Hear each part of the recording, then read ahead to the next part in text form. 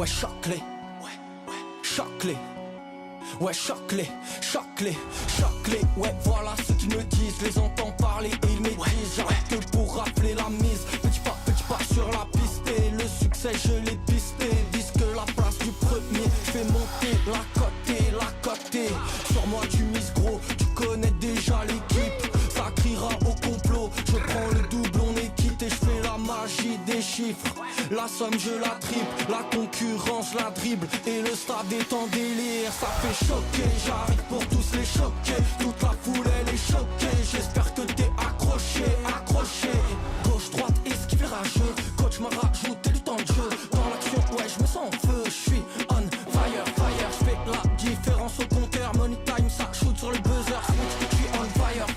Choqué, j'arrive pour tous les choquer. Toute la foule elle est choquée. J'espère que t'es accroché. Choqué, j'arrive pour tous les choquer. Toute la foule elle est choquée. J'espère que t'es accroché.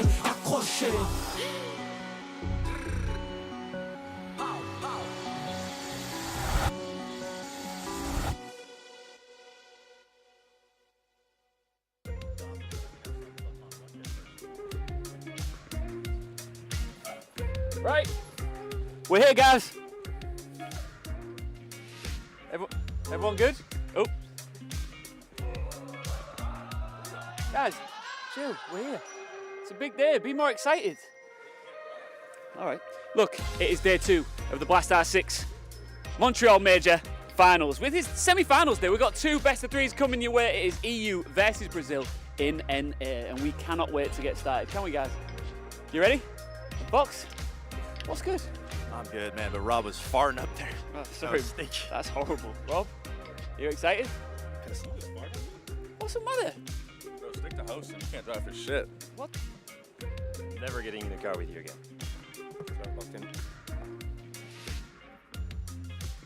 Yes? Goodness me. Des, my brother. Don't quit your day job, mate. Semi-final starts right now.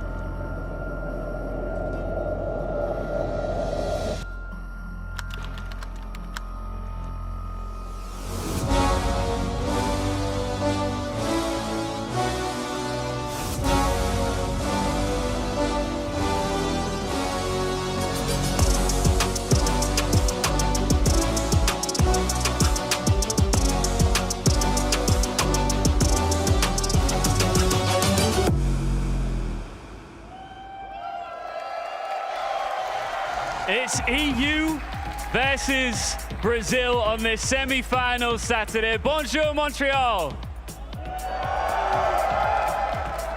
We are so excited to get started. There are so many storylines that could unfold here on this main stage. 2 teams looking to prove that they truly are the best in the world. Another roster looking to step out of a humongous shadow of success cast before them. And a group of relentless cyborgs who absolutely love a LAN. Montreal, shall I bring out our 4 elite teams onto the stage? They are standing right behind the curtain. I said, shall we bring them out? It came out too early. We're gonna do it anyway. It's BDS and FaZe Clan.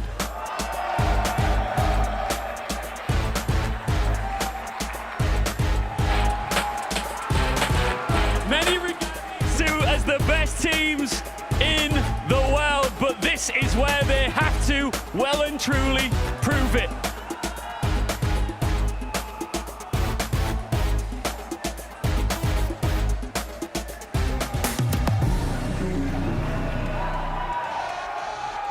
Licky Fat really snuck up on me there. I wasn't expecting him to be just right there. Right, let's bring out our second 2 semi-finalists. It's VP and W7M.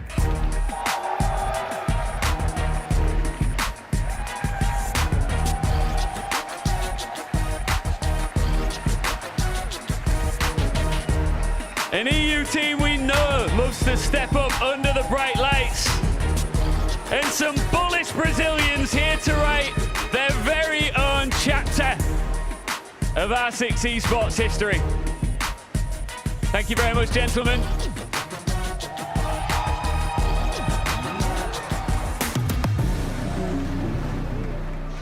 Montreal, one more time for our semi-finalists.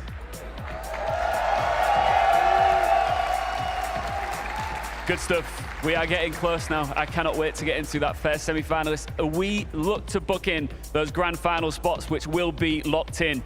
But first, we need to take a little look back to yesterday. A jam-packed day of Siege. The quarterfinals were epic.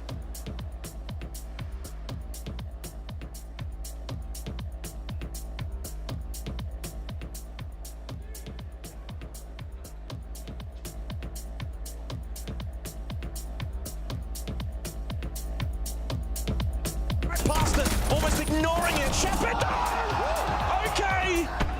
Makes a little stand in a 1v2. No impacts, no nitro, no chance. Surely Pasha does again. He looks like Commissioner Gordon.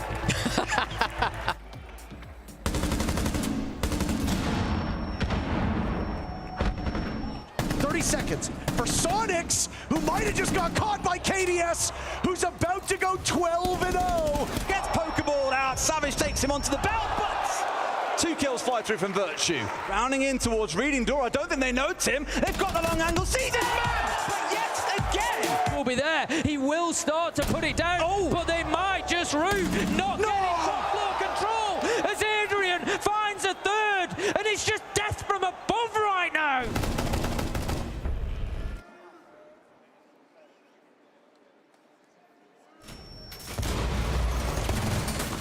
A lot on the table, and unfortunately, you all have cursed the opening duel. Oh, Carter. And, well, I'm sorry I opened my mouth, and I think I'm regretting everything I have done in the past 30 seconds. Clip it, ship it. We'll see you on Twitter later. That's my bad, everybody.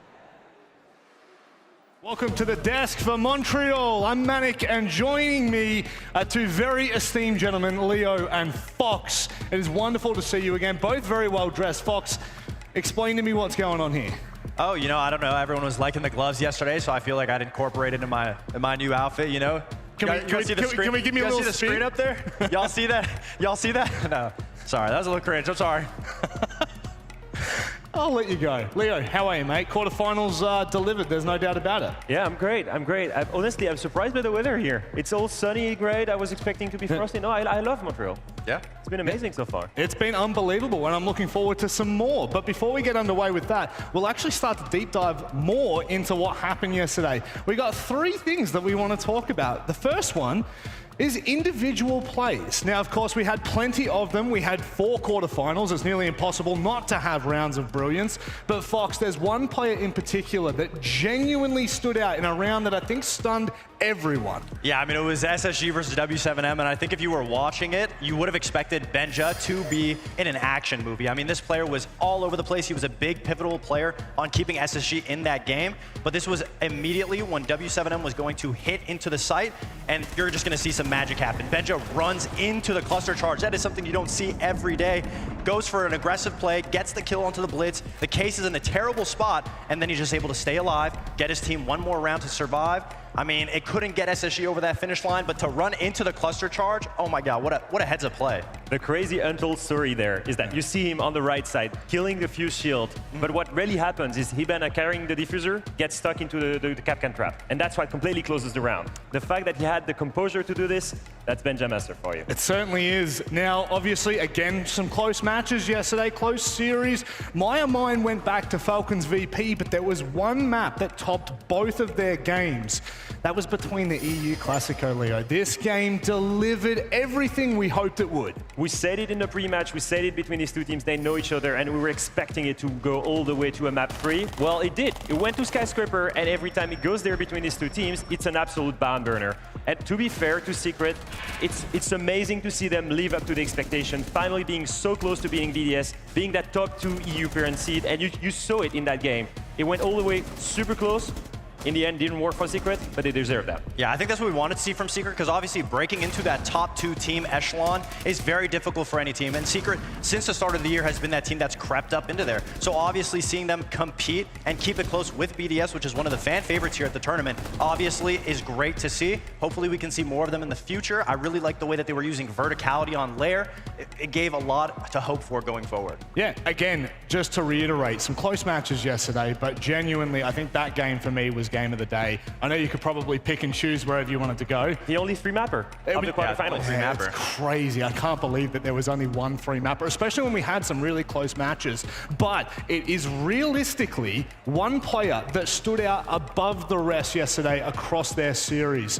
And I've got to be honest, Fox, there were individual moments. Benja had an unbelievable play. We just looked at it. KDS has just been unreal. Yeah, I mean, if we talk about all-around consistency, he was so good at shutting down Sonics. His lurk ability on every single map that they played was just so difficult to lock down. Every single round, he was getting a pick, getting 2 picks, constantly aggressive on the roam, constantly elusive. And it was a statement game for FaZe. Everybody on FaZe played great, but the garage control specifically from KDS on Bank, that was something that you don't see every day. Being able to get into garage, constantly get those picks for his team, or defend garage, it's such a pivotal place on that map, and you can see it in these clips. I mean, he was just locking it down from there. Even when he isn't able to use his guns, he's always using the utility perfectly. It was a beautiful night and day. I mean, just lights out from him. You know what, Fox? I was hyping the NA guys. I was hyping Sonics. I haven't tweeted about it. I was saying these guys are the best attacking team right now at the tournament. If you look at who made it impossible for Sonics to attack, it was KDS. It was KDS roaming, getting these kills, getting disruptive against a very structured team that is highly disciplined. That guy is absolutely amazing, and I can't wait to see him play against BDS right now. Well, let's have a look back at the quarterfinal days and start to talk about what we're expecting in the upcoming matches. We've got 2 semi-finals to come. I mean, Fox, is there anything sticking out to you on this screen that you want to highlight for the viewers? Yeah, of course. I mean, no, there's no North American fans, no North American teams. They all lost, so that's a little sad if you're here for them. But the other games that we have are super important. I mean, every single game, I love the little upset story that W7M could make it to the finals, maybe cross that threshold. So I'm rooting for them, but I really think every single game that we're going to see today is going to be so good. You know what, Rob? I'm happy. You know why I'm happy? Why? Because the 2 best regions in the world are in semifinals.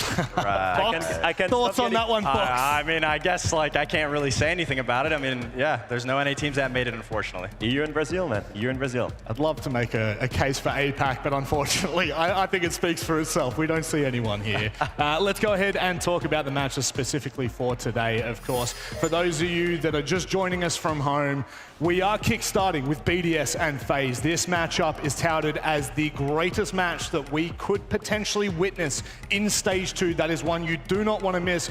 But Leo, this second matchup, VP, W7M, the storylines for them are just as crucial. Yeah, it's such a great opportunity for these 2 teams, isn't it? I feel like when you look at the big favorite for the event, you think of BDS and FaZe. So that gives you the opportunity on the other side of the bracket to be in that grand finals. And I've got to say for VP here, after an incredible year where they struggled so bad after SI, being able to go in the grand finals of a major, after what, I think Mexico, it's been years since we've seen them on a grand final. It's just amazing to see them here, and they have a perfect shot at it with the W7M.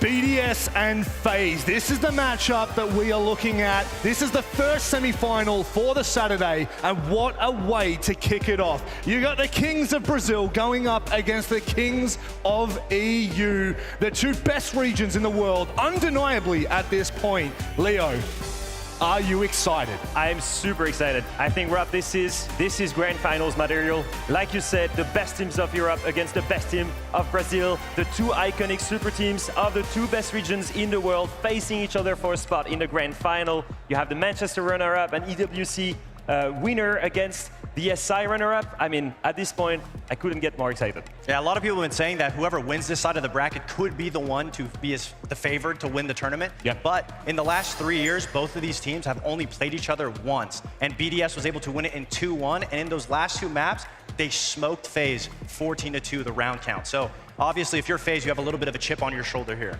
And I want to reiterate, don't you think it's crazy that these two teams are so well known? They've been dominating Siege for years. And it's only the second time we see them play in 3 years. Crazy. And in fact, the last time we saw them was only at EWC. It was only a few weeks ago, like you said. So I just find it crazy. They don't know each other that much.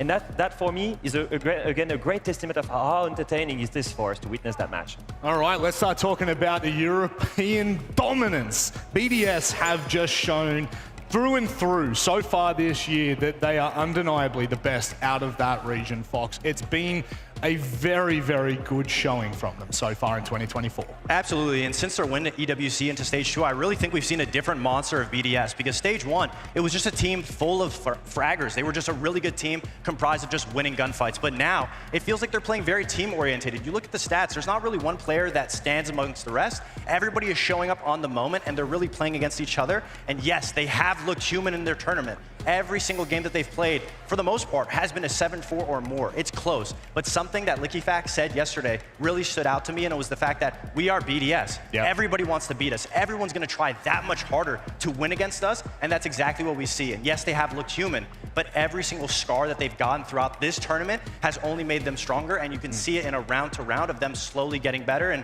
you know, the stars are aligning for them. LickyFax has been pretty unbelievable, Leo, and you know, especially in this major where some of these rounds are decided by individuals, and I'm not just talking about highlight plays, but he's been the most communicative in the entire server for this roster. Listen, we mentioned it yesterday. We said these guys can do it all. He's an amazing fragger, but like you said, what we thought was the ceiling for BDS was that team play.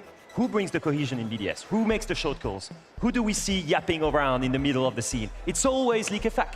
The fact that he's able to find these opportunities, these short calls, mid-round adaptations, and at the same time be the best fragger of the team, that to me is a testament of just how good of a player he is. And honestly, if this team wins the major, I wouldn't be surprised if he is the MVP. Completely agree. Wow. Yeah, I completely agree. Already calling it. It's so difficult to be able to be the main roamer, one of the main entries, and still IGL and lead your team. So to do all of that, I mean, it's nothing short of a miracle. Their opponents for this evening, FaZe Clan, a name that has rung throughout history in esports and now is really cementing an unbelievable roster for 2024. Can we finally see them crowned as champions, Leo? You know, we were thinking with Fox, looking at these rosters, who is the favorite for this matchup? And it's so hard to predict. And obviously, my heart bleeds for BDS. I'm French, but I have to say, I had to pick FaZe here. Contrary to BDS, they didn't drop a single map in Brazil playoff. Contrary to BDS, they didn't drop a single map at the Montreal major. They have the second best entry rate in the tournament. Okay, BDS is first. Yeah, I will leave you that one. Thank you for adding that one. But if we bring back that stats graphic again, let's take a look at their defender win rate. These guys have a 79% defender win rate. I've never seen that before. Imagine, in average, that's almost 5 rounds out of 6 that they win in defense every single map. Have you ever seen that before? I've never seen that before. No. They're the best defending team in the world right now, and it's not even close. And now you think, well, all of these reasons, FaZe should take it, right? Let me give you one more. Let's bring up the 3 best players in that tournament right now, the active players in that tournament. All 3 of them are from FaZe. Jeez. All 3 of them are from FaZe. KDS, the entry, Vita King, the IGL, Cyber, the second entry. All of these guys are topping the charts and are right now the podium. Yeah, but to be devil's advocate, I mean, if you look at the road that they got as opposed to the road that BDS had, you could look at FaZe didn't really face anybody that would be that upper echelon of games. This is going to be their hardest game. We thought Sonics was going to give them a tough time. They didn't. Now, that could be a true test to how FaZe just absolutely stomped them. But when it comes to statistics, they've been steamrolling everybody. Of course they should be up there. Yes, their defenses are strong, but it's an immovable object against an unstoppable force. BDS is the best attacking team, and we just glanced over it. Yes, FaZe's attacks are good. Their defenses are even better. Yeah. But BDS is the best attacking team, and in the current meta, that is king. If you're able to scrape rounds away, that obviously puts you in a way better position. If you're getting 5 defensive rounds against BDS, then of course, yes, you deserve to get that win. But that's not going to be an easy task at all. Speaking of kings, Vita King. What are your thoughts, Leo, on this player individually and so far in this tournament?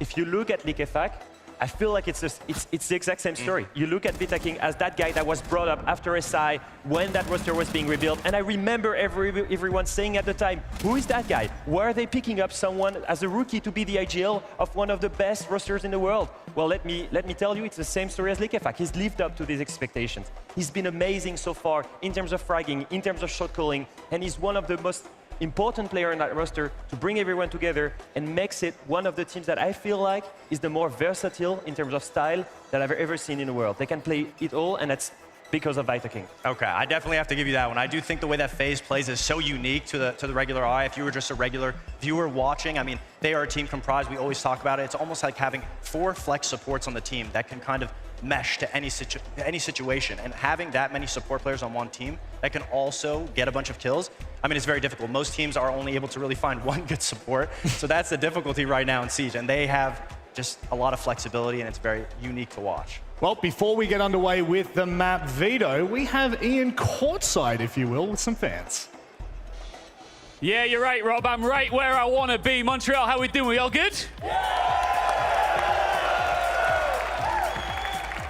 This is what it's all about. I'm with Leo and Ryan. We've got a couple of fans here to have a chat about what they think will go down over the next 2 days. Leo, first things first, how are you doing?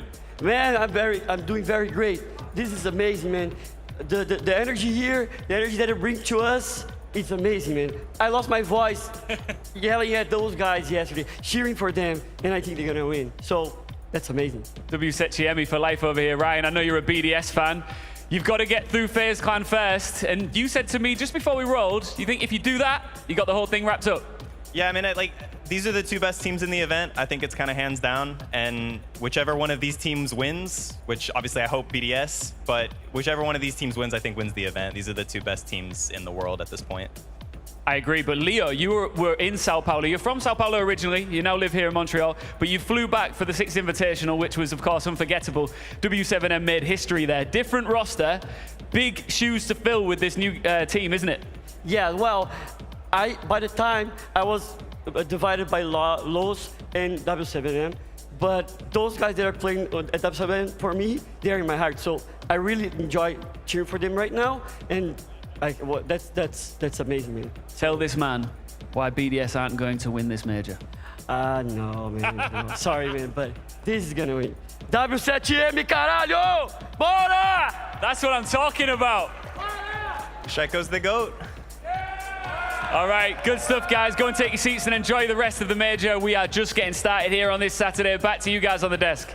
Look at this. Bit of brotherly love. You got to love it. At this rate, I think everyone is in agreement. This is going to be the closest matchup we have in Montreal. It's a semi-final. It's 2 of the best teams in the world. It's the best team from their respected regions. Leo, this is how we set this one up. And it's really important that we know what maps we're going to. So I'm going to allow you 2 gentlemen to do what you do best here. Yeah, I mean, I think we're expecting bans from FaZe to just be Chalet Border. I mean, obviously, since August, those bans, Bank and Border, have just been banned 41 times from FaZe, so they just don't like going to those maps. I think when it comes down to the map bans, there's no real bad map for either of these teams. I do think FaZe, just because they are so much more dominant in their inner region, and obviously throughout the tournament, they're going to have the better stats wherever we go, but I think it is pretty equal around the board. Yeah, if you look at the rest of the bans for BDS, they banned Lair, which is clearly because of Secret yesterday. I don't think they've liked playing it once. And then they banned Consulate, and that for me, that tells me a big thing. Consulate was one of their best map, and they also left open labs at this point, which is their 2nd worst map, and that's exactly what FaZe is speaking into. Right now, FaZe's best map so far, labs. The 2nd worst map for BDS, labs. This is an amazing pick for FaZe right now, and it's heavily favoring them.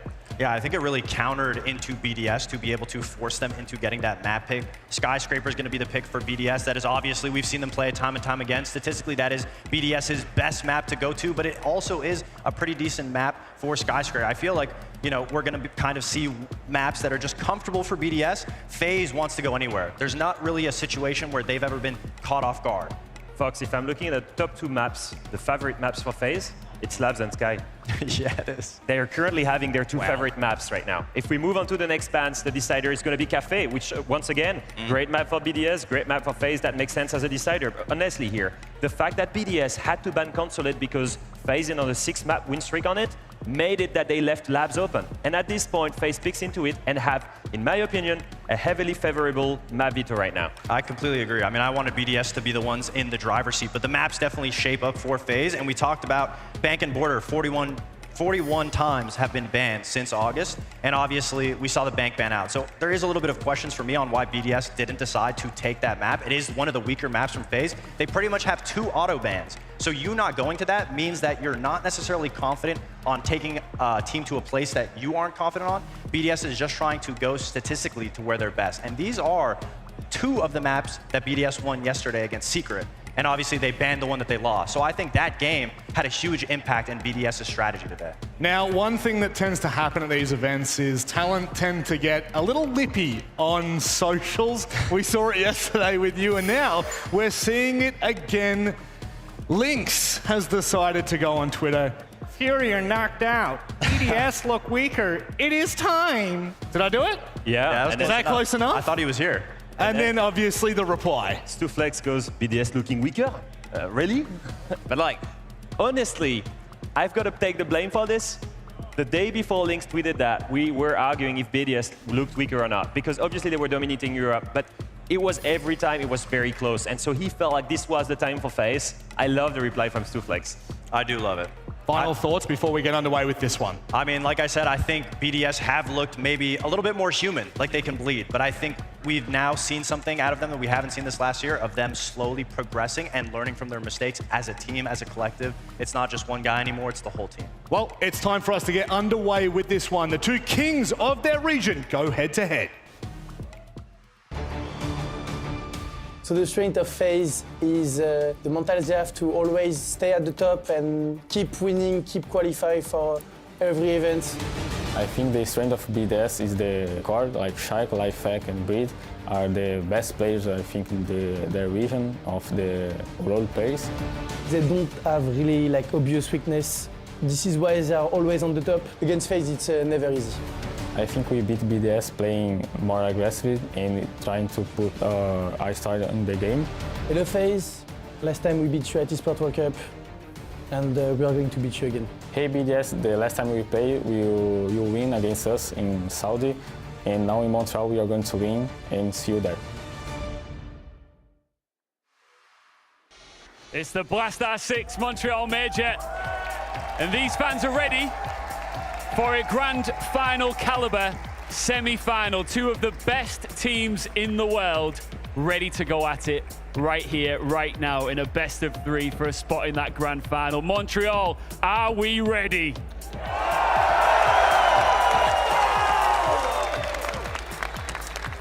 The secret is out. EU's finest are coming for this trophy. It's BDS!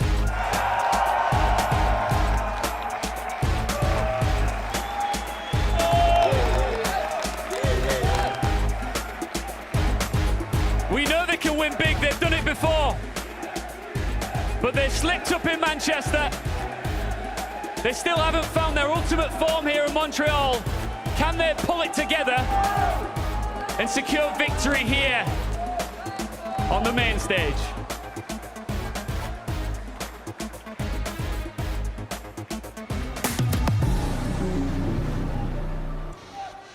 Undefeated, unfazed, but are they untouchable? It's FaZe Clan!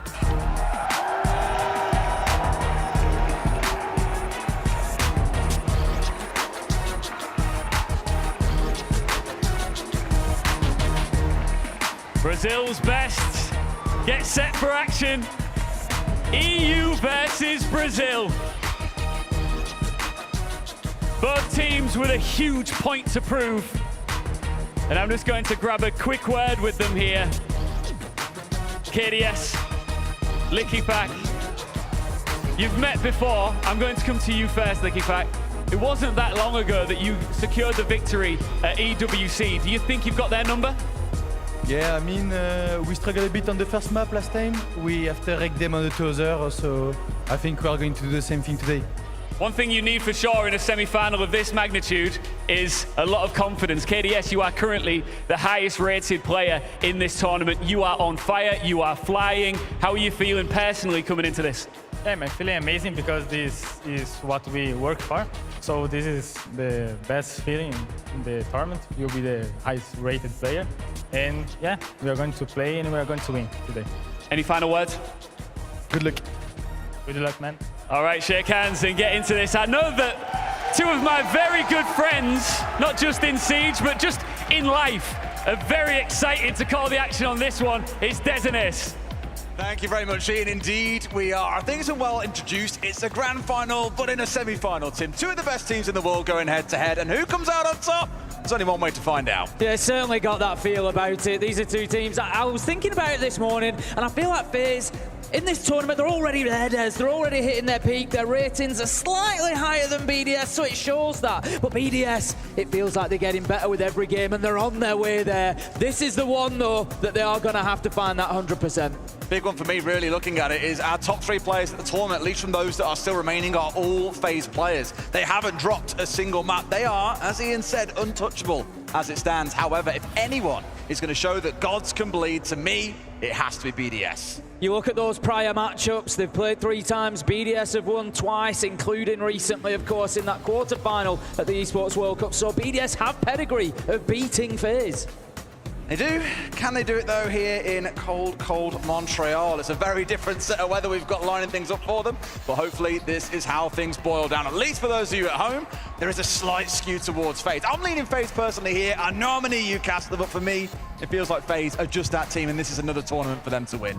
Yeah, they were favourites coming in. I think they do remain slight favourites now, but this is without a doubt going to be their toughest test coming up today. Des. We've got Nighthaven Labs, we've got BDS, FaZe, and we have got one of potentially the biggest semi-finals we're ever going to see. So let's get this one underway.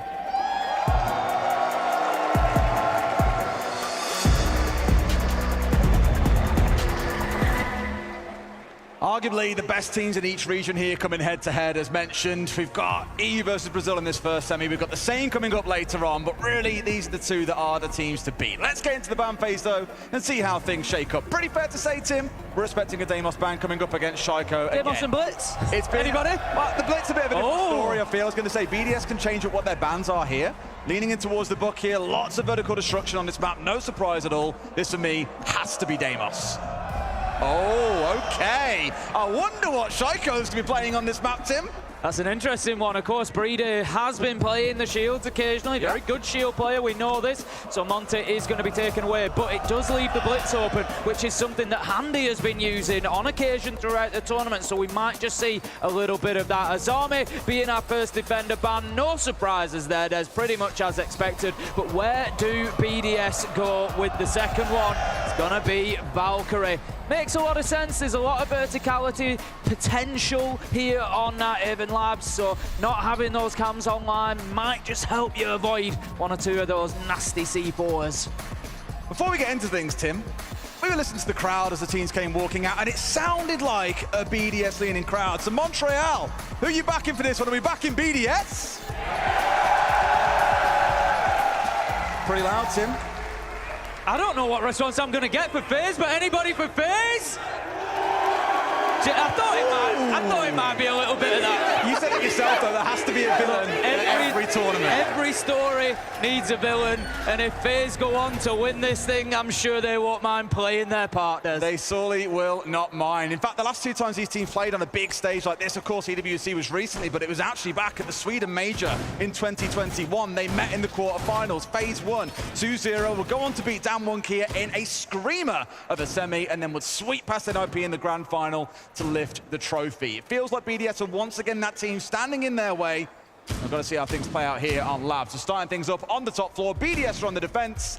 and the double electrification comp coming out here as well, trying to keep this IT wall locked up. You've also got the mirror, so a few hurdles that FaZe need to get to before they can even think about the side tip. It's interesting to see that they haven't opted to bring the Blitz along. Of course, it has been left open. Blitz can be fantastic on this site for getting in and creating a little bit of space. Playing through that top aqua door, push yourself down directly into site, and you can be a real nuisance. We've already seen him also used through electrical, through IT to create that space, but not going to be brought along by FaZe this time. So the thing to watch for here from the attackers is how well do they create space inside a site? How well do they move those defenders around, and how do they go about doing it? Oh, this could be real cheeky here as well, lining up, hoping to hold someone on the other side. Ideally the Blitz waiting nearby, but it's Brede on the Kaid. Instead, we've got the Bandit holding off more in towards IT and looking to electrify that one away. I'm looking at the comp coming out here, though. I'm looking at KDS, particularly on the Zofia. Game plan here, get below with that Zofia, pop out the floor from below, and you're not going to have a Blitz, or sorry, Bandit, able to sit on that wall and electrify it away. Leakerbach's already got himself in a spot where he stepped back here because of that Maverick. They shoot this out, now C4 can come on through. They've got to be really careful here, FaZe, when trying to get this wall open, but already BDS are wasting so much time just by trying to play this denial-based game. Yeah, they're just stacking problems open. You can actually see, if you look at BDS's lineup, oh, look at that from Leakerbach, absolutely beautiful, and that was the danger. FaZe haven't recognized the threat of the Bandit playing there in IT, and he gets a beautiful opener, taking down the grim of all operators as well. There's huge loss of utility there, and like I say, they've also got the Warden uses, he's playing out towards that aqua side. They're gonna find difficulty FaZe getting in through there as well. They can't really rely on going in behind utility. I think we might see the Brazilians start to just stall out a little bit. I think they're starting to look a little bit stuck already, Tim. They've got the Maverick still, they've got the Selmas to use, but we've lost over 2 minutes in this round now, and they're still struggling to even get inside the building. Yes, they've already found themselves tagged out losing Cyber. The Grim going down, as you mentioned, a little bit of a battle.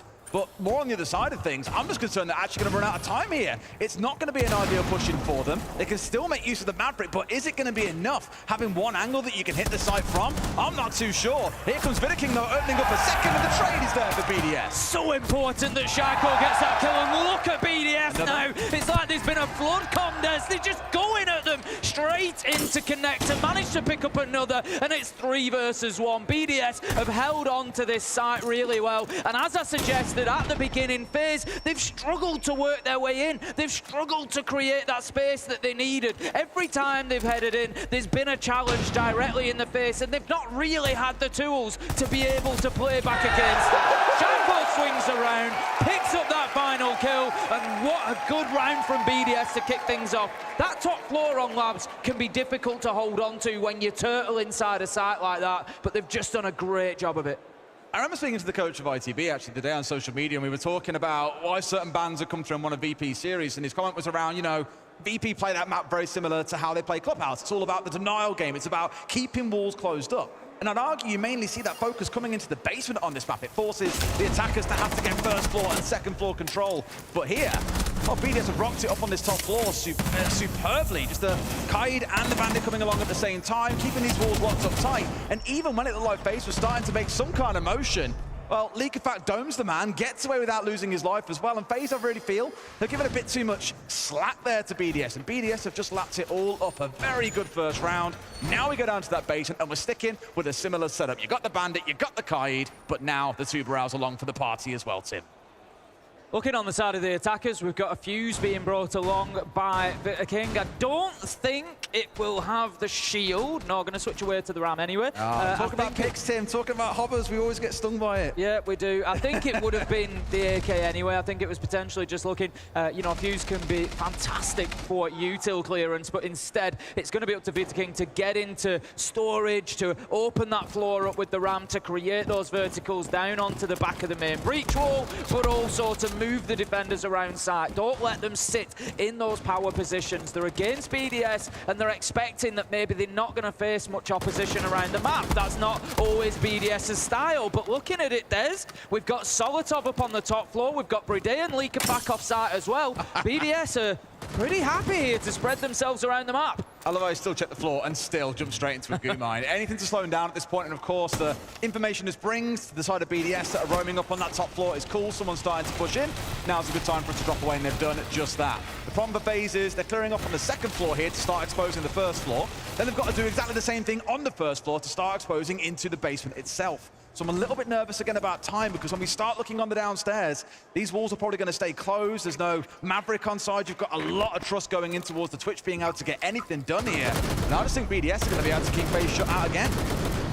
More than likely, we can see that FaZe are just trying to find any angle they can at the minute. That's over towards the top of cargo stairs. Again, just trying to make it difficult. BDS have dropped a couple back to site now. There's 3, 4, or 5 actually. Just as I'm talking, I can see those locations changing back to basement, and everybody's heading back down. BDS are happy that they've burnt away half of the round. The wall is still closed, and right now FaZe haven't even begun to pressure them vertically, realistically into sight or down any of those staircases. BDS feeling pretty comfortable at the minute. Until they get vertical control, they can't look to shoot the electrified gadgets off the main walls either to try and get those open. That's assuming they even want them open. They might not even bother, and instead just try and play in through EXO. It's a very, very common attack that you see coming out of teams, is to work in, but normally it requires a shield. Without that on side, they may find themselves quite exposed, and given BDS have got 3 C4s still sat in back pocket, I do not fancy trying to plant on default. Just going to continue droning here, FaZe, but they need to be careful of time. 45 seconds left on the clock. Still work to be done. They've got themselves storage and can start pressuring from there above those doors. It's leaning towards an EXO push. That's where we can see FaZe ahead in a couple of drop down the stairs. Now, I think they may be trying to just create a little bit of a presence on both sides, but Leakifact's got back up onto that first floor. Shaiko with a big double. FaZe do have answers, but BDS are still asking questions of them as Users manages to find handy. Diffusers down, will be collected, but with 18 seconds there, they've got to go now. And one of them has to plant, so you've basically got a 1v3 that's about to get second of the third C4s. I mentioned they had 3 to play with, and so far 2 have been thrown, 2 kills have been secured, and Breeday's got the last one. Cyber's going to step in, but with 2 seconds on the clock, he might get a nice kill, but Breeday's going to trade it back. Once again, BDS have completely outplayed FaZe, not just strategically, but in the gunfights as well. Yeah, it was really nice from BDS. Looking at the players on site, how concerned were they? How much were they forced to move around? Not very. Again, I just feel like over the last couple of rounds, FaZe haven't always had the tools for the job that they've wanted to try and push, and it's a bit of an issue for them. They need to be thinking about the utility. They need to think particularly about how they're going to disrupt BDS and how they're going to create space, because right now we've seen 2 attacks where they're just pushing from really single locations without much teeth at all. I think the big one really worth noting is that the 3 of the 4 teams that we have remaining, W7M, the one that I would call the exception, I think the 3 teams, the rest of them, lean on the slower side of gameplay in Siege. You think about Falcons, you think about SSG, you think about W7M, they like to be a little bit quicker, a little more frantic, a little more aggressive. And I think BDS have just read into that so well against FaZe, who are such a controlling and composed team. The pace that they're moving at, it does not work well when BDS can slow you down all across the map, from goo mines on the top floor, electrification downstairs, C4s to play for denial. BDS have just got a game plan in mind here, and FaZe are playing right into it. If they lose this round here, for me, it's attack timeout, and you need to change game plan because it is not working. No, absolutely, and FaZe, I'm sure, won't be too far behind that line of thinking, Des, if that's what it comes to. They're going to be looking, of course, with the third choice side to be picking it up, and then they can at least be aiming towards a 4-2 half minimum. I'm sure FaZe will still have 3-3 in mind. Just going to spot out the lesion of Solotov there. They'll be aware of his position just outside of Warehouse. But like you say, for the time being, FaZe, it's going to come down to this top floor push. Get yourself inside, get a little bit of that vertical pressure on. Fun fact for those of you at home as well, and for everyone here too, the most played operator by FaZe actually is the striker that KDS is on. We were looking at this earlier, like, why the hell does he play it so much? And I actually think BDS have also read into that, and they know they're not going to have as many big primary gadgets to help you get massive amounts of map control, things like Dokkaebi or Lion being on side. Instead, leaning into a lot of secondary utility is great for clearing parts of the map or forcing players away with those frags. But again, I think BDS have just read into that and understand, hey, they're not going to have a lot to force us to move. We can afford to hold quite aggressively here. And that's why all the gadgetry is working out so well for them. I'm just concerned that for FaZe, it means they've been outplayed here, essentially, and BDS have got their number. That air jab gets deployed. I'm not sure if it was picked up by a mute jammer. It looked like it had a bit of an animation on it to me, so that's just going to be something that FaZe need to be aware of. It's not necessarily securing that side of things. Still not really making progress on this top floor clearance stairs, and Cyber, to be honest, gets completely caught cold on warehouse stairs. Had no idea that the challenge was coming. Over the top rope goes Leak Effect, and BDS says they're really finding their feet in this one. Fear King manages to catch out Breedy, but it's little consolation for the 3 they've lost. FaZe just looked fast asleep. Someone forgot to set the alarm clock, Tim. It's looking painful. Solotov on site collects 2. They're trying to clear top floor and just completely failing to respect the players that are sat on site themselves, and they pay the price for it. They've had 3 cut down so far inside a garage, and for veto King, it's about to become his worst nightmare. 3 players swing at once, and BDS are up 3-0. FaZe, I think, tack timeout has to come in here because they are crumbling at the seams. Yeah, they're really struggling to get themselves into this one. Third choice site, that's where you're expecting them to do something. But again, Des, it wasn't even really kind of close. At no point were FaZe in complete control of top floor, opening up verticals, watching down into site, causing disruption. They didn't manage any of that. They just got cut down trying to get that initial map control. Getting into the map and getting some space has been a real problem for them. And you know what? They haven't played the blitz yet. We've seen Handy bringing it throughout the tournament so far, on occasion, and it's not something that FaZe are leaning into here. I think it could potentially just give them that little bit of a focus that they need to get themselves in and to start to grab some map control away from BDS. I'm no mathematician, Tim, but 6 kills across 3 rounds for FaZe does not feel fantastic. Well, I can do the maths. It equals 0 rounds. He really did the math there, guys. Oh, you're spot on. Quick maths, quick maths, quick maths. And it doesn't seem to be getting any better. It's not like they've accelerated to getting 1 kill, 2 kill, 3 kills in the next. It's staying very decisively. This is what I was on about, by the way, a second ago. Solotov just largely unchecked, and as much as the FaZe are trying to make things happen, one thing that we started looking at recently is the trade success of so many player teams. How good are they when a player goes down at having someone nearby to trade things out? And in that round then, FaZe, because they're trying to attack 5 different parts of the map at once, there is no one to guarantee a trade for them, and they pay the price. This is it, and this is why I suggest maybe the blitz a little bit. It seems quite disparate from FaZe. Like you say, it's broken. There's a couple here, a couple there. Something like the blitz will give you that focus. It'll give you, that's where the push is coming from. We've got utility to support him. We need guns with the blitz, and then we can go in and try and take some space. We can force these roamers away, because BDS, they're not the heaviest of roaming teams, but they are getting these kills away from site. We're not really seeing it where, all the kills are coming in directly as we're going to site. Round 2, there was a little bit of that, but otherwise, they are able to take the challenges as FaZe try to get into the map. So, again, it might create a little bit of space. Instead of that, they're going to bring along the Ying, which, again, I don't think is a bad idea. It's a great way, again, of creating space. Those Candelas go in, defenders have to move or they lose their lives. Compare that to what I spoke about in the previous round, when BDS are aware that FaZe are playing a hell of a lot of striker of Sentry throughout this competition. They're relying on secondary utility rather than primary gadgets to get the job done and slowing them down as a result. I think a Ying is a great idea to try and get around that. Of course, the main thing you've now got to respect is the Warden on the other side. Users being sat on that. We've seen great counterplay to Warden throughout the competition, making use of things like Thatcher to disable his gadget and punish him with the flashes off the back of that. But the Ying, at the very least, as long as they're pushing the right part of the map, I think this can really help. Looking at the comp, though, it's more electrification. It's the Kaid on side, the Tuber out here to slow things down even more, and the Mirror to cause even more headaches for them. Plus, 3 more C4s to play behind. We've already seen Leakafat dancing around here and working some magic. C4 almost gets Andy down to 15 HP, not finished off, but it's definitely going to remind FaZe that you cannot take liberties here. The smallest misstep, BDS will be taking your skull.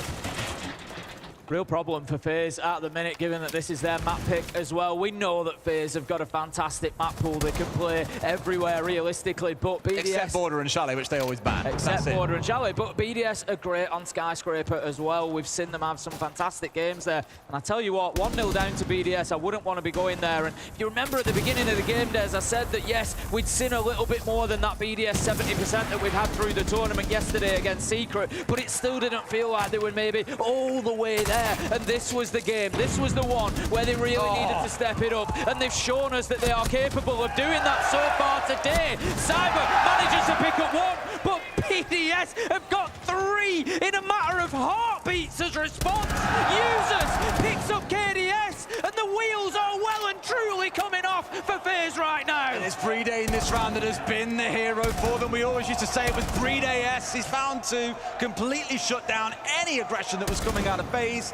And Souls might be one of our most clutch players around the globe, Tim, but against BDS, they're unlikely to give it to you. Here, we're in a 2 versus 1 now. I know Shaiko's down on his back, and of course, can't help out too much. Nothing else at this point. It's a bit of a drone for his team where that shot came from. They now know where it's coming from. Solotov's ready and waiting, and BDS, despite the tact time up from FaZe, take a very comfortable round win. They're now up 4-0 on the defensive labs. It's just a fantastic start. I mean, don't get me wrong, I don't think this is going to be completely one-sided the whole way through this map. FaZe's map pick, get them onto the defensive labs. It is a defendable map. You know, we've got sites there, we've got top floor, we've got bottom floor, where we do expect the defenders to be coming away with rounds. So I think that FaZe will have a response in the second half of this, but the question is, are BDS going to get a big enough lead here in the first half of things that it just won't matter, that FaZe won't have time to do anything about it? It's starting to feel that way more and more, and the thing is, that game plan in that round I thought was better. BDS was staying in the spot, bearing in mind this is top floor, so there's less map to control here than attacking into the base, which is where we're going in round 5. It was still the same sort of tactic coming out of BDS. Admittedly, FaZe played around it better. Lucky to have Handy kept alive on the Maverick when that C4 came in, 15 HP left to his name. Once they got IT dealt with, there was no second set of electrification to have to worry about. It was just a stall going on IT. And I thought their initial pushing towards Catwalk wasn't bad at all. They got the first kill pushing on through, they got the down towards Solotov. I was like, cool, they're actually getting a move on here. Problem is, that's assuming that you get past the strategical part of BDS's setup. Then you start looking at the players, and as I clocked, Brede, 2 kills in the mid-round there, just completely shut down that Catwalk push. And even with Leak of Fat being caught out below, FaZe just could not catch a break. It feels like they get a few things right, and then BDS trip them up somewhere along the way. Now, one thing that I love seeing in this round, for those who have seen the recent patch notes, of course, Mozzie got buffed recently. We've seen, I think it's SSG running a lot of Mute and Mozzie there, 2 most played defensive operators at the competition so far, and it causes a real intel blackout on the other side. There's very little information you can collect when all of these single doorways are being completely locked away from you.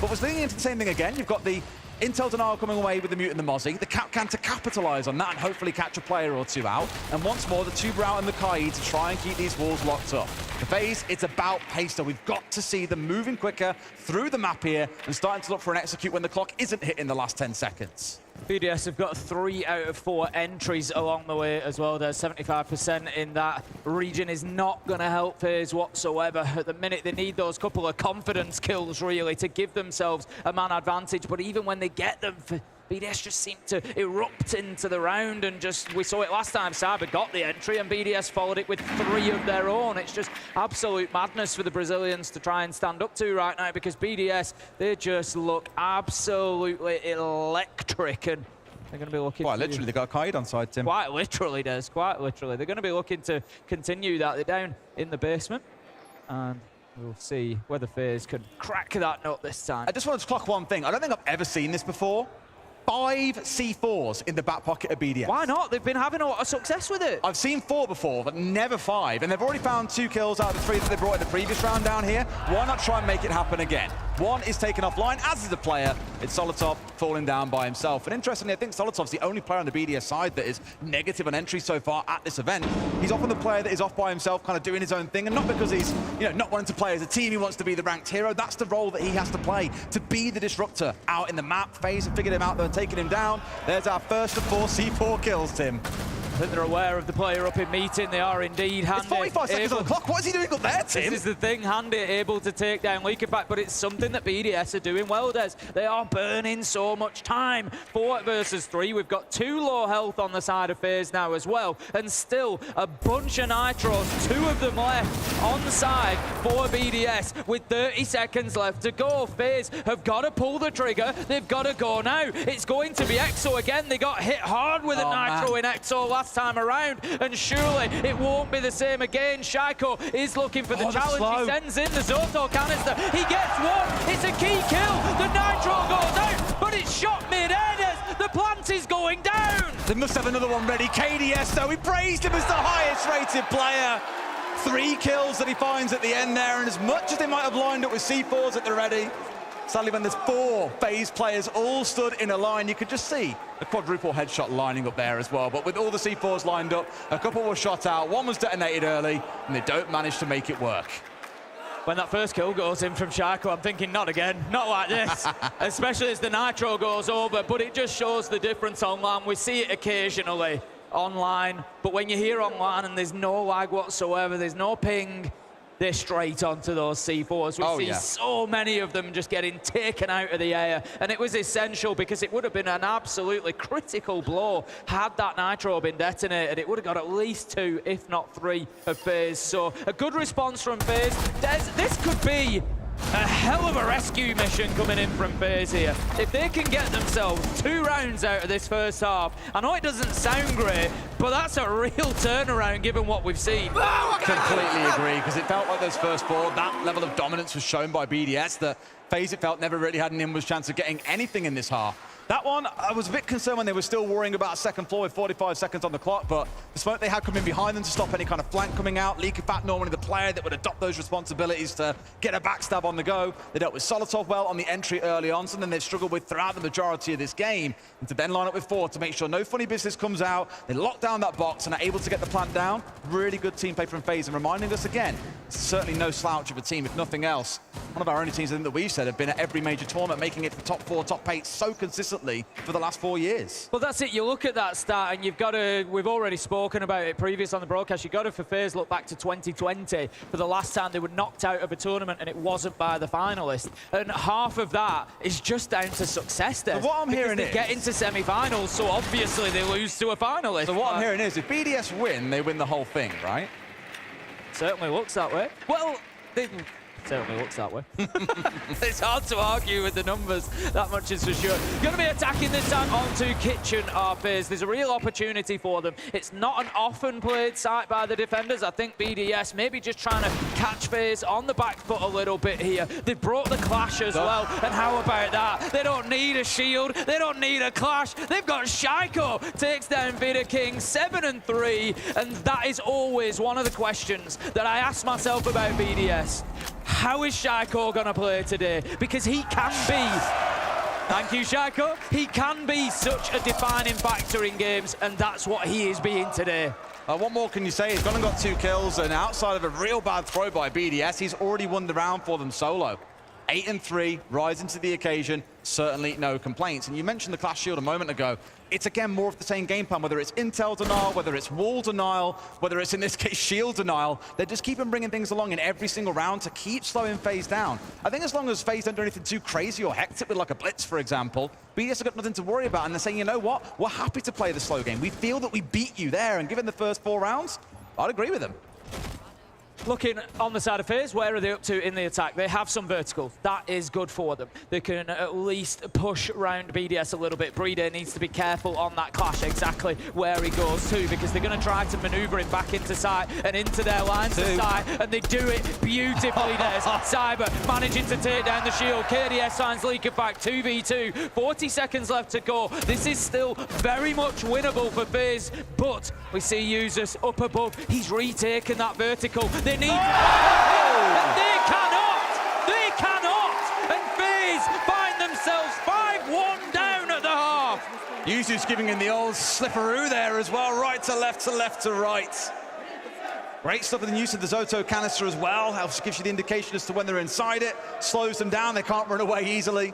It's a great way to almost guarantee yourself a kill.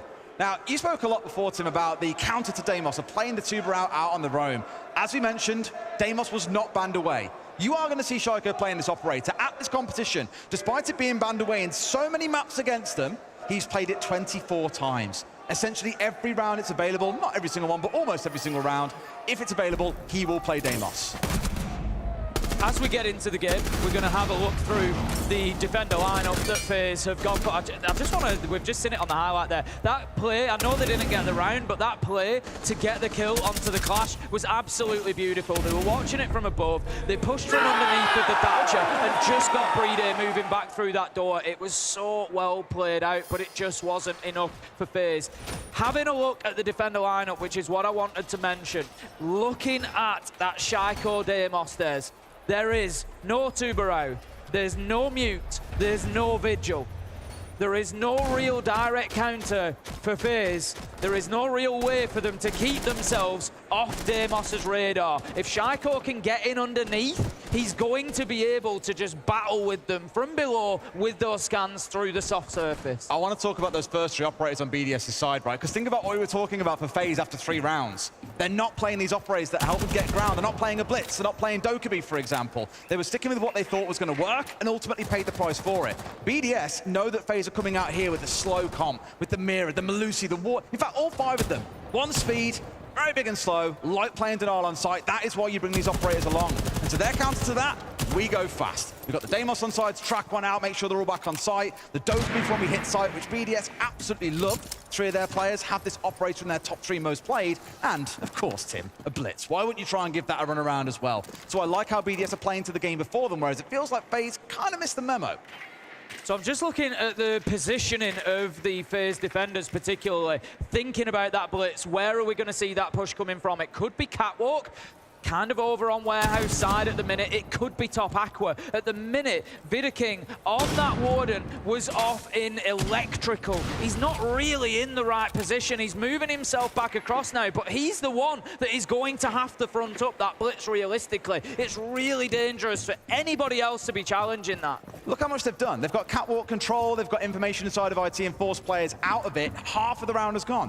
This is really good progress compared to what we saw from FaZe back in that first half. Solotov is waiting for the Aqua push, Des. He's going to go straight in there. And if they don't move Veto over there on the Warden, they could be in serious trouble. Handy is there. Could well have Banshees inside of there. It's going to slow the blitz down. It might give him an opportunity. We see it is pinged out. He's going to take it down. Are they aware? Or this could be absolutely backbreaking for the defense. Watch for the phone call coming out of Leakifak on his player card in the bottom left corner. Once that comes out, that is when the push begins. At this point, it's still chewing through utility. Another Goya being popped away, getting rid of the Banshees. So when they do say go, my God, it's going to hurt. And sure enough, Deimos track and the phone call coming in.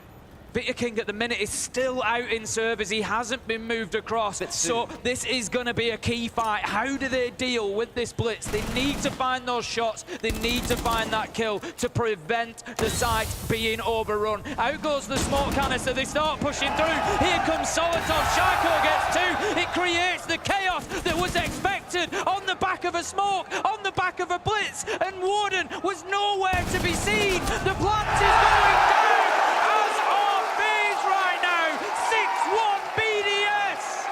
Cannot stress enough, we spoke about it early on, BDS are playing to the game before them. FaZe, it feels, are sat there waiting to lose. This is crazy, not forgetting BDS were the ones that picked Skyscraper, our second map. Yet here they are, 6-1 up on FaZe's map pick. Not that BDS are bad at Nighthaven, they don't mind playing it, they've played it quite a bit throughout the stage.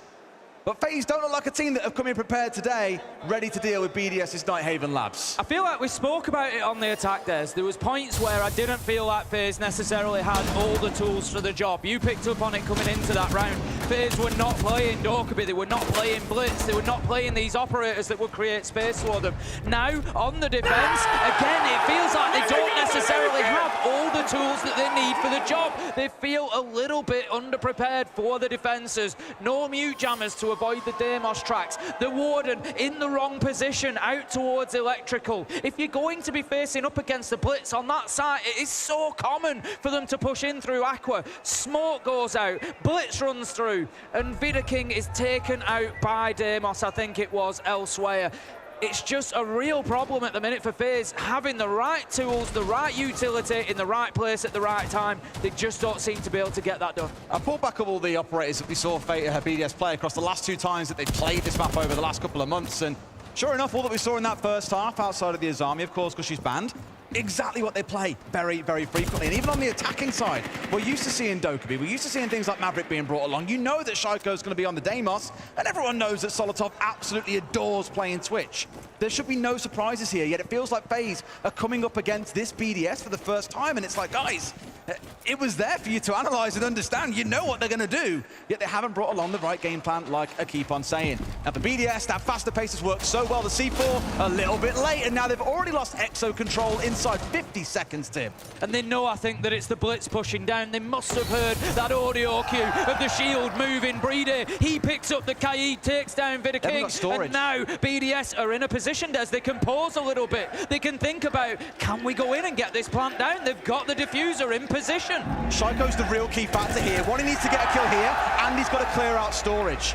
Right now, they cannot afford to go in for this plant without killing someone on the vertical, and like that, KDS is that player. He's managed to get rid of one already. Breede is going down. Plant's trying to go on through. The track is here as well, but they can't get him on the reverse. This is much better from FaZe. They're starting to hold on here. They're starting to win those battles around the map and just give BDS pause for thought. They have to step back. The diffuser is now down in no man's land. Solotov, however, picks up souls. 3v2, 3v1.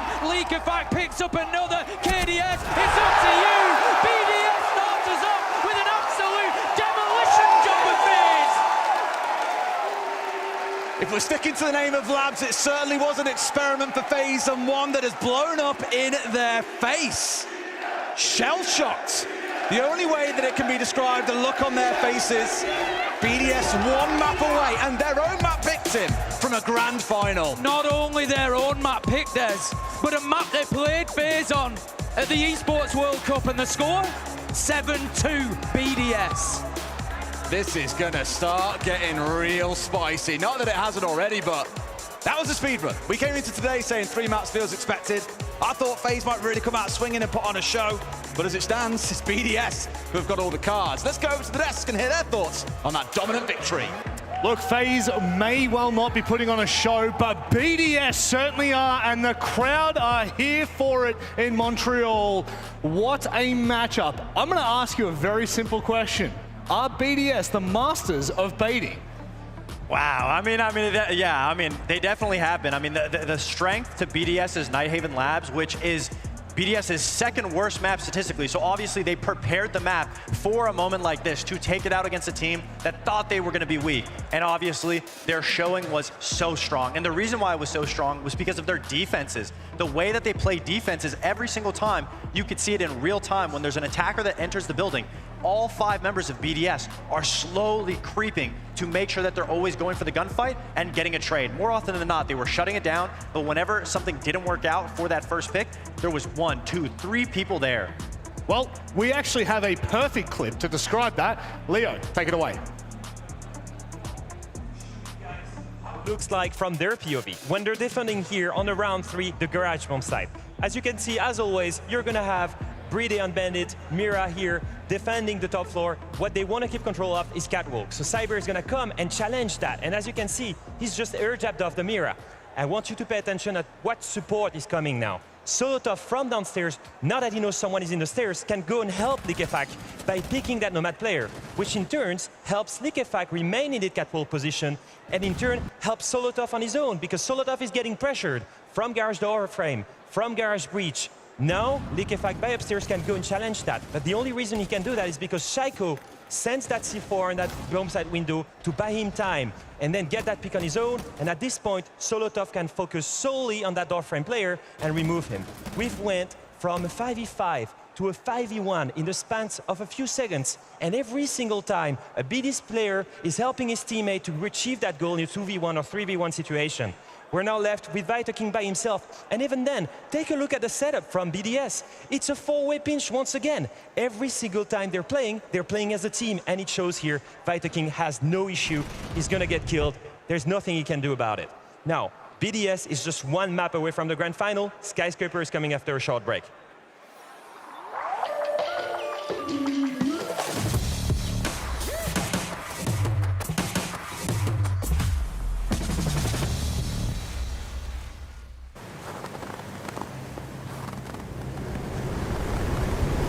An eye out for contact.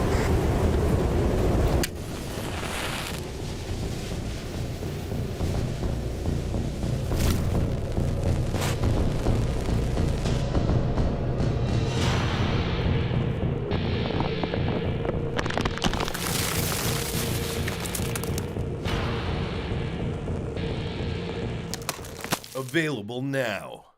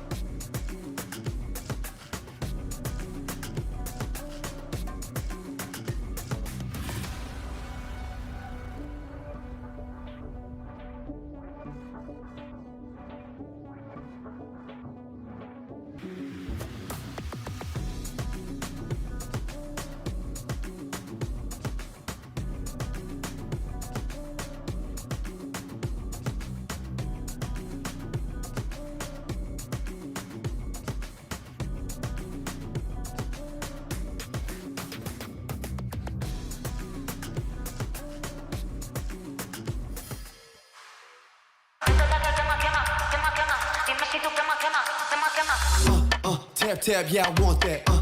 No lines, I don't cut back. Sweet, salty, and all that.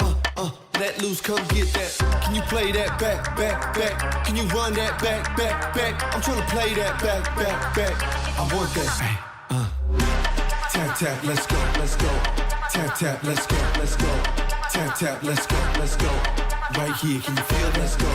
Tap, tap, let's go, let's go. Tap, tap, let's go, let's go. Tap, tap, let's go, let's go. Right here, can you feel that? Ooh, you feel that? Ooh, the real back. Ooh, I'm still that. Ooh, you catch that? Ooh, I guess that. The best back. Yeah, yeah. 30,000 up, I'm a pilot. Might jump out if I'm wildin'. Catch my flow, I'm so stylish. Tap, tap, real smooth. Can you play that back, back, back? Can you run that back, back, back? I'm trying to play that back, back, back. I want that. Tap, tap, let's go, let's go. Tap, tap, let's go, let's go. Tap, tap, let's go, let's go. Right here, can you feel? Let's go.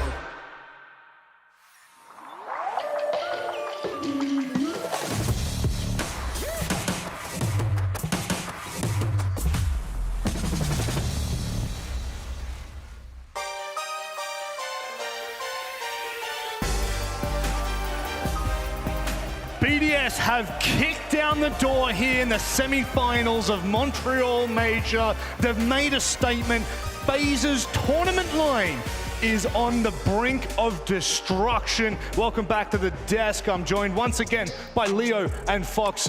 A very interesting matchup that unfortunately skewed way too heavily in the favor of the Europeans here, Leo.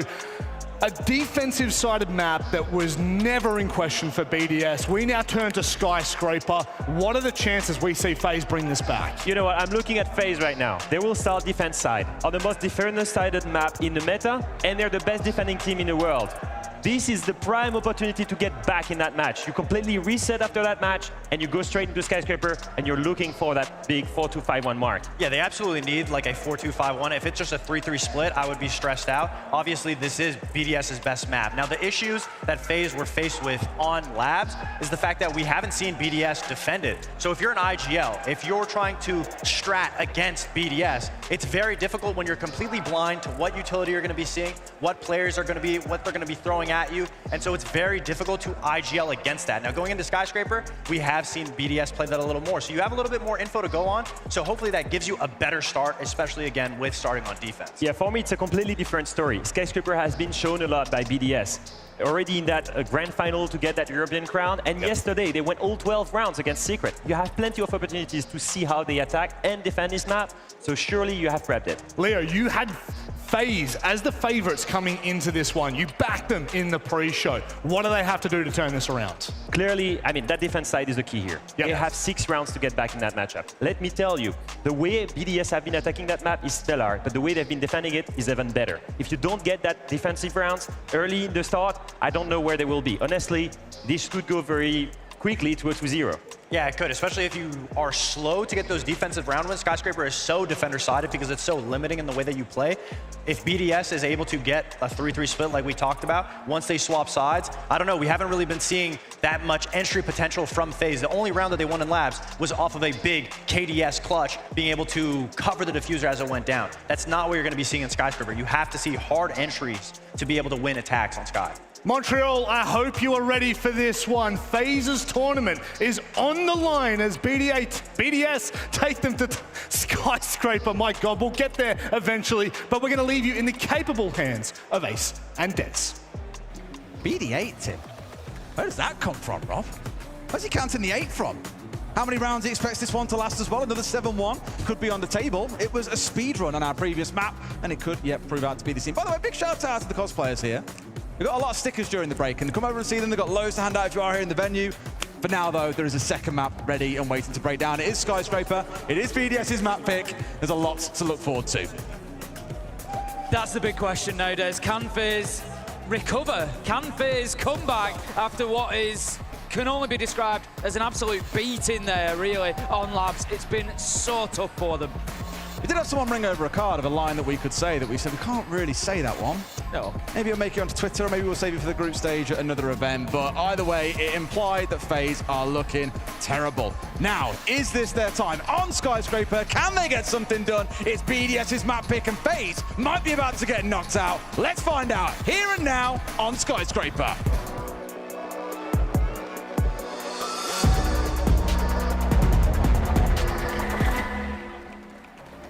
Let's get into this one then. Could this be FaZe whimpering out of the tournament, Des? So far, that is the first map that they have lost here in Montreal. So we have absolutely nothing to go on to give us any idea of how, as a team, they're going to respond to that. Nope.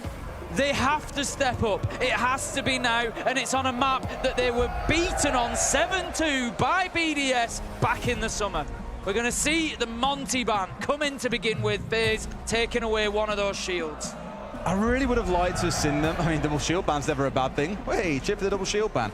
But for me, it's more about the fact that Deimos still stands. Like, although we only saw a couple of attacks coming out of BDS, the Dokkaebi and the Deimos combo, it is horrific.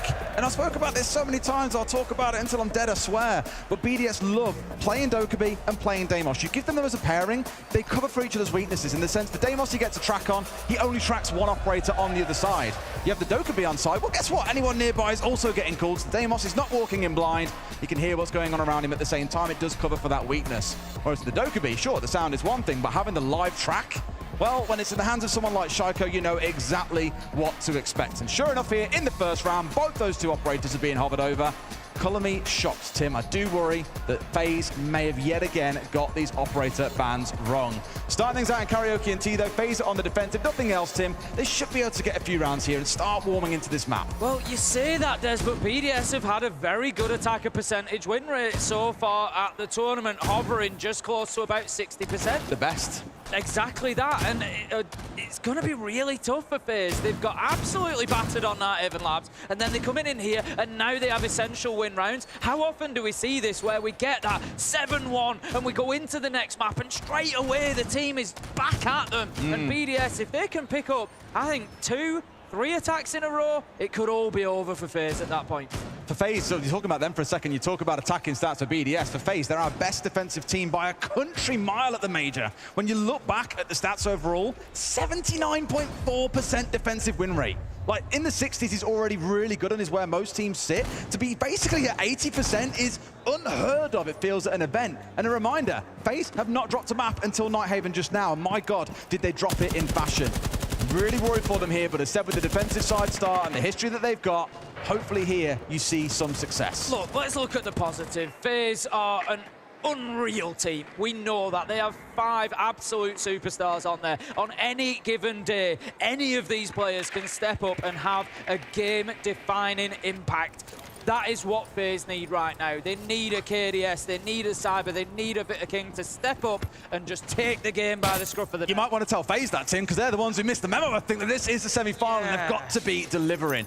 Anyway, first round is underway. Similar sort of vibe, actually, to what we saw back on Nighthaven. Admittedly, the teams have flipped, but as much slowdown and denial being employed as possible here on towards the Geisha wall. It's really crucial to get Geisha control before you try and make an execute hit, because from Geisha you control main stairs, you control him towards Karaoke itself. T then really only becomes a safe place that you can think about planting, and even then, trying to push him from top back stairs or from the Shrine balcony becomes really difficult. You basically have to work in from Shrine itself. And everyone knows pushing 5 players in through one bottleneck is not a good idea. So that's going to be their first port of focus. For now, at least FaZe aren't exactly being moved away from it.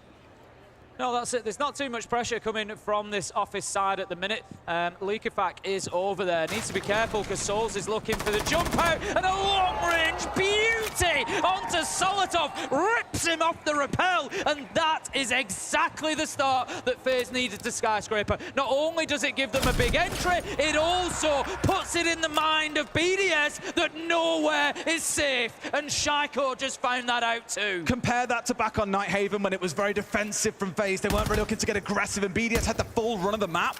That, as you said, sends a message. This ain't going to be easy. You aren't getting the full run of things here. You're going to have to fight for every square inch of this map. And so far, BDS have lost 2 and painful operators to lose as well, Tim.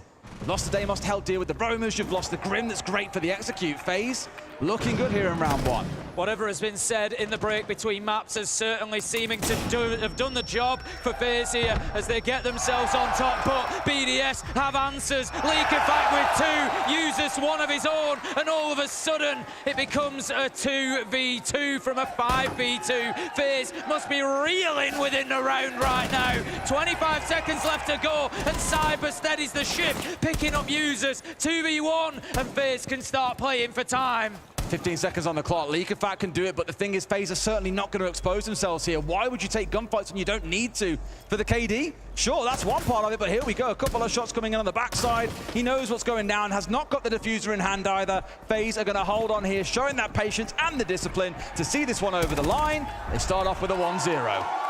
Yep, great improvement there from FaZe over what we saw on Labstairs. Really exactly what they needed to do. We've got a call in from Laxin here to go over a bit of the last map and also a little bit what we've seen so far. Laxin, what you got for us? Well, first off, I want to talk about that last map where obviously BDS just ran away with that. That heavily had to do with the fact that BDS doesn't play that map. FaZe didn't have the prep. They didn't have the knowledge of how to work around the map, how to transition due to it. So going into this map, and now we just highlight, well, that you guys just beautifully highlighted, FaZe were looking far better because they know what BDS does on this map. So I am expecting a bigger turnaround because Vidiking can now actually establish his troops, set up the FaZe camp, and understand what they need to do and make those early round transitions or late round transitions that they just simply could not do on Labs because they did not have that pre-planned prep from BDS.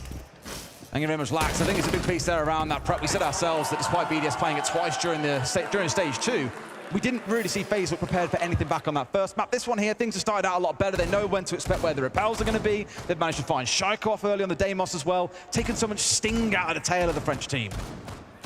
A big thing that I picked up on with the Souls kill, but we also saw one on the Geisha window as well, was the way that FaZe took the aggression to BDS there. Like I said, what that's going to do is it's going to put BDS on the back foot. It's going to make them think we need to be paying attention to every jump out, every window, because they might just put their faces in it and peek us, and that is going to slow BDS down a little bit. And for a team that is structured, organised, and plays at a reasonably slow pace, that could, again, define a couple of rounds. If they start getting to that point of having 10 seconds instead of 30 seconds for that final attack, it again just gives the advantage to FaZe.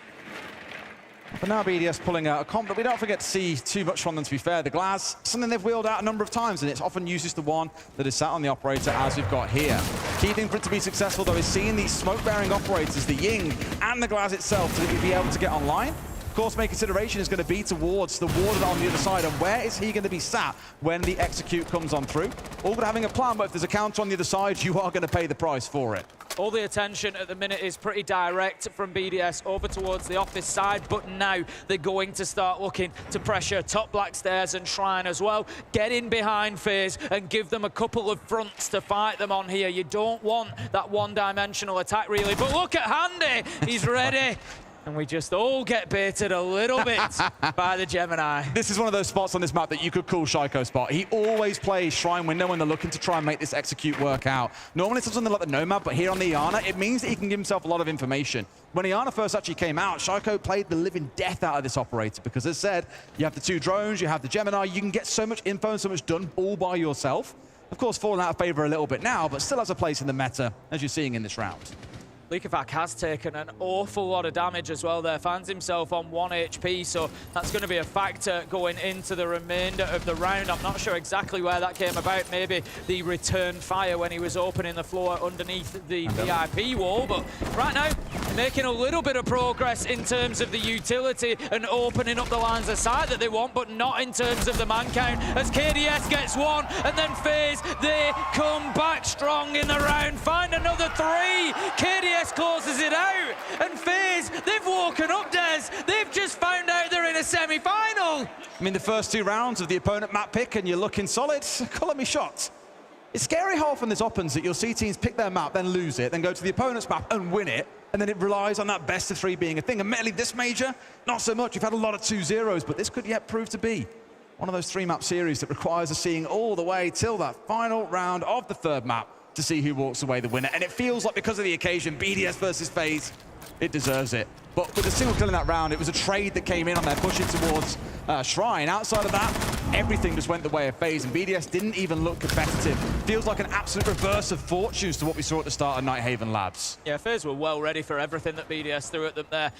Very, very well done. So we move into round 3. FaZe continue their defense. It's going to be down in Kitchen Barbecue. So we would expect to see, again, a top floor presence from FaZe, particularly wanting to hold on to Geisha, Karaoke, T, that side of the top floor. It's kind of similar to a Karaoke T attack, really, except you've got that extra step of needing to get downstairs to put the diffuser on the ground. But for the time being, BDS will have to almost certainly focus towards that top floor a little bit, because if you try to go direct into site, you can get caught out by those verticals up above. We have seen teams occasionally just go straight in through that kitchen window and try to catch defenders on the hop a little bit, but I don't think that'll be the case from BDS. No, I mean, again, for me, you're seeing this comp come out with the Dokkaebi on side and the Deimos. I spoke a lot about this during the ban phase.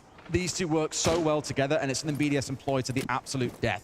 Outside of that, it's making sure that the movement's restricted with things like the Nomad coming in here, as well as you might expect, is the vertical destruction coming along for Solotov on the Buck. On the other side for FaZe, often roaming up towards that top floor is paramount for this site. You can't concede it for free. You need to have at least some challenge coming up there. And as you can see, there's 3 players up here on the second floor. That's what BDS have got to worry about clearing out first before they can even start thinking about the site downstairs. Geisha wall will be opened, a great first step for BDS, just going to make it a little bit more difficult for Handy, I think it is, that's inside of there on the Warden. Perfect operator to try and keep hold of a critical space like that. It's going to make it more difficult for BDS to move him. Cyber picks up Solotov. He's been a little bit quiet through stage 2 and the tournament itself a little bit, Cyber, but really stepping up here on Skyscraper, putting up some numbers, trying to rise from the middle of the pack to the top, and another great entry for FaZe. And struggling here to find any reaction is the problem, BDS, and they're kind of suffering from the same thing that FaZe did back on Labs. You're trying to push in so many sides of the map all at once that when you lose a player, there's no one around to secure the trade for your team. We saw it a bit in the last round with the Shrine step in, but that was really all they had going for them. And I'm just concerned at this point, they're going to struggle to get anything back on the other side. Shaiko down to 26 HP as he catches a few stray bullets. It's looking rough once again for BDS, so they have still got a lot of the round to play with. Yeah, Vita King is holding Shaiko back absolutely brilliantly here. We keep seeing those tracks come in onto Vita King, but it doesn't matter because he can just stay behind his utility. He can just stay lower down those black stairs, and he's keeping himself out of danger away from the Deimos. And Shaiko has not really had any impact. Brede does manage to take out Handy. That's a big one. It frees up Geisha potentially, but it's whether BDS can actually move in, whether they've still got the manpower to take that space.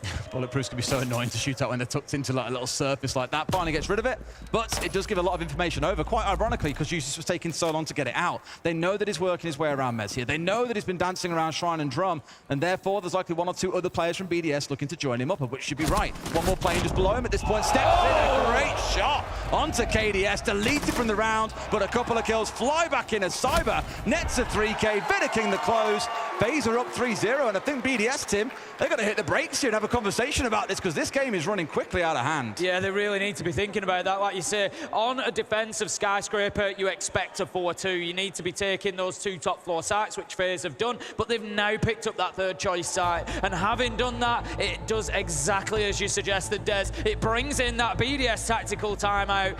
They need something to disrupt the momentum of FaZe right now, because honestly, FaZe look like a different team to the one that we saw on Nighthaven Labs. They did, and part of this is going to be being on the defensive side. I think like BDS had that momentum from the first half of Labs to carry on rolling on through, and they looked so well prepped for the setups that were coming out of FaZe, whereas now it feels like the reverse, where BDS are just getting sideswiped by everything FaZe are doing. In some cases, 2 or 3 players in a round are dying to players they simply aren't aware of on the side of FaZe, which feels weird when you know that it was BDS's map pick. The real big question for me now comes, though, in the second quarter of the game. BDS have had attack timeout. They've seen each site once. They know roughly what to expect. FaZe will not play exactly the same strat again. That is just a suicide mission. It's a great way to open things up and let BDS back into the game by countering what they've seen before. Which is why, really, I imagine the coaches are getting involved here, and it's more about what are the fundamentals that are missing here. Are we not talking enough? All right, is our droning poor? Let's focus on those and course correct that for our next 3 rounds, because for BDS, if they can get 2 attacks here, they'll feel pretty good about it. The big problem is you're going through 2 primary sites, and then you've got the off-site. As it stands, it feels like FaZe will move towards a 5-1, an exact mirror of what we saw back on Labs. We just see through the replays, though, there's their FaZe just looking back to their sort of electric best, really, picking up absolutely beautiful kills. That one from Souls, such a long angle, and FaZe in complete control at the minute. That is the only way to describe the way that things are going on Skyscraper. They're going to take us back to what was their first choice start. It's Karaoke T. I think from here, FaZe just rinse and repeat. No need to change much because, in all honesty, BDS at no point have felt close to having an opportunity to put the diffuser down, to winning a round on kills. It has all been FaZe. You know me, Tim. I'm a big fan of that operator in the bottom left corner of your screen. Solotov on the Capitao. Just think he brings so much to the game. Normally a Gon 6 in the secondary. Here he's instead got the pistol there to hand. Brings along Heartbreach gadgets, has fire, smoke, a decent gun, his 3-speed. Genuinely brings so much. Who cares what you bring along, though, when a Deimos can do that? Vidaking just snapped out of the game, and the crucial one, Tim, that was the Warden that's gone. So now those smokes that start coming online from things like the Capitao, immediately way more effective. Yeah, exactly. That really starts to put a little bit of pressure on the defense. How do you hold on to that Black Stairs area now? Because you've lost your player there, you've lost your utility that you were relying on to do that, and just getting caught out, that's unforgivable, really. He wasn't even ready for the gunfight. No. He had the drone down, he was like, check door, I'll call someone there. Hit fire, ADS at the same time, guy dies, too easy. It is Shaiko after all, and I don't think he needs much hyping up, Tim. I think we all know what he's more than capable of doing. Next step for BDSN is going to be taking control of Geisha. They've dealt with top Black Stairs, and they do that beautifully. Solotov on the Capitao picks up handy, but also, as you said, Des, he brings so much utility, so self-sufficient, and the Claymore did the job. Shaiko to pick up KDS, and it's all up to Souls right now. He gets one on the jump out, but it's likely to be the last. The plant is going down. Breeder is going to stick that, and Souls, he's got to somehow get a 1v4 going. With a live track on him from Shaiko. You know the hunter has become the hunted here. He's tracking you down, coming up nice and close on the doorway as well. And Shaiko ain't going to lose those ones. That is one of those 2 rounds, Tim, that I really feel they need in this half. Deimos just feels like an operator built for somebody like Shaiko. Oh, it's a cheat code, isn't it? Yeah, just the gun skill that Shaiko has got. You know that he doesn't miss the first shot, so he just comes around that corner and you just know which way it's going. But good stuff from BDS to dig their heels in there and get themselves around on the board. It was a good start from Shaiko, a good round overall from him realistically, but as soon as they clear off those Black Stairs and they lose the Warden, it's very difficult then for FaZe. The pressure mounting Geisha, the Capitao taking that out and being able to move on in. At that point, they're surrounded and very little that they can do. BDS get themselves one. I want to say it was Kangaroo Kenny who once made a video about what makes Shaiko so good, and everyone's like, well, duh, he just hits shots. But he was like, no, if you actually pause and look at the way that he peaks and the way that he moves in gunfights, it's what makes him so good. And for the second time here, we've seen him swinging into gunfire and still winning. He did exactly the same back on Catwalk on Labs when he swung it on towards the doorway and won that gunfight as well. I'm just like, it's scary that someone has the confidence to be able to swing into gunfire, not get hit, and still secure the kill on the first bullet. The man's just built differently. It's all about, like you say, his movement and his timing there. He just crouches as he comes for that swing. So he's just altering. He's looking at where are the tracers, what height is Souls taking this gunfight. I'm going to dip in underneath it. And he just does everything, and it's, I'm sure for him, probably subconscious at this point, but he does everything to give himself those fractional advantages that make the difference. I love this setup coming out of FaZe, by the way. We saw it played back in Japan in Stage 1 a few times. I believe it was by, whatever team Salty was on at the time, Exist, I think it was. And the counter to it that other teams brought along was to run a shield in front of it, normally a Monty. Of course, that's not an option here, but it just gives you really good control towards the Karaoke and T side of the map, and it becomes a bit of a nuisance to try and take away. You got something like a Blitz on side, you can do it, and Ash, of course, can help you out as well, but it means that if the attackers try and work their way in from Karaoke and T side with the mirror window on gold, they know everything that you're doing on the defensive side, and it becomes a real headache. BDS, however, have said, well, cool, forget about the mirror window. All our focus is directly in towards site itself, and they're starting to get a bit of a surround on here, worrying about things like the breach, getting VIP wall opened up. Display window, of course, will also have a player sat on it, waiting to apply pressure. They're not worrying about that other part of the map because why would they?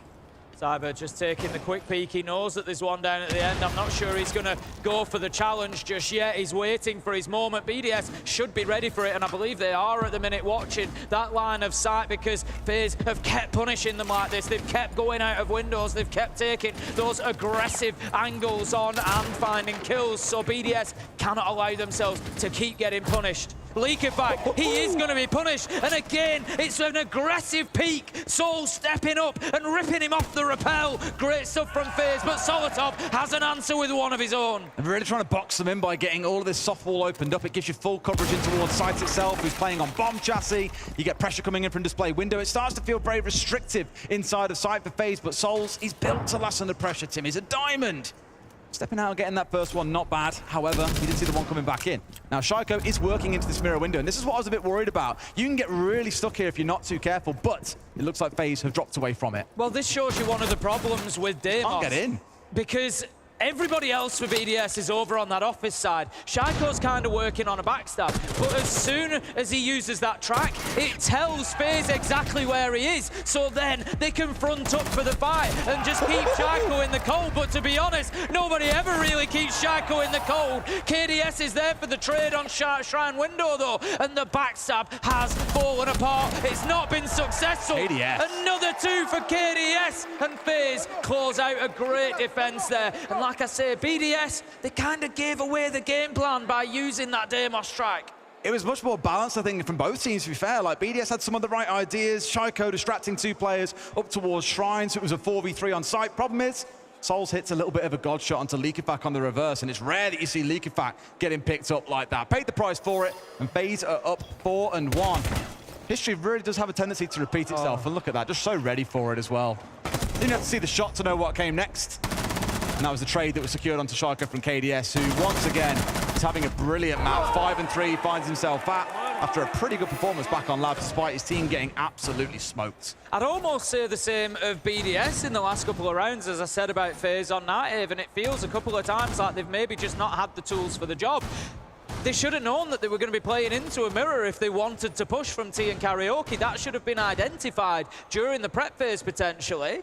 The mirror's on side, it's a possibility that that is going to be played, so we need something to deal with it, and they just didn't really have that. I think Shaiko droned it out quite early, but I think their intent was, we'll just work around it, we'll ignore it, we'll push him from Shrine. And to be fair to Shaiko, he did get the one kill, it's just that KDS was on that mirror window, ready for the trade, and shows again why that mirror window can be so difficult to deal with at the best of times.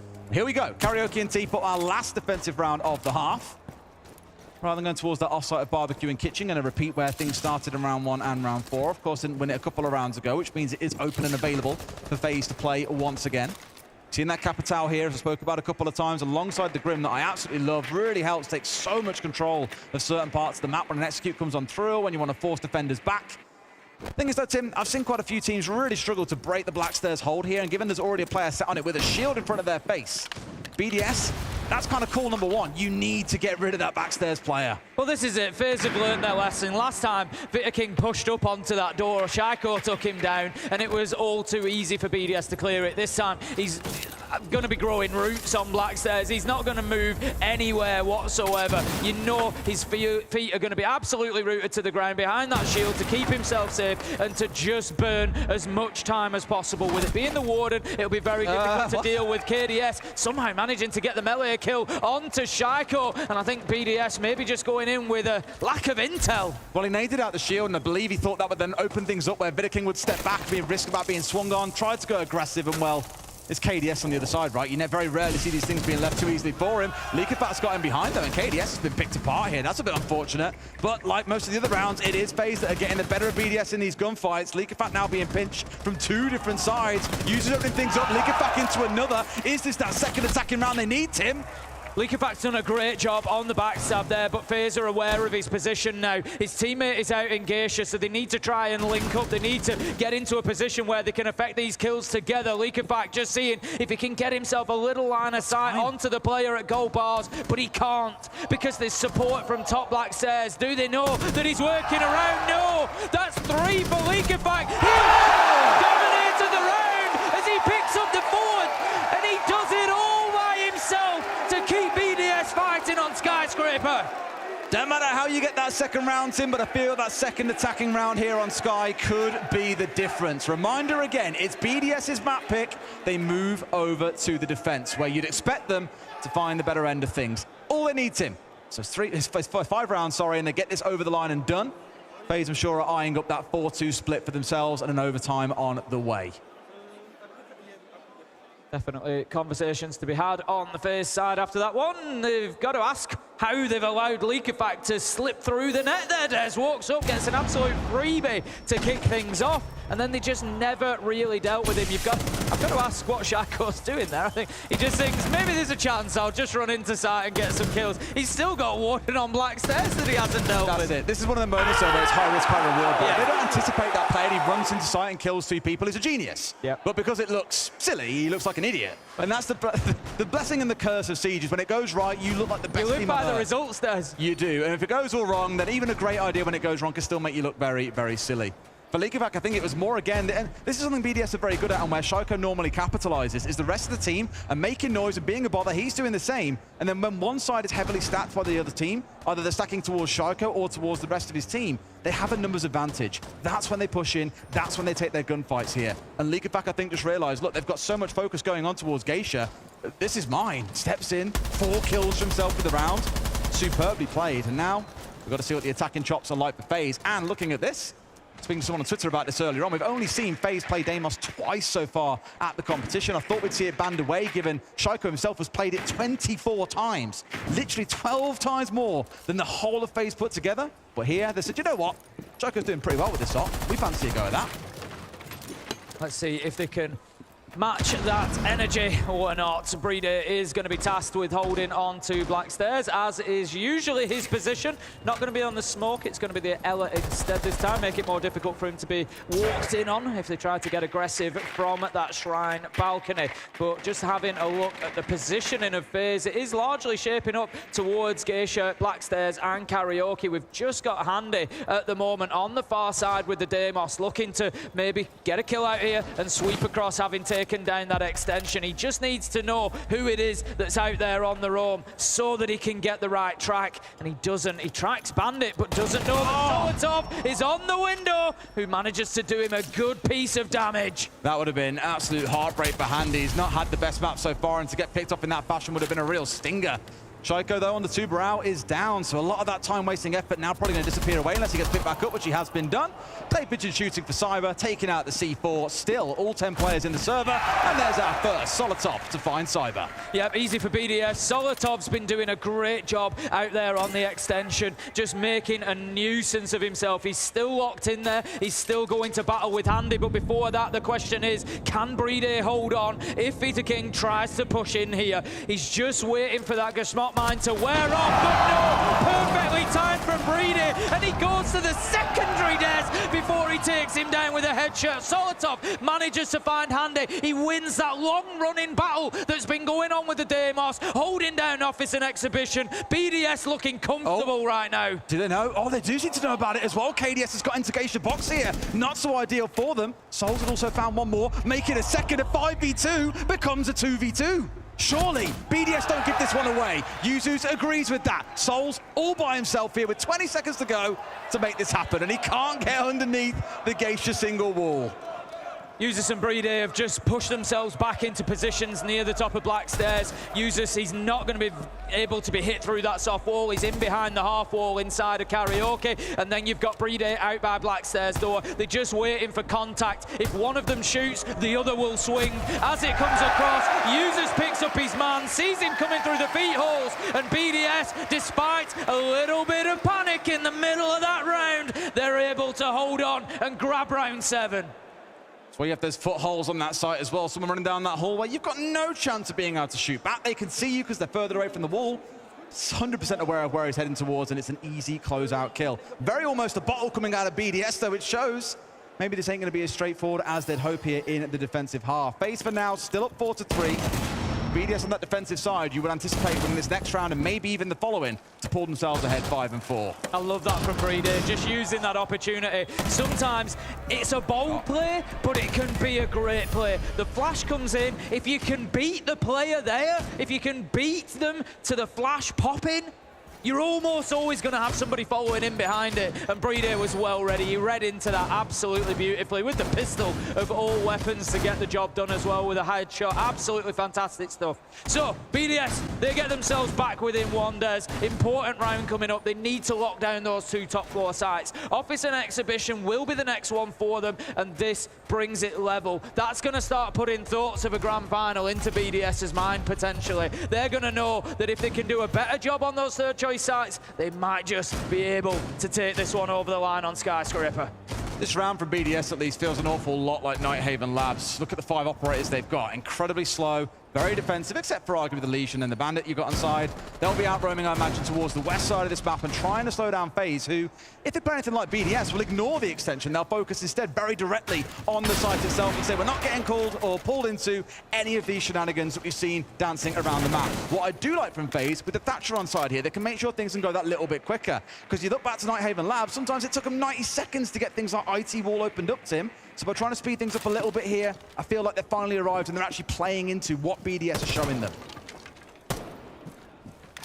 Early attention being paid towards those potential peaks. FaZe not wanting to suffer to any BDS aggression. Straight away opening that minibar wall as well, just to make it a little bit more difficult for BDS to play in that position comfortably behind that mirror window particularly. The Tubarão Zoto canister does come out to prevent that breach for the time being. We also see Souls managing to pick up a bandit trick on the Geisha wall. That could be big. It's going to allow him to stay in position. Almost get rid of Leakifak as well, who's down to about 30 HP. I think if nothing else, it's that holdout towards the Geisha side of things that will slow FaZe down and their push in, but by the looks of it, Tim, they've said forget about it. Focus on the sites instead. 3 of them over here now. 1 looking in towards Terrace. They're all lined up on this south side, and Leakifak just domes Souls through the breach. Bit of a reverse. It was Souls who actually found Leakifak on the rappel in that exact position last time around. Still a lot of concern from Handy about that mirror window, but there's not actually anybody playing in behind it, so it's just beautiful pressure, phantom pressure from BDS that's wasting time. Users pops up, takes down Cyber. That just trades out. Vita King managing to pick up Shaiko. 4 versus 3 in favor. 3 versus 3, sorry, in the round. BDS just looking to now take up this position on the mirror window, but Handy has been aware of it all along and gets an absolute beauty of a spray down the side of it to give FaZe the advantage. 3v2. 45 seconds left to go. The attackers have got time here, Des. I'm really surprised that mirror's still intact. Like, you've got an Ash on side to help deal with that, but for the most part, they've ignored it. Baits out the swing, and Vita King, he's been here 1,000,001 times before. Tim Bride has got it all to do now. A C4 in hand, but not aware of the player sat on his terrace door. FaZe gets another round on the board, up to 5 and 3. Are they going to stay ahead of BDS, Tim?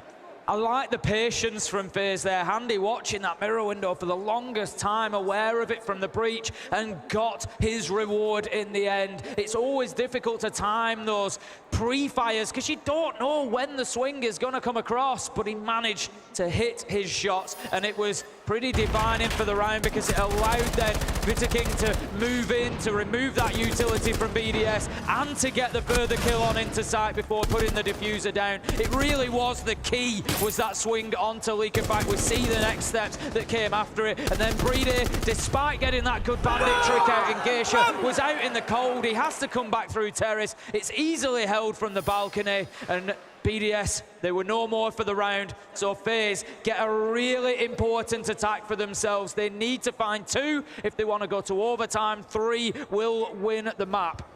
They're going to keep battling. It's 5-3.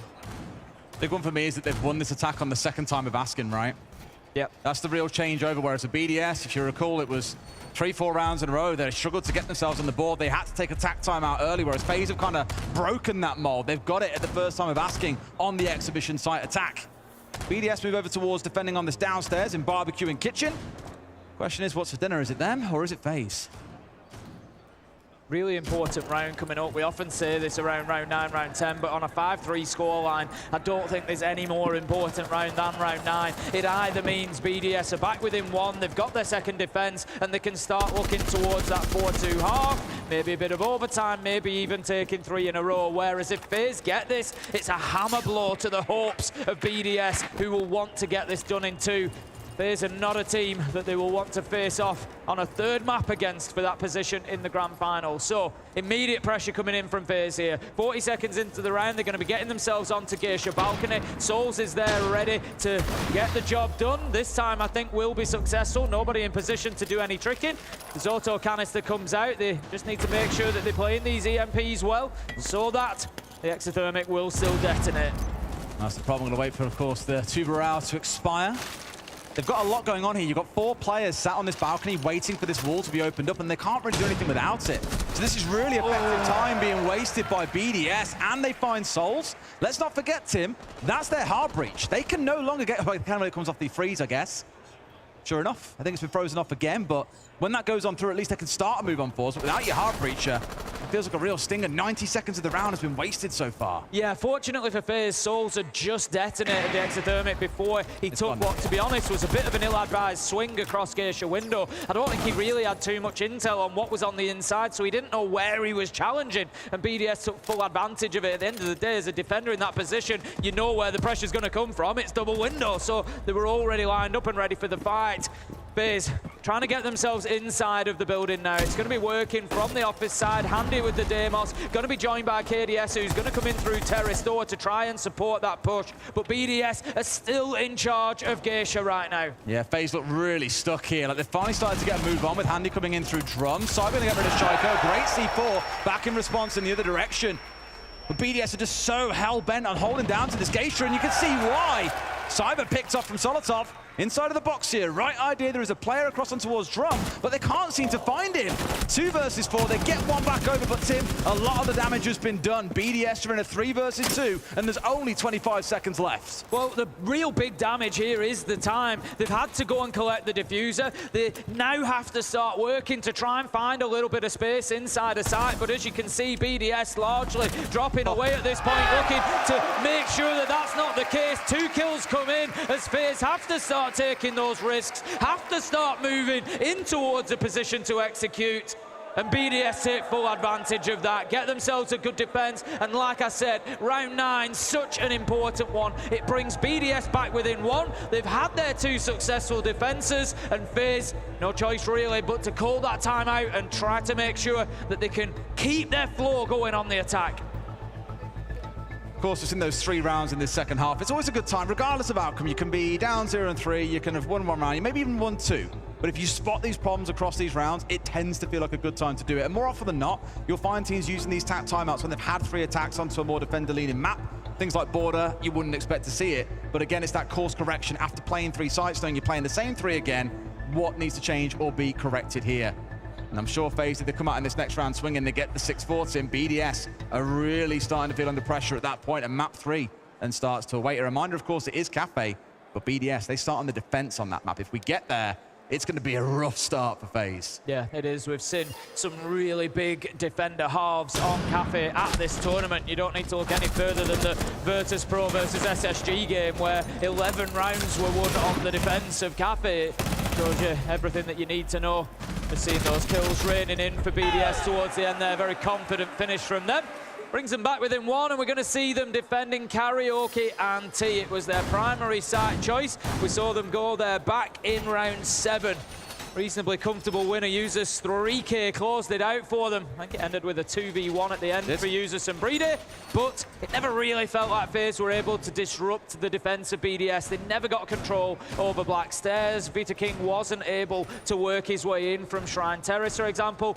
Very, very difficult for FaZe to get themselves confidently inside of the map. Well, this is where that tack timeout comes in useful, because you'll identify what went wrong last time around and say, cool, okay, here are the things we've got to amend. We need to move a player over here. Our drone work was poor. The comms weren't looking particularly great here. Let's call out more things when we see X, Y, and Z, right? There's little things like that to be course corrected can often have a massive impact on the outcome of these rounds. And it's why I think you've got something like the Line and the Dokkaebi on side here, Tim, for FaZe. They're really going in for these globals to aim to suppress the drone game out of BDS. You've seen it very consistently. They're defending off towards the west. They'll stack 2 or 3 players out towards the east and vice versa. These 2 operators will help with that. Andy, yep, switching across from been using the Deimos previously. It's been a very consistent theme for FaZe this, and that's a little bit of a concern sometimes because BDS are going to start reading into that. They've had Andy on Deimos coming in from Office Exhibition almost every time, trying to work their way across.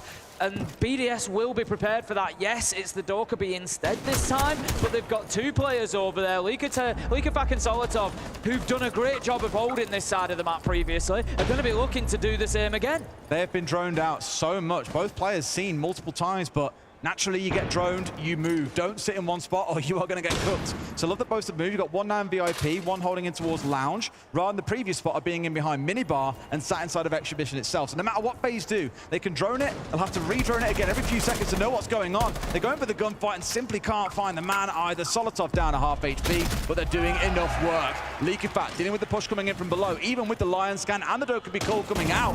BDS are holding on.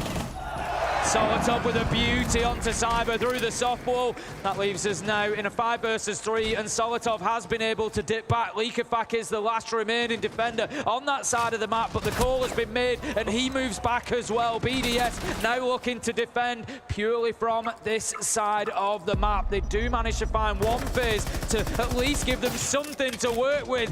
A couple of members of BDS are damaged. They're low here. There's Solotov, Shaiko. Need to be careful over the gunfights they're taking. Shaiko just strays into no man's land, and FaZe have found a second wind in the round. They might have the answers as Souls gets Users holds on with a big double, and BDS are one round closer to the grand final. Uzus on this site, man. What can I say? 3K last time, and the closing kill, and the 2K with the closing kill here as well. Great stuff, and it started to look a bit of panic, I think, for FaZe. They had the last EE1D come out. They had the Grim Bees going out too. BDS are very much rooted in place, but you just miss one player, they can punish you if all you're relying on is the information that those gadgets have given you. I love as well from BDS. Look, I know it came really close at the end of things, but they got 2 kills, and as soon as those 2 came out on the extension, every player moved back towards site. It was a great effort from FaZe to try and bring things back to almost being around they could convert. But for me, BDS, they've done all the hard yards early in the round. Solotov especially doing a lot of work inside of Terrace. A really nicely organised round, as you say, Des, from BDS, just recognising when that break point had been hit. It was 5v3, get themselves back across to the other side and hold on. FaZe, I think, will look back at that round potentially. If they are to lose here on Skyscraper, that's got to be a round that you look back at and think, that's where it slipped away from us. That was the opportunity. It puts them on 6 if they win. They only need one more. And they had the numbers. They had what they needed. It felt like FaZe tried to just continue on the momentum of the kills they'd gained, but it meant they were not really understanding what they were going into. It was rough, and it's only starting to feel rougher. 5-5 is where the scoreline currently sits. BDS doing enough. Got themselves a good spot here in the half of the FaZe. Although that one nearly got clawed back, it didn't really feel clean in terms of how the round started. They had 4 players droning in towards display and exhibition, getting all the pressure onto these BDS players that were out on their own, but could not punish them. It's little things like that, these early rounds when you're losing a couple of players or chewing through utility or through your drones, that it will really start to impact you later in the round. You need a hero, Tim. Who's going to step up and be that player? So many times we've seen FaZe get close, Des, but not make it to the final or even get there as they did at SI24 and not make it over the line. And surely that has to start playing into your mind a little as a player as you sit there waiting, thinking, is this going to be another one of those occasions where we get knocked out by that finalist? Tom and friends loud with the chance as always. Pouring love onto the side of BDS, quite naturally, the EU team, backed by EU community and content creators. Who would have guessed? All our players are back in lobby, so should be able to get back into things in just a moment. 5-5 our things stick as a reminder. BDS, they hold on for 2 more. The final is theirs. They're in it tomorrow and face off against the winner of our next semi-final, which is Virtus Pro coming up against W7M. Another EU versus Brazil matchup, and equally another one that I'm sure is going to have fireworks. I referenced it earlier. This is the first time it feels like in Montreal we've really seen this FaZe team put under significant pressure. They haven't lost a map before today. And the question is, how do you deal with that pressure? How do you respond now? because you don't have much longer to find the answers. BDS continue to look good for these rounds. They continue to hold on, and they only need 2 more to put FaZe out of the tournament again. Another heartbreak for the team. BDS will continue their defense in round 11, and it'll be over on the office and exhibition side. This is where FaZe were able to win previously on the attack. They need a repeat of that desperately, Des. They have to get this round locked down. It is a must-win for FaZe, it feels. It is, I do agree. Otherwise, things start to get very, very messy. You spoke about a little bit there as well, kind of like form. I definitely think a large part of today has come into BDS just being so well prepped back on labs. They had everything going on. They knew exactly what to do. FaZe looks a little bit lost as to what BDS was up to and didn't really have a response. This match's been a little bit closer where I think both sides are neck and neck. I mean, the score at the top of the screen will tell you that. But a slow start in a series like this can be what costs you. And equally, on any given play day, I always used to say, like, flip a coin, and if a team gets heads, the players are shooting 25-50% better. If they get tails, they're shooting 25-50% worse. It can just be a day where you're not quite waking up on the right side of the bed, where you're not playing the way that you normally would. Comms can be down, gunplay can be poor, you can forget about all the prep work that you've done over the last couple of days. Those things happen. Arguably, we saw it when Sonics buckled, you know, just yesterday as well. Wasn't quite the performance we expected out of them. It certainly was a dominating performance from their opponents, but as I said, different days of the week, you can just end up with a very different team stepping up to the table.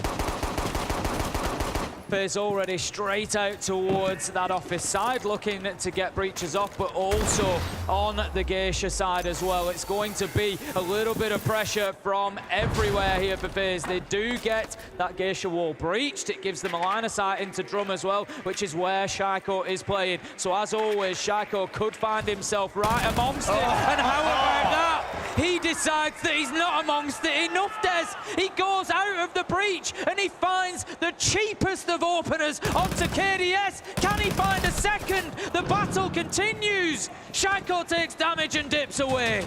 Rightly so. I mean, fair play, sticking for the second. I'm not sure if he's actually done that based on sound cues as well. Normally he'll heal 2 or 3 repels there, a player watching on towards window, on towards breach. It's rare that you'll stick just one player in trying to get Geisha control, but the read on that one, fair play. Realizing that a player was by himself, there was no one there to secure a trade, or if they were sat on drones, and Shaiko's got away with a freebie there. Somewhat unforgivable by FaZe, though. That should not be happening at this level. Office wall is still not breached at this point. Maverick continues the work to gain a line of sight on in there, but no actual physical access at the moment. Just spraying in behind the desk, hoping to catch somebody out, but will have no such luck. Souls has been working on that terrace door as well to cut off any potential rotation back, but there's nobody over that side for BDS to be able to move through that. Saying that, Leaker Pack Des, he's snuck his way up Drum stairs, and he might just be on the backside here of FaZe for later in the round. Or maybe even sooner than that, if he can find someone on the rappel here, Tim, it could be enough to move them up to match and series points to get them into that grand final. I think they know. They look like they're aware of this one, and sure enough, Bitter King has got the read. Fool me once, shame on you. Fool me twice, shame on me. And FaZe are not going to let it happen again. Souls picking up a beautiful long angle kill onto Solotov there, and maybe that is the impetus that FaZe need here to start pushing forward. 4 versus 3, 20 seconds left to go. Souls picks up Shaiko, and now BDS are on the back foot. They're holding on. Breedy in behind the minibar. Surely they expect it. The flash comes in. He does get one, but no more. As Handy and Veer King, they get FaZe onto that all-important map point opportunity. At the very least, they can guarantee overtime, Tim. For FaZe, they haven't got to worry about being eliminated without having another bite at the cherry. Probably a big thing to note if we switch sides, I'm pretty sure BDS will start on the defense in overtime. We've seen that defensive lean through this game, those 4-2 halves that we've spoken about. So you definitely favor BDS if we get into overtime. But FaZe with an attack like that, yes, they made the early round mistake. Yes, they got punished by Shaiko. Yes, he very narrowly missed getting a second kill that would have sealed the deal, I'd argue. This here, like I say, not having someone on the rappel to help secure that trade is unforgivable, really. You can't be letting that happen at this level of play. But they managed to get the job done, they recover, and they bounce back, and that is why FaZe, by so many, are regarded as probably not just one of, if not the best teams in the world, Tim. There was absolutely no panic in them.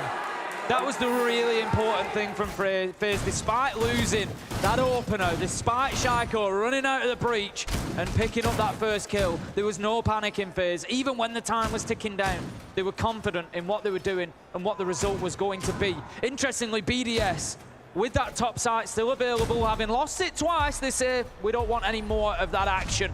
We're going to go to kitchen and barbecue, and that will be our final regulation site to decide whether we go to overtime. Those extra rounds are needed, or whether FaZe can take us to that third map here and now. If I'm FaZe, I want to get this over the line.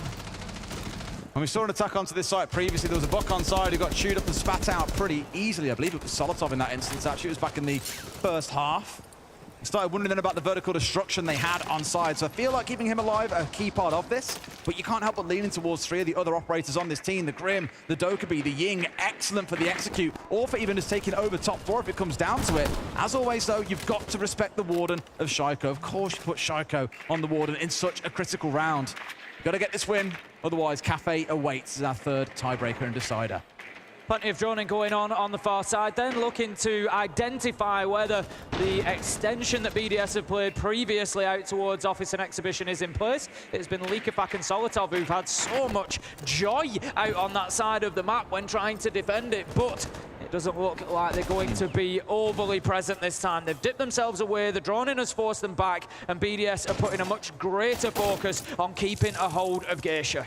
It was earlier in the extension out. I think to more pick up drones, of which, to be fair, they've got 7 in the round. It's not looking too bad, but it's more about them all now falling back towards Karaoke and T. First call comes in, and Shaiko's got away with it again. Another jump out on towards the Geisha balcony, picks up a freebie, and now Handy's got to try and claw something back. The swing comes up through, and Yuzus, man, what a map he's having. You cannot allow Shaiko to keep jumping out of the same breach and finding kills. It's unforgivable from FaZe, and they are going to pay the price. It looks as Yuzus manages to take down Cyber. 4 versus 2. KDS and Veto King, they have to go back to the drawing board. Veto King needs to play slowly here. KDS is outside of the map. They can't affect each other's deaths. They have to buddy up here. And they've got no utility to do it with, Tim. No vertical destruction to play behind. And there's one more gone. Looks like overtime is abound. BDS bounce back. 3 more rounds to see if this ends here in 2 or if Cafe is required.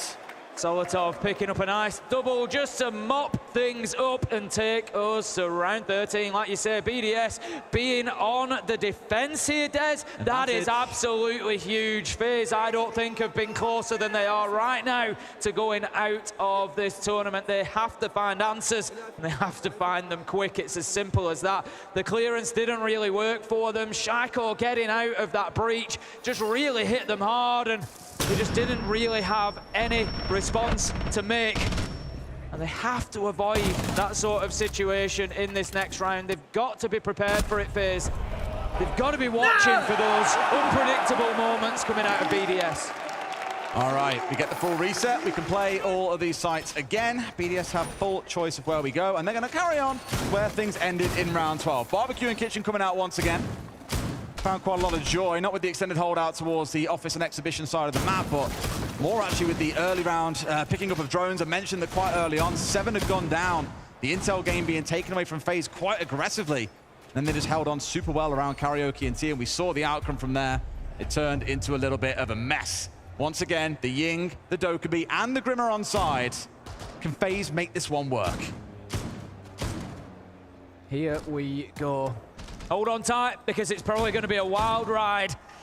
BDS, again, just doubling down on the success that they've seen previously and looking to hold on to Geisha. Likafak right now is positioned out on those house stairs. There is slightly more of an extension this time. He dipped back quite early in the round, in round 12. Let's see whether he decides to stick around this time. The drones will rain on in. It's going to be Handy, as it always is, looking to push that Office Exhibition side with the Dokkaebi. He's got all the tools that he and Cyber need to punish Likafak. And the phone call coming on through. This is exactly what BDS saw from doing the attack, is making use of it to start your march on forwards. They'll be aware now about this roamer out towards the house side of things, who was, by the looks of it, pulled completely back. They've abandoned this extension against him. They did this last time round, about the 55-second mark. They said, cool, that's great, we've wasted time, we've got a few drones, we've dragged out the call from the Dokkaebi. That's 1 less available to clear us on the other side of the map, and 1 less available for the execute itself. They've just got so much manpower on this top floor. It tells you exactly how important it is to their hold. You can see there's one in T, one top drum stairs, one in Geisha. They've just got that trifecta of operators that are looking to cover each other's angles. Shaiko battling hard to keep himself in his position inside of Geisha. I don't think he's going to do anything as bold or brash as getting out of that breach. Again, he's not going to give FaZe the opportunity to take him out this time. It's all about burning time. And we are down to 1 minute 15. FaZe unable yet to dislodge BDS, but as I say it, KDS, he manages to find Leakify. They need to unseat Shaiko, though. He's still sat inside of Geisha with the cover of a mute jammer to make sure things like the calls can't come in and flag out his position. He can do so much from here, but elsewhere, FaZe are finding the kills they need. They've got rid of 2. BDS might be on course here to lose a defense team. Certainly could be the case. FaZe need to get moving though. 45 seconds. They don't want to put too much pressure on themselves by giving BDS that opportunity to just defend one execute without having an opportunity for a second bite at it should it go wrong. Drones will go in through for almost certainly the last time here before FaZe poise and position themselves ready to go. I think they know that there's one inside of storage. Bitter King looking to push through, but a well-timed Zoto is going to slow him down. Users finds the kill. Shaiko backs him up. 3v3, and BDS fight their way back into it, Des. Pantry's the crucial one here, though. Shaiko's in, getting swung on. They win the 2 versus 1. They miss the shots at range. And Yuzus, the last left standing, a 1v3. They don't know where he is. Diffuser is down. Can they find him in time? Yes, they can. FaZe take round 13. Unbelievable finish to the round. Fractions of a second dictating that one. I really thought the Users had held on. We saw him get a kill right at the very end, but no. FaZe had the trade. They took him down, and they take a huge round away from BDS. They could now maybe do this, Des, on the defense to take us in to that map 3. It's heartbreaking for BDS. You really thought there at the end with a couple of kills, they'd scrapped out, they'd get it done. But it shows again the quality of FaZe. That clock's on less than 10 seconds, and they're still making a call to 2v1 Shaiko inside of Pantry and lose no one for it. It's absolutely wonderful stuff, even with a good bit of BDS team play coming in at the very end. And watch the clock at the top of your screen here. Down to what? Half a second left on the clock. Goes to show that sometimes wasting 2 or 3 seconds in the early round could be what makes the difference, and sure enough, it's paid off for FaZe. They now go on the defense here in overtime. They take Exhibition and Office for what could be the last round of Skyscraper. I think the player reactions that we've just seen there, Des, tell such a story. How much it means to FaZe, how important they know that round was, and BDS knowing that the opportunity to do this in 2 might just have passed them by. And we saw that written all over the faces, all over the reactions of the players. FaZe, they decide to take us across to the opposite side of the map. I know Fresh is absolutely begging for him to play the downstairs site over here. I don't think we're going to get it, I'll be honest. I don't think we will. It will complete his bingo card, but I imagine now we're at the sharp end of things in the competition. There's no time for risk. It's much more about playing the game that you've drilled 1,000 times over, the sites that you played in scrims, God knows how many times, the boot camps that have been taken playing on this map. Getting themselves squared up for this major. Here we go then. VIP wall being opened up despite the mirror being on it. They've got to be careful here as well. Just about to see the man, but not enough to get shots onto him to take him down. A gentle exchange to kick things off. There's neither team wanting to overcommit here because they know how important the entry, kill or death could be depending which way it goes. We've seen it be decisive so far in many of the rounds here on Skyscraper. Only 3 rounds have not gone in the direction of the team that have got the entry kill. And that is now something that FaZe have to work against. They have to find a way back into this. You've got Shaiko, as always, lurking up on the Brava, up towards that top black side. The backstab later in the round, always going to be his go-to. For now, it's case taking away the gadgets, as you can see, scattered around the map. He's got himself 3, as you can see, indicated by the number just underneath the 0 on his player card. It's not gone away with a full 6, but still enough here to take away some of the advantage that FaZe would have had through the utility. Still all their players up here as well, but Tim, keep an eye on the clock too. We're down towards this last 70 seconds here. Almost BDS have got a good surround on the site itself here. They're still trying to decide exactly what the push needs to look like. KDS needs to be careful here. He's actually moving back through terrace, but Leakifac's in position to potentially cut him off. He has actually dipped away back into drum, so a little bit of sanctuary, a little bit of safety for FaZe as they continue to burn seconds away, and BDS look like they might be stalling out a little bit here. They don't have any presence inside of the map right now, Des. This is going to have to be a big roll with the dice at the end. Souls takes down Shaiko, big loss, but Breedy is there for the trade. 4 versus 3, 30 seconds left to go for BDS to keep their hopes alive of winning this in 2. And in they go, C4 over the top, Clay Pigeon shooting from Breedy. He's been here before. Handy into one, Solotov another. It looks like they might be able to hold on to him. KDS now going to pull off a 1v2 with the plant going down. Can he stick it? No! Des, we're going all the way to 15!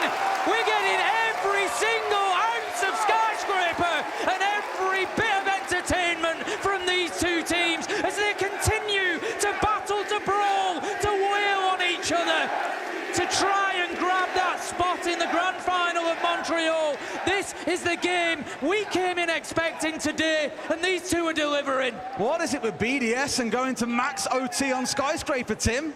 It follows them around like a bad smell at the best of times, and 2 attacking round wins. Now FaZe on the attack again. Where does it go? I just don't know. That's it. It puts BDS back on the defense now.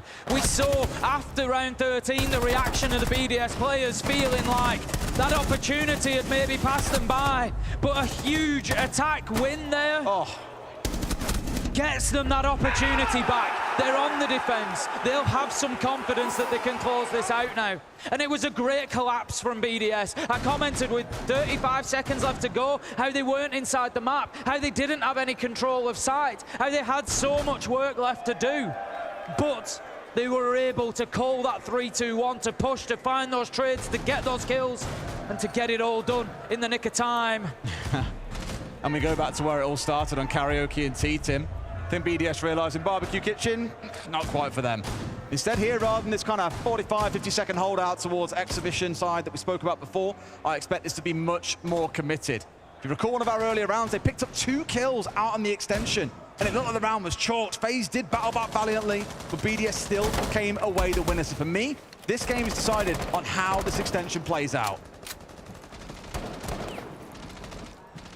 FaZe stacking straight away up towards that far side. It looks like they're going to try to break the extension that Usus and Solotov have played so well.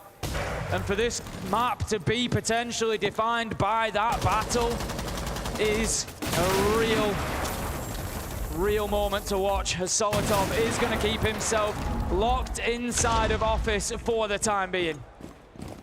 The time wastes, right? Think about how much FaZe have been frustrated by that clock running low, by BDS picking off God knows how many drones. Admittedly, here they've done far better. 3 only lost in the round to date, but the extension has now been cancelled off by BDS. So it has been about that 60-second mark again. They've pulled themselves back. This time, though, empty-handed, no kills to their name, just wasted a bunch of seconds. And we saw on that Barbecue Kitchen hit in round 13, half a second sometimes is all you need. I've got a big feeling that this is going to come down to the last 10, 15 seconds here, Des. We've seen these rounds coming right down to the end. I don't think this is going to be any different. FaZe do pick up on the fact that Shaiko is playing that tubber out on the rotate, in and out of Geisha, but they're not in a position to do anything about it at the minute. They've got the player on the rappel, but Shaiko is too smart to strafe across. He's not going to put himself in danger from KDS's ADS at the moment. You got Leakifact down below and Pantry as well. C4 in hand, I imagine, here in the Kaid. Yes, he does. He can do a little bit of work if they start this push across in towards Drum, and sure enough, there's 2 or 3 of them squaring up in Terrace at the moment. He plays his cards right, Tim. He could be the round ender himself here and now. Just misses the opportunity, but the Nitro goes out. He will find Souls. 5 versus 4. BDS get that critical entry kill. So many rounds have gone in the way of the team who picks it up. And on the defense, you've got to believe that BDS can hold on.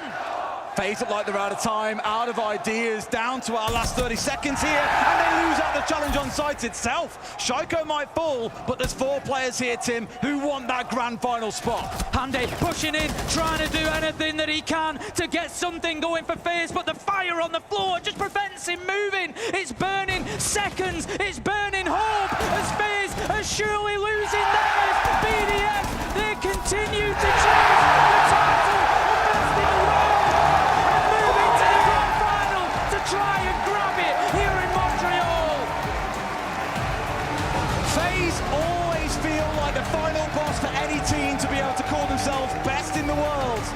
And in two maps, the only two that FaZe have lost here in Montreal, BDS breeze past them on Labs and take it all the way down to the wire on Skyscraper. That for me, Des, is a really defining and important moment for BDS. I often get concerned when the pressure gets put on them, they go quiet, how do they respond? But they've just shown unbelievable resilience on Skyscraper to dig deep and get that job done. After losing that first defense on overtime, it looked bleak.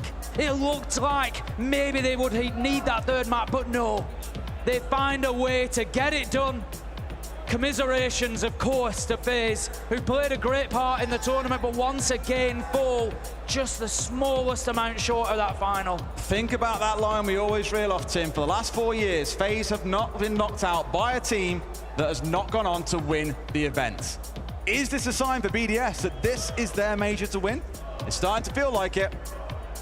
It really is. It's difficult to argue against BDS with what we've just seen in those two maps. I've kept saying it throughout, Des. They're at 70%, they're at 80%. Today they looked at 100. Maybe it's 110 tomorrow, but over on the stage, Ian is with Leakyfac. I am indeed, Des and S, thank you very much. We have our first grand finalists locked in. It is BDS. I think some fans over here are pretty excited about that. Leakyfac, look, we will get to this in a moment. But that was teed up as a battle of the best. Brazil's best versus EU's best. Do you feel like you are right now best in the world? Yes. Last time you were here, you've been here before, you've won a semi-final at a major recently. It was in Manchester. How can you ensure yourself and all of your fans, both here and at home, that you are not going to fumble the bag this time? To be honest, I will explain you a private joke we have in the team right now. So basically this year is a beautiful year because we need only final, win sometimes, lost once. And we make a joke since the start of the major, guys, don't need to try hard, don't need to be mad if we lose or win, because anyway we are going to lose the final. So I hope the joke will be wrong, but yeah, this is a joke. This is your time, right? Yeah, this is our time. Look, Shaiko is a player that I always want to speak to. Is Shaiko, have we got any fans of Shaiko here? Look, I know he can hear me, he's not going to come over here. You see, he never does. So what I'm going to do instead is, excuse me, young fan at the front, can you just bring me that sign? Do you mind? I just want to show this sign off. Anybody agree with this?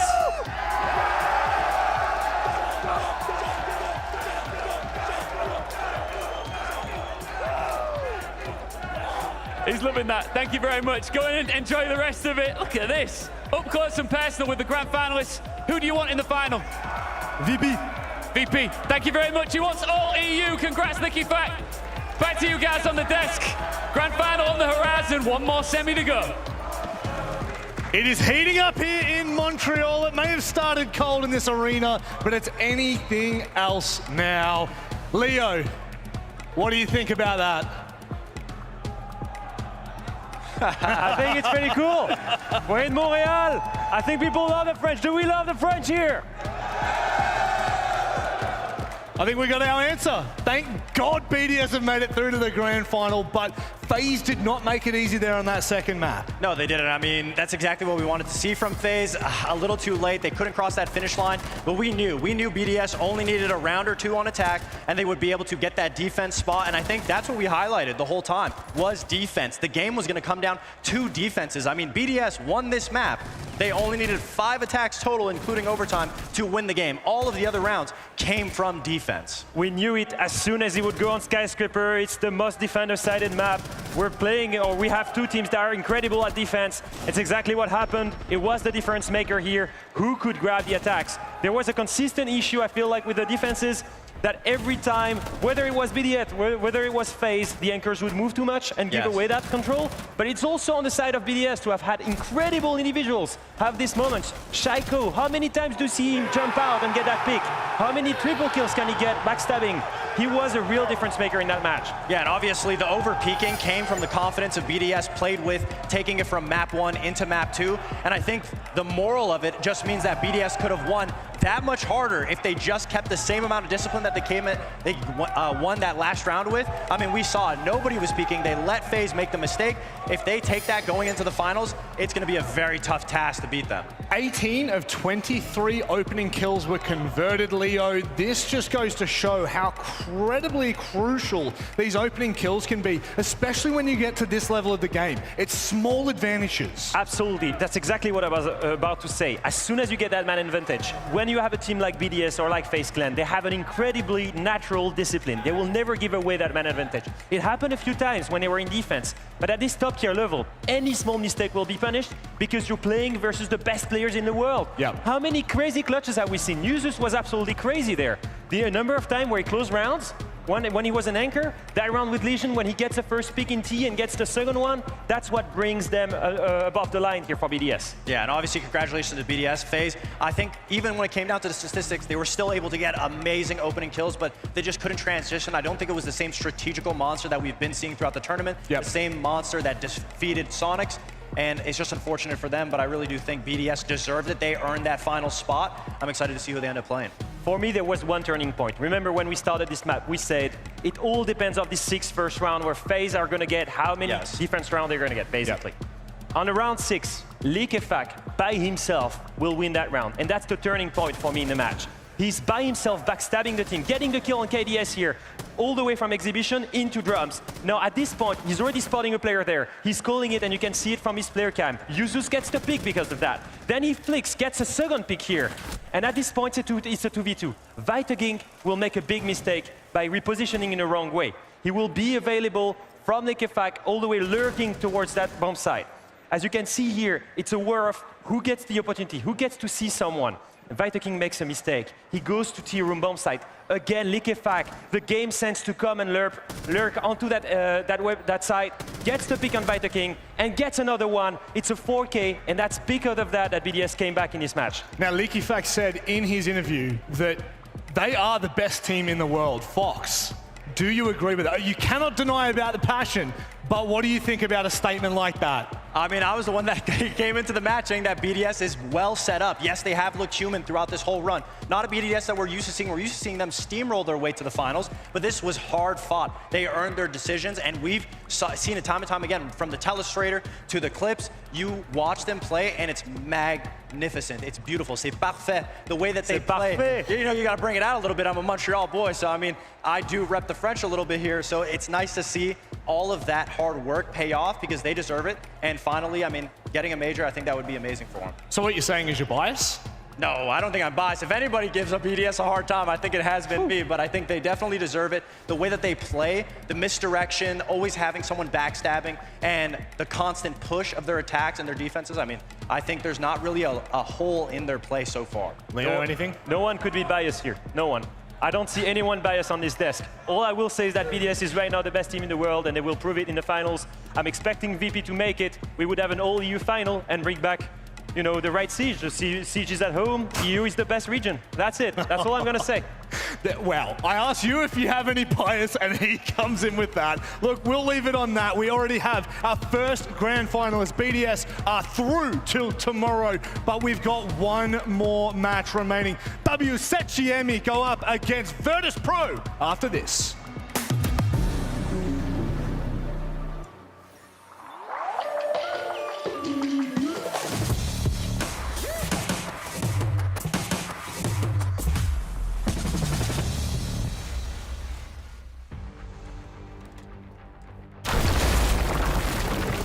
When I enlisted, I was told what was expected of me. Be unwavering, unstoppable, unbreakable. It's about time the gear matches the operator.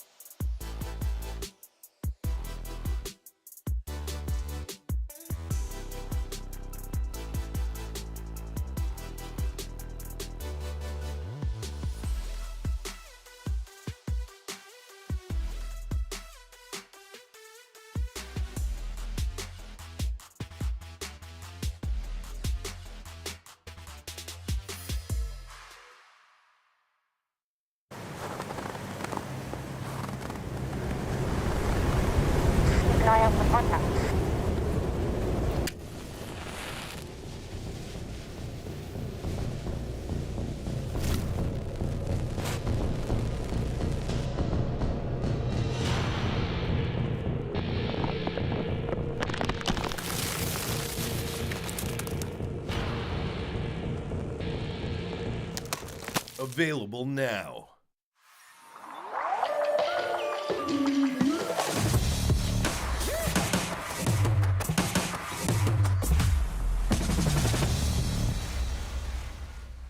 Welcome back to semi-final Saturday of the Blast R6 Montreal Major. My name's Ian. We are one semi-final down, one more to go. W7M versus VP is incoming, but before we even get into any of that discussion, there's something I want to do with the crowd in attendance here. Now, normally I'm not allowed to touch this, but I've had my eyes on it this entire tournament, so I need to get my hands on it. I'm doing it. This Control protein cookie. And I don't know if any of you have been eating these, but they are absolutely banging. And not only are they protein cookies, they taste great as well. So what I want to do is, I've actually planted something in this room, a box of cookies. And if every single one of you check under your seat, yeah, it's under somebody's seat, there should be a box of cookies in there. Has anybody found them? Anybody found any cookies? Hey, get me tight on Dino, man. He's got a box of cookies. Happy, guys? You excited? You got a full box of them. And if you watching at home want to get your hands on them, get yourself to drinkcontrol.com. Use the code BLASTR6 for 10% off. Enjoy your cookies.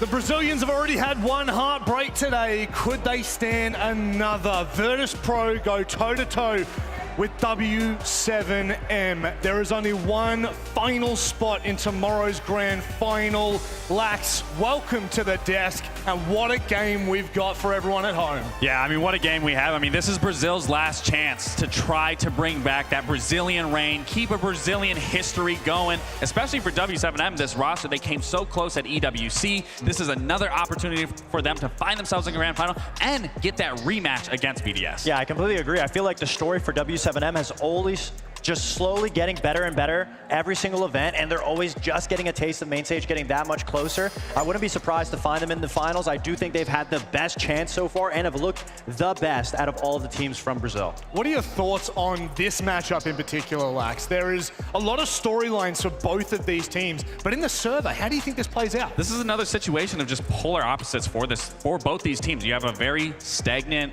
slow, methodical playstyle. Then you have W7M, very aggressive, knows how to pinpoint certain positions in the map and can take that control almost immediately in a snap of a finger. So again, this is just gonna be another testament for VP to handle an aggressive team, and then vice versa for W7M to be able to transition out of it and to go against a team that is a little slower paced. Virtus Pro are looking good right now, but they are one step away. They need to get through this Brazilian roster.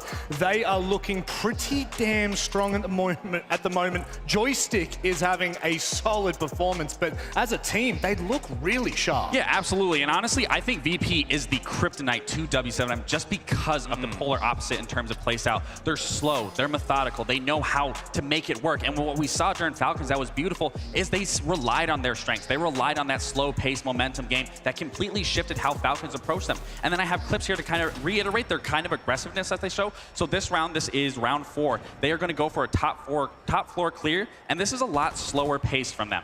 And they're going to take their time, they're going to work the map, they're going to try to figure out how they want to pinpoint this round. The thing to take away, again, BP is a slow team. So a big thing to note, when bomb starts getting planted here, they are planting at 26 seconds. That is a key thing to note here, because when we look at this, this is the next round. This is round 14, round 13, going into the first round of overtime. They are a lot faster. They start the initial attack here at 1 minute and 8 seconds. They are already starting a lot faster pace than what we saw originally in the beginning. And again, Joystick instantly realizing where they need to collapse. And keep in mind, they started the diffuser here at 26 seconds. They are now going to start it at 50 seconds. This is what I'm talking about, where VP is taking the chances. They are being more aggressive. They are changing their playstyle, which is working out for them, and this is what we need to be seeing. We need to be seeing risk takers, not only from players individually, but the team as a whole, and now they find themselves here in a semifinal, one step away from getting to that grand final. And the strength of Virtus Pro is that we know when they go up against aggressive teams, they're able to slow them down, play the momentum, and force them, the other team that they're playing against, to crumble, just like that. Slowing it down, going for late round executes, it makes other teams panic, antsy. But something that we have seen from Virtus Pro so far is the flavor of spice of them rushing the site, bringing that blitz, getting opening picks. That's something that we haven't seen from Virtus Pro before. So obviously it adds a new flair to this roster that everybody from home that sees them play, that was their biggest flaw. So now that they have that in that arsenal, it does make them a lot more formidable of an opponent to have more in their bag going towards the finals run. There are many players we could talk about in this matchup, but Lax, Joystick is giving me flashbacks. You gotta call him the Cyborg, not Joystick, Cyborg. That brings you back all the way when he was at Empire. I mean, this player is stepping up tremendously. We haven't really been able to talk about him a lot throughout the most recent of history. He's kind of taking a little bit of a step back. Everyone's like, get on Ash, get on Jaeger. And that's where we were seeing him yesterday. He was on Ash. He was getting those entry kills. He was getting triple kills. And this is the performance you want coming out of the Cyborg of Joystick coming into this semifinal. Because if W7M can't handle a player like this and the plays that Joystick is making, it is going to be hard to punish going later into those rounds if Joystick can find these opening kills, especially on these attacking halves. And I think everybody has been, saying that. Joystick needs to go back to how he was back in the day.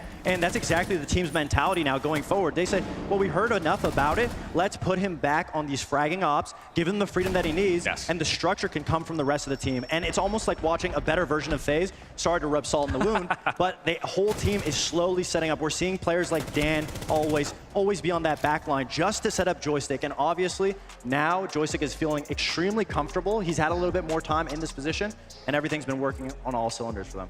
Now that we're seeing a bit more of a, I don't want to say mature, but maybe adaptable roster from Virtus Pro, we're seeing quicker rounds, we're seeing slower rounds.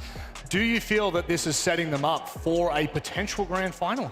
I think it does, but again, they have to keep in mind that they are changing their playstyle. That's not something that's easy to do, especially when you're in the thick of it, when you are this far. It is good to take these risks, but you also need to rely back on your strengths and what works best for you. You just need to figure out how you can implement it in given moments, but then again, resort back to your strengths and play even harder on top of that. On the flip side, a team that is looking to forge their own path, a new path, W7M in Montreal, they look to do the feat. They've got to go up against Virtus Pro here. I mean, this is not an easy matchup for them, but this is something they're capable of. Absolutely. I mean, the whole team is full of playmakers, and they have the passion. I mean, this team has been playing phenomenally well. I think everybody's been talking about Volps, Loban. I mean, these players are constantly applying pressure, and the one difference that Virtus Pro hasn't gone up against a team like this is the fact that they're never looking to give up that first pick. Virtus Pro is a slow team. W7M knows how to play aggressive, constantly putting that pressure when you never think they are, and then also going very slow and methodical, falling back to the site. They really only realistically want that opening kill just so they can go back to site. They're comfortable playing the 2v2s, the 3v3s, because they know that the players are individually better. So that's their goal mindset. And when they play against a slow team, often more times than not, they're able to suffocate them and cut them out without giving any advantages. It's also like there's a duality to this conversation where it's like, yes, they can catch them out, but also that can play into the hands of VP. Do you think that that will be something W7M are concerned about?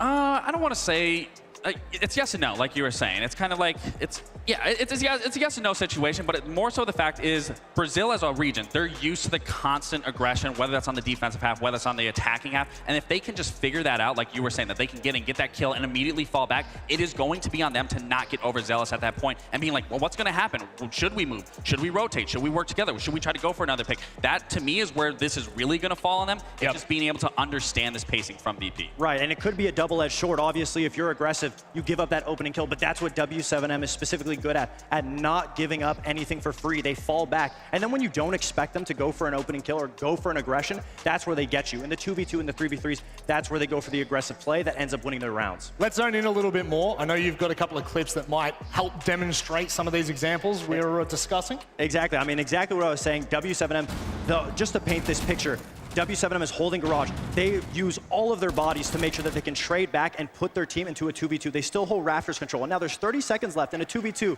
and you would not expect anybody from W7M to go out of their way to hunt and end the round in this position. You see they have full garage control. They know that the time is on their side, but right when you least expect it, they go for an aggressive overplay. They get the 2 kills before giving SSG any time back into the game, and that's constantly what they do. When you least expect it, that's when they bite, and they're so proactive on that roam at playing the lost art of stalling time as a roamer. They're not always looking for kills. Sometimes it's just about leaving you in the dust with nothing to show for it. And that's why it worries me, because they are going against VP, so the timing is going to be everything for them, because we've seen a situation with VP against Falcons where they waited for Falcons and they would just get freebies because they would get peeked into. So it really is going to be important, all about pacing and timing coming out of W7M, knowing the right time when to strike and bite down hard. Well, let's get underway with the map picks. It's time for us to decide where we're going. A very crucial part of this conversation. Fox, we go to Labs to kickstart this one. It's a W7M pick, meaning VP get defense. I mean, it makes a lot of sense. Labs is definitely a comfortable map for W7M. And when we talk about roaming, I mean, the map just has so many layers to get through. And yes, Virtus Pro is a great step-by-step attacking team. But the roam from Loban specifically on W7M, constantly slowing teams out. I mean, obviously that map can leave an aggressive attacking team just stuck in the dust, not able to go for an execute, and we will need to see a good amount of fast pace from Virtus Pro if they want to be able to not get stuck out on time. Well, what I like about this pick, specifically in VP falling on the defensive here, is W7M has no sort of information of what VP does. Kind of similar to what we saw with BDS and the FaZe match. So I'm expecting a lot of W7M to be working around this map, both to be getting in certain areas of trying to take contention here. But again, I do think this map kind of heavily favors VP just because of that unknown identities, those idiosyncrasies that you can't pinpoint on VP. I definitely want to see what this next map looks like that we're going to be seeing. Cafe, this is a no-brainer for me. This is another good map for VP. If I'm looking at both these maps right now, realistically, I'm realistically going to go with VP here, and especially falling into that Cafe. Cafe is a really strong map for VP. They know how to work it. They know how to work the verticality. They know how to work around the map. They know how to force positions and work out. Just in those clips that I showed you, they demonstrated that they can play a slower pace and that they can work with a faster pace. And when you allow yourself even a 24-second time window with a team like VP, if you're playing a little faster pace, that is such a pivotal piece for a team that is so structured that you're allowing yourself a lot more time. That's so interesting that you're favoring VP for the map picks, because I really do think this is a W7M full BO3, especially seeing Chalet come out in the last part, just because SSG made that same mistake. They left the Cafe up because they didn't think W7M was that good at it. But they're so elusive and hard to track down. Their defenses is the biggest thing. And yes, we talk about double-edged sword. Virtus Pro, slow and methodical. They need to get that first pick. But W7M are so good at not giving that opening pick on the round. So it's almost going to see like a best of both worlds to see how it turns up. I do agree. I think that first map is going to be the unknown. Will Virtus Pro have enough information to shut down the roam from W7M? Will W7M be able to maintain that level of it's their map? They don't really care what you have to show for it because they are that much better on it. And again, that's why I'm worried, because they've already shown Labs twice here. So VP already has all the strats. They already know their approach. It's just a matter of, can W7M change their style if need be to counteract a counterplay? So you guys, I mean, you split. This is probably the first time we've actually been split in this discussion. So I might put a dividing line in here for you, Lax. What team would you prefer to see take on BDS in a grand final? You know, both these teams are deserving, I'll say the least, but realistically, if I'm looking at the maps and I'm coming from an analytical standpoint, I just got to go with VP. I have to. Right. I mean, I don't know. I think you obviously want to see the two differences in play style. I do think W7M has a little bit of the stars aligning, the underdog story. They've been getting to this point, and I would love to see them get to that final to fight again for a spot to win. And obviously, their play style is so unique and refreshing. Like I said, it's a lost art the way that they play the roams, and as like an OG player, I love watching Loban on the roam because he's constantly thinking about his team, not just a highlight reel play. Will that potentially open up pitfalls in their defenses and attacks by any chance, Lax? I don't want to say. Nah, I don't think so. No? I don't think it will. Well, opening up the discussion a little bit more at the moment because we got a little bit of time. So we've got the first map, Labs, nice and open, nice and big here. W7M. How similar to Falcons would you say their play style is in respects to aggression? So that's the difference between W7M and Falcons, is Falcons loves to over-aggress. They love to overextend, and they will die for that position, die for that opening pick. Whereas W7M doesn't really allow themselves to be in vulnerable positions. If they're going for an aggressive play, they're making sure that they're working on it together as a team. And if anybody watched the BDS game, exactly what we highlighted on their labs is every single moment all of the BDS players are rotating together. That's exactly how W7M plays when they are on that roam. They are constantly making sure that they put somebody on an island. He plays as safe as possible, and once he has them the bait, that's when the rest of the team creeps up. And more oftentimes, they give up the site just to get for that opening kill, because they know if they trade body for body and they get put in a situation where it's a 2v2, a 3v3, they usually win it. So that's what they feel comfortable, is making it as drastic for the other team, limiting what the other team has utility-wise, and just bringing it into a man deficit so they can just clear it out. My favorite part, predictions. What are we thinking, Lax? I don't think this is going to be a blowout by any means, but I do think VP takes his first map. Ooh. I think W7M is going to win the full series. I think W7M is going to win the full series.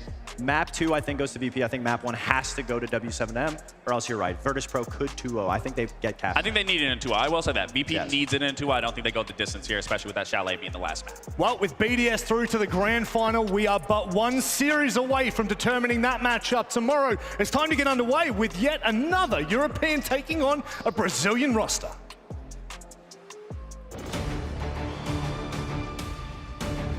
I think VP is a good surprise because I didn't thought they were playing pretty good in the UL stage, but I think they really turned out to be a better team here in the major. W7M might be one of the strongest teams in the world right now, and I have respect for them. I think they are one of the most annoying teams to play against because they have like the same playstyle, but then it turns out to be really annoying to play against because it's really structured and really like they do the steps, step by step, really, really good. The strategy against them would be to try to get early kills because they like to play aggressive sometimes and focus on not losing them an advantage after because they are very good with refrags. Hate W7M, let's have a great game. Welcome back to the Blast R6 Montreal Major. What do we think? Should we fill that last grand final spot? I'm not going to waste a second. Let's bring out our first team. They are colder than the fall in Montreal. It's VP!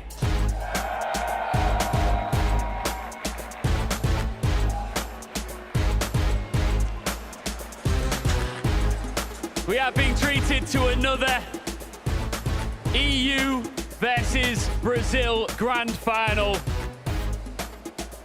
And this team can pull off a magnificent finish out of nowhere. Back on a major main stage and looking right at home.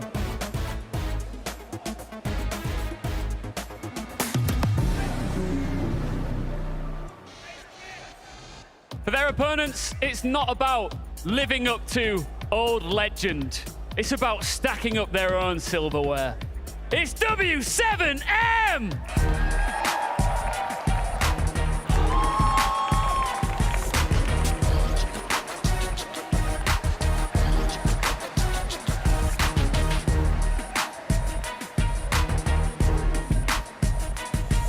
Do not underestimate the Bulls. The last dance, that's been and gone. This roster is dancing to a beat of their own drum. As we get set for the final time here this Saturday, I'm just gonna do a quick sound check with you both standing here. Who's winning this semi-final? Is it VP? Is it W7M?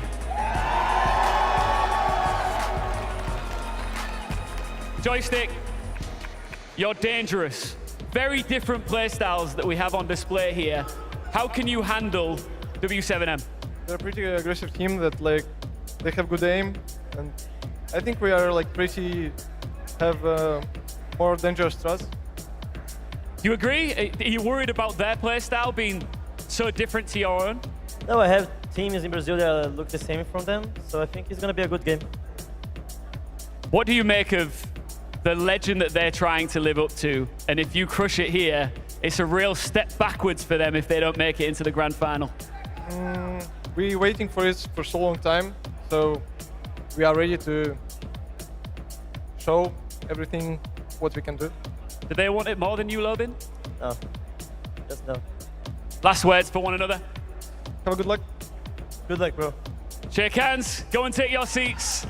It's time to get into this one. Gus and Xenox, lead us through it.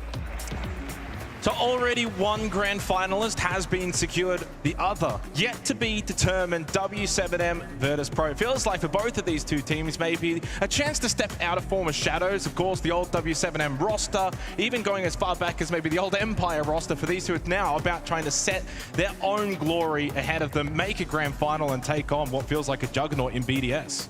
Yeah, it should be a really exciting game, and despite both rosters failing to make Manchester, now both in prime position to make the grand final here at Montreal. Yeah, certainly so. Right now for Virtus Pro, they've had a pretty good run. They feel like, for me, this is maybe the best opportunity to go to that next step, make a grand final. We've seen this VP roster make top 4 back at 6 Invitational, yet they fell short. For W7M, this iteration of this roster, of course, previously at the EWC grand final, but got demolished, wanting to redeem that, make another grand final here in Montreal, go one better.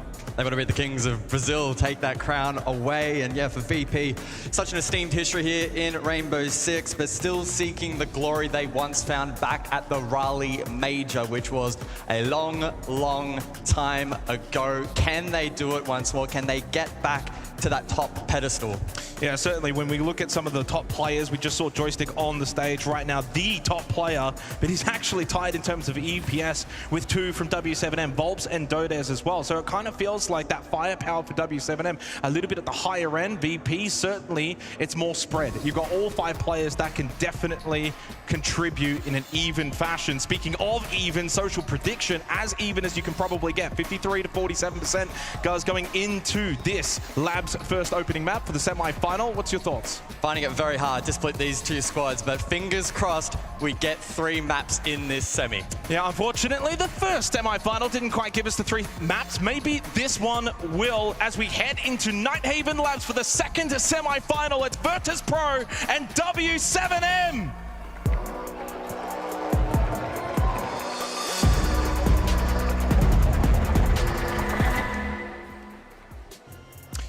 Well, to be a contender, you must, of course, make the grand final. One of these two will be the true contender for BDS to challenge. We all know right now BDS are looking like the favorites, the Kings, in that grand final now after taking down FaZe Clan. Both of these two, though, want their opportunity, their chance to try and dethrone them in that grand final. But you've got to get there first. You've got to get through this match in this semi-final. VP on defense to begin as we head into the ban phase. In terms of expectations for operator bans, we do have the W7M Liquid 2-0 back in the Swiss stage. In that particular matchup, they took the Ram and the Azami off the board, so there'll be a bit of a switch up with the Thatcher off, and that's just going to complicate Hard Breach a little bit. Blitz as well, to note, it does mean that the Monty will be playable in this matchup. As expected, Azami also off the board. That's going to weaken especially the top floor hold for defense, something that VP will need to keep in mind as we wait for that final defensive ban to come through. Plenty of options still available to VP, so we'll see what they lean into and what kind of indication that may give as to what they'll look to exploit in the first half. And it is the 2 Barrels. So you lose the Thatcher on attack, but 2 Barrel also off the board just evens things out a little bit. Alrighty, let's get going as we begin on Labs here for the second semi-final. Now, we had a couple of people probably not in the arena when we got Ian to get a check on who people are supporting, so we'll go again for affirmation. Who's going for W7M? I'm hearing some boos in there, mixed in with some cheers.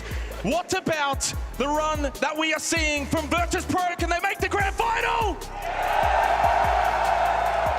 A little bit more love. Aye, that's a little bit more love, isn't it? As we head into Labs to kickstart our second semi-final. Virtus Pro are on defense to begin. And as we know on this very map, defense should very well prevail, looking to them to start well here in the first half. Let's jump into things then. Very excited for this particular matchup to play through. Can W7M get off to a good start on attack? Basement can be notoriously difficult to attack.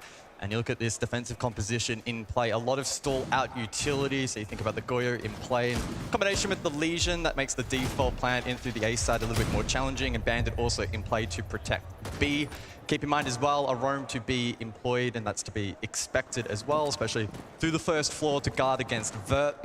W7M with the tools, though, required to deal with that double Vert themselves with the Ram and the Bug, so they could go top down, or perhaps look to expedite that and go a little bit more direct, but top down typically safer here on Labs. I'm very curious to see how VP is going to play here on the defense of Labs. Do they go for map control? More than happy to take some of the fights. Yesterday in their match against Falcons, that was actually one thing that surprised me. As close as that was, it was only 2 maps, but their aggression in the mid-round actually went up a level to what we've seen from VP in the past, especially phase 2 here at the Major. So they were able to match it in terms of that gunfight potential with Falcons, which was definitely one of their strengths. See if they can take it now into this series against W7M. Volts just getting one in the side, but he gets away with his life intact as first contact is made. And of course, for W7M, they've got a lot of clearing to do here, considering where the site is basement. Loben with vertical line of sight down below. And will now drop down, hatch soft, so pretty easy to deal with that. And VP not eager to aggress too much here. Harsher over towards Cargo says, can chip away during utility and just prevent the attack from taking this ground completely uncontested, but won't necessarily want to play for his life. Joystick over towards Lobby, though. This could be a dangerous position for W7M to contend with. Yeah, so far, though, I like the positioning here for VP. Pasha yesterday, we saw him at one point go 0 and 5, and he was able to bring it back, eventually go positive, which highlights the mental aspect for this team. But Loben catching Pasha on the run back over to site, opening kill. Will go the way of W7M. Good way to start here on the attack of Labs. And it puts the pressure a little bit here onto VP. But Joystick, he's going to go clearing top floor. And let's see if he can find a kill here. W7M might not be aware of this flank. Oh, it's the top-rated player for VP on that top floor. And we'll see if Joystick is able to find a pick back and disrupt this attacking pattern. But good drone work from W7M will force Joystick back to Lobby once more. And it's a tricky position to fight out of if the cross is covered. Logic bomb as well. Currently no one top floor for W7M. Contact made now from Lobby for Joystick. Another kill for W7M through Loben. He's found 2 to start. Very good for him individually, but even better for the team of W7M. Chance now for Always, though, to get involved. Had to find one. Instead, it was none. Now 4 white, deep into sight. And so far, this attack for W7M, pretty much faultless outside of the fact that Dots is down. Nitrocell looking to convert, but hey, up close, Dodes with a shotgun. And Joystick, the man that was flanking in the earlier portions of this round, now has only vert control, but by himself, shot from Dots, and a fantastic start for W7M. Yeah, I think being able to isolate Joystick and take him out of this match as much as possible will be a really important piece of this puzzle for W7M, doing a good job there in the prior round with Joystick isolated over towards Lobby. Not taking any second chances. Drone work late was clean, able to then cut off the retake attempt or retake potential. And in the course of all that, site was being hit, good flood in, and the pressure from VP, they weren't quite able to... Well, they just basically lost all of their ones, despite the fact they were holding a lot of angles around the map, and I thought they were holding good positions. Pasha over towards Cargo Stairs had a good spot, playing off of the Castle Barricade. I thought maybe Joystick on that flank maybe should have been able to do a little bit more, but credit to W7M, they had the flank watch drone in place, ready for it anyway. So W7M had all angles covered. And the fact that they've already got an attacking round here on a map like Labs is a really good sign. It is their map pick, though. Expectations, of course, to go with that. As we head over to the top floor for the second round to see if VP can get on the board defensively. Now in terms of this top floor, it has a 48.4% attacking win rate over the last month, so covering the major. With, again, the Azami off the board. That should just bolster it a little bit as well. There's not many spots that the defenders can play safely in towards the side itself, so expect VP to be a little bit more aggressive on the peripheral, try to prevent as much map control as possible. Loben, though, to sneak down below. So that Buck can have an impact on the vert, and with the mirror in play, he could be a key tool in disrupting that. Meanwhile, the Maverick as well, main breach into the mirror. So I like this lineup from W7M. One of the weaknesses so far for W7M throughout the tournament, and even especially yesterday, despite getting the win, has been entry kills. Only 49%, which is quite a low metric compared to a lot of the teams, well, still remaining. especially compared to a team like Virtus Pro up to 53%. So that's an avenue that if VP can keep control of, and there it is. Lovely Nitrocell from Pasha, gets rid of Dots. The Maverick is now in the bin, and VP will find the opening kill for the second round. And that's what I'm talking about. You know, trying to contest on the peripheral of the building without taking huge risks. So well rewarded. Loben, meanwhile, in cargo. So he's in a position to potentially lurk up blue if he doesn't want to vert from below. Given that W7M are now at the man disadvantage, he could try to lean into that and make a heads-up play, but I think instead he'll revert to this play from below. Some awkward timing over towards Rafters. Pasha has a read, has a ping, but the shots don't land. Full white, no Nitrocell remaining either for Pasha. Doesn't have that utility, but joystick elsewhere. Does deal with Loben, who was lurking down below. Dodes, though, the F not mine doesn't matter. Spots the head of Pasha, and just like that, W7M able to equal up to a 3 versus 3, and they've got Rafters control as well. Good sightline in through the site at the moment through Dash. Bolts now over towards blue through the hallway, but he walks into the frost mat. Easy kill for Always. Almost got traded, can't quite find the kill. Never mind, he does in the end. Dodes makes it a 1 versus 1 with so much time. Still an entire minute remaining in this second round. Shot in the back, Shepard gets Virtus Pro on the board. Good discipline then from Virtus Pro in the prior round. Shepard, nice flank in the 1v1. They did a good job in dealing with Loben from down below, and that was off the back of finding the opening pick as well. Well contested from VP. Not really having to do anything, absolutely. I mean, a little concerning though, considering the site. Command server, such a strong defensive site when it comes to labs, and yet it comes down to a 1v1 with a minute left. Shows the aggression that maybe W7M want to bring into this attacking half. And that was, well, of course, quite successful, just without the round win, but they got it down pretty close as we head over to now the tertiary site, control and storage. And we go back here. I mean, Dodes getting that kill even with the F-dot mine. Was in a great position, but Dash. And from here, I mean, to be fair, Always does an incredible job. He's quite pinched in that corner, and he's able to get a couple, and that basically salvages the round, sets them up for the 1v1 for Shepard. Yeah, he plays that position absolutely perfectly, but losing a Monty to a frost mat is certainly not ideal, given how powerful Montang is at the moment. Would have been, ironically, the best operator in the best position to actually flush that anchor out. So 1-1 to begin. Right now, not a lot of pressure in this game, though. Early days, only 2 rounds, but with W7M already finding an attacking round, it probably lessens the pressure on their side. We do head to the tertiary site, though. Certainly a good opportunity for W7M, and questions to be now for VP as to how they're going to defend this. A lot of times, teams just want to kind of send it straight in, play the window. You do want to try and clear above, over towards that IT position, so that you can deny the vert from the defense, which is, of course, where right now VP will be defending. Dash looking to open up Garage, and will do so successfully. No one contesting there for VP, and Dots to then drone on through. Decent start here for W7M. Imagine they'll turn their attention now upstairs. Can they try and play around the Monty a little bit more effectively in this particular round? We'll have to wait and see, as again, Loben lurking down below. It's certainly become a trend so far in this matchup. This time, though, on the IQ, and can look to spot out various pieces of utility available to the defense, and flush that out, or at minimum ping it to the rest of the team, as you mentioned. W7M to head above. Exothermic to open up this main breach.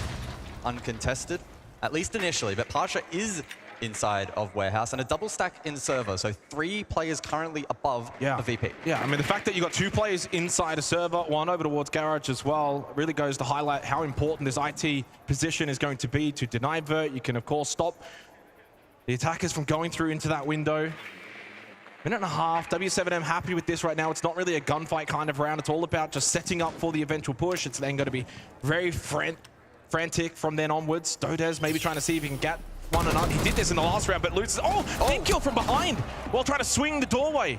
A little bit of an error there from VP. Suddenly opens things up for W7M. Hatch drop, successful. Now they'll play first floor, but it means for VP, not only are they down 2 players, but they've given up top floor as well for W7M to be able to play out of. They get the revive onto Dodos too. Puts them in an amazing position to capitalize in this round. W7M to remain composed, though. 2 players on drones looking to obtain information on the remaining 3 members of VP, and as you can see on the overhead, always drone. Full rotation, first floor. Shepard and Dan trying to protect the backside, but yeah, right now, storage is completely vulnerable. The fact that you've got IT, you've got the vert, you can just go straight in through the window. That's going to be surely the plant spot, as Dots, though, well, he makes his way over towards Warehouse. He is surveying, getting some information, but he also does have the diffuser. If he goes down in any way, shape, or form, this could really throw the round into disarray for W7M. He's getting incredibly aggressive to just make his way into control. And Shepard's got down below with Nitro, so keep that in mind in terms of plant style as we enter the final 15 seconds. He's planting inside of control, even though they've got storage. This is going to be intriguing to see if it does work out, but Shepard in the wrong spot, and that plant will be successful. Nitrocell, not impactful at all. VP really needed that to be successful. With Always Is Death, 5v2, and the plant down. This is going to be so difficult for Dan and Shepard, but that's one off the board. The Montang, decent start, but little time. Need to get moving. Great angle here from Dodes, though. They've got a really good post-plant position, and he gets both. W7M will find a second attacking round already, and they set the tone early here in this match.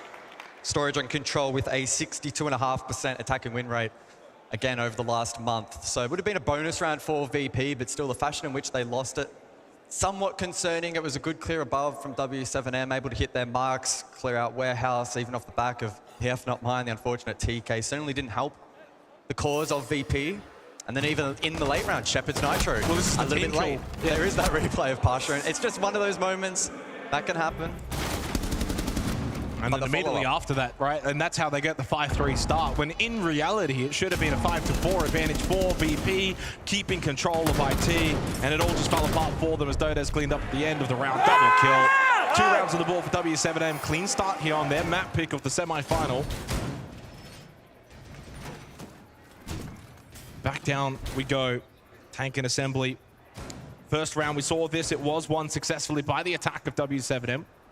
We'll see if VP are going to be able to switch things up, though. They really need to get these defensive rounds ticking over, because if a third one is found pretty quickly for W7M, it's going to set them up very nicely for this map. Yeah, we talked before about the hard-hitting players inside of the server for this particular matchup, most notably Joystick, Volps and Dodes, both equal in terms of EPS rating heading into this particular matchup, very high.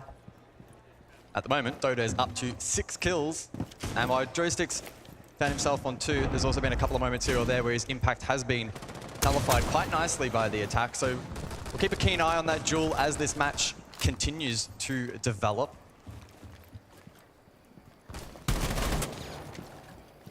Loban's been great to start so far. Same with Dodes, 4-1, 6-1. A couple of high fragers for the team, really soaking up the majority of the kills. If you can get them down nice and early, takes out some of the firepower for W7M. Again, good drone work, and they've been so patient in their attacks throughout. Nighthaven Labs, pretty big map. You definitely need to get the information, try and force out these roamers, especially when it's basement. You know they're going to be there. Dots through Cafe, he's able to just clear out with the Montang. And Volps will find the opening kill onto Always. Another opening kill for W7M. This was actually a part of their game they didn't have yesterday against SSG, and yet they still went on to win. Worrying signs to begin for Virtus Pro. So Dan then first for Storage. As the Logic Bomb rains out, Joystick this time around plays a little bit more passive. Instead of getting isolated over towards lobby, makes an early and decisive call to head back towards basement.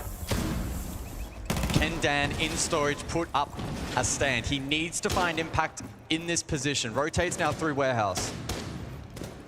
Not exactly the top fragger for VP, but they need him right now the most to find at least one. Talk about timing. Creeping on down the stairs. Does find the kill onto Volps anyway. Dots, does he make his way back up?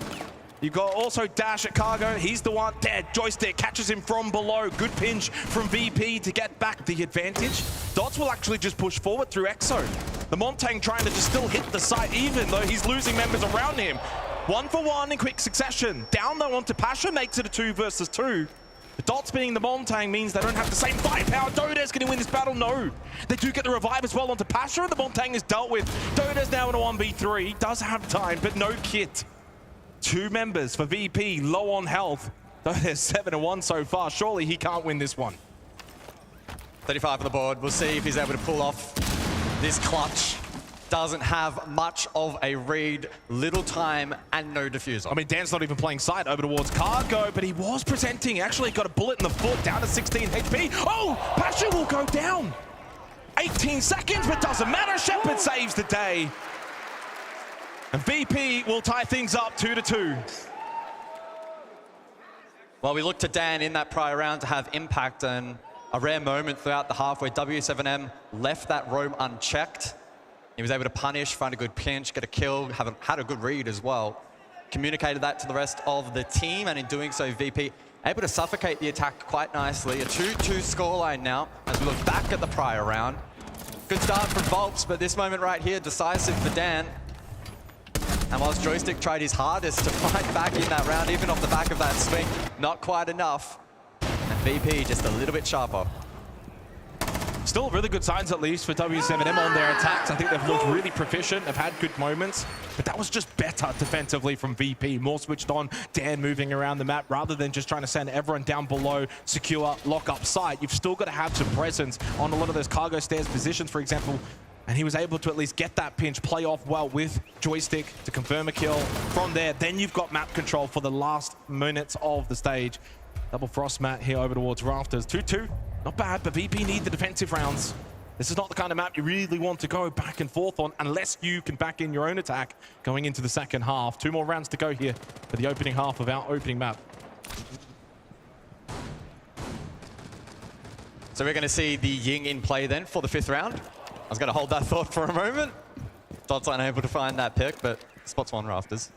The Ying in play has had a just shy of 20% pick rate when available at this event.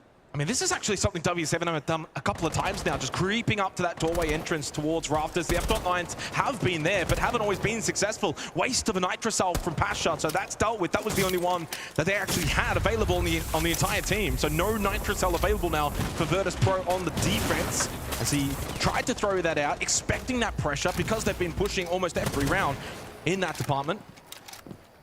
In the end, gets nothing for it. That's a mini win there for W7M as they start to open up IT. That will put emphasis on Shepard in the late round with those smoke babes to get impact.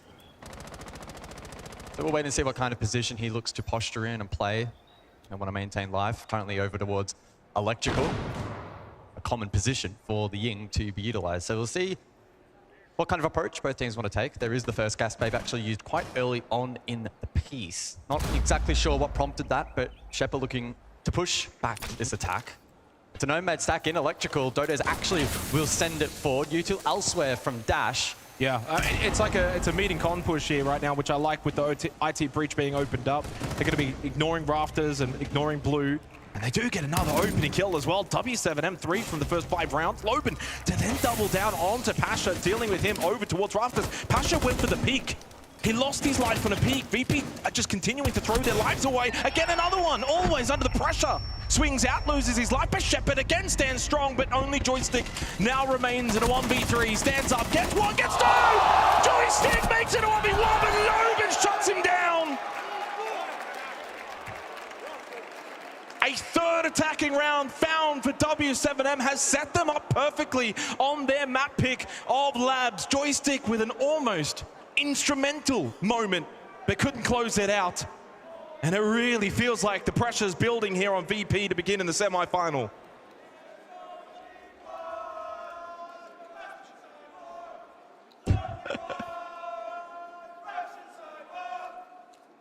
I really hope that's coming through the stream or it's going to be quite awkward. Good round then overall from the Brazilians. Loban with a good sweep late in the round, but I think this round illustrates top floor again. You think about the anchor positions on the objective itself, they're so limited, and if you're not going to compete for more map control, you get punished in the late round. We didn't really see much of a battle over towards Electrical or Con or Rafters for that matter, and it really compounded in the late round where VP had nowhere to go. Yeah, I mean, Pasha solo swung over towards Rafters, lost his battle. That opens up more map control for W7M. We saw a couple of players for VP peeking. Dan was 1-2. So if you've got 2-3 players all peeking early as W7M pushing in, and they all lose their life at the same time, it just makes it so much more difficult for those that are actually inside looking to defend, which is usually what VP will do and play like, but they're not quite doing it to the level that we typically see from them, and now find themselves down and giving up a lot of attacking rounds to W7M. Final round of the half. VP must win this round to just keep the tide somewhat calm. Otherwise, W7M will be building up a tsunami, going onto their own defense, looking to take this opening map. Long way still to go. But right now, the biggest thing that's going their way is these opening picks. 3 from 5, a really good stat line for them, for a team that doesn't always get it into storage though. Dots, pistol out, easy kill, another opening kill. Adrenal Surge gets him back up on his feet with the shield in front of him. Huge advantage now for W7M as they pick up the pace. And VP just cannot match them. That diffuser being put onto the floor right now by Dot is not going to be stopped. All three gas babes still up for Shepard. Doesn't even use them. He's dead. 2 right. So is Joystick. And it's 5-1. Pasha, the only one. W7M have absolutely blasted Virtus Pro here in this 6th round. Wow. Wow, wow, wow. And that is W7M again illustrating their ability to switch up tempo. They find that opportunity. They disregard the hold up above, go direct. VP do not have an answer. No, they certainly did not have the answer, either if W7M were playing slow, calculated in their attacks, or if they picked up the pace such as that. VP were not expecting that. And certainly weren't ready for it. They must do something very special now, Virtus Pro, in their attacking half, because W7M have really put themselves out to a very solid lead. Now we're going on to defense here. And certainly you can see Always is just completely surprised to see this Montang right in front of him. Great adrenal surge as well that we saw come out very quickly from Dodes. Gets Dots back up on his feet. They keep the numbers alive, good positioning, and just able to win every single battle. Right now, just winning the gunfights so convincingly against VP. Pasha 2-6, Dan 1-5, Always 2-6. They're just not winning these gunfights. Do keep in mind though, this is the map pick of W7M. So we do expect a strong performance for them on the first map. However, that first half, quite devastating for VP who are struggling to find answers to a lot of the things that W7M have been throwing at them so far. And in terms of interesting things being brought into the server, we saw the clash there. W7M trying their best to hide it. And we see time and time again how that operator can stall out time very late in the piece if the attacking unit fails to deal with it, may not have enough utility to deal with it. I mean, a good example in this round, right? We don't have the Thatcher because it was banned out, and no impact EMPs either. So VP will need to coordinate really meticulously to deal with Volps on the clash. Certainly going to be an obstacle, a large one. Virtus Pro now go on to the attack, and we'll see if they can replicate what we saw from W7M. Over towards con side to begin. Of course, top floor, command server. Pasha opening up this con wall. VP, the one thing that they need to do against this clash, though, is try and spread this defense. You've got to have multi-faceted ways of attacking. Open up IT, open up con, put pressure over towards blue, maybe even warehouse as well. Just try and keep that clash on its toes. Where it is, then you avoid it, you go elsewhere. It's probably the best way that they're going to be able to deal with it. Deep into IT is Dash, super aggressive for W7M. Has one behind him as well, which is Dodes over towards Rafters. So good presence to stop any potential opening of IT. Looking to keep this closed and fortified. And again, this is how you have to play the objective. Fight on the exterior, prevent as much of that wall as being opened up for as long as you can without taking massive risk. And we'll see that come into fruition. Joystick not overly eager to hold that line of sight for all. They have no map control right now. Every single player of Virtus Pro is outside of the building. I mean, right now, W7M is set up very nicely considering that they do have that clash. They can look to continue to stall out. Once VP try to enter the building, they have to deal with the clash. They're still going to clear out a lot of these positions. W7M are more than happy with what they are seeing right now. I mean, even IT Breach still hasn't been opened up because that mirror electrified as well. There's just not really a lot you can deal with there. Dodes getting aggressive. This could be an opportunity, but the flash is thrown instead. Dodes will happily just fall back. Dan does find an opening kill over towards Rafters.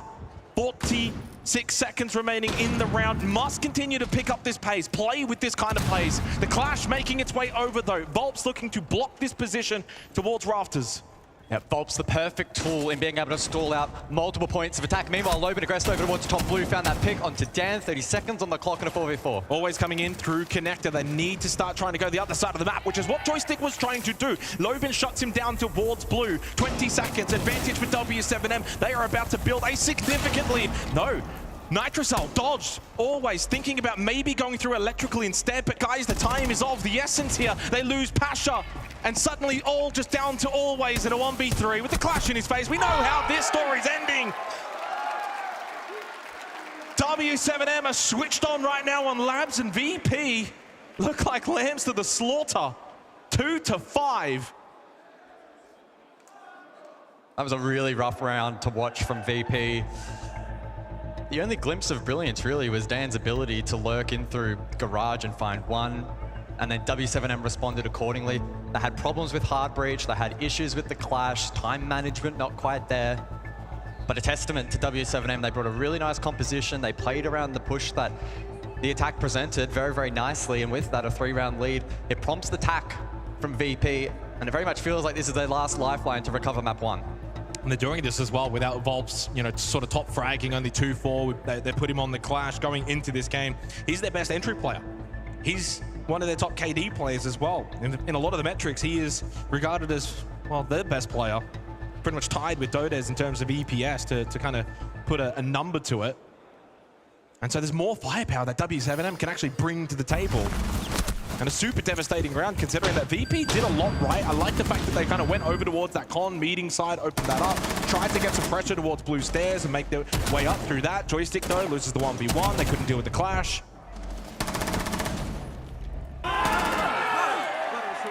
Just control. Utter control from W7M in all facets. And yeah, it looks about that, doesn't it, right now for Virtus Pro. They've got to try and find a way back into this game. Next couple of rounds, absolutely crucial. They can't just be thinking, all right, we'll just go to our map pick, give this one up. Not in a semi-final. You do not want to give your opponents any leeway.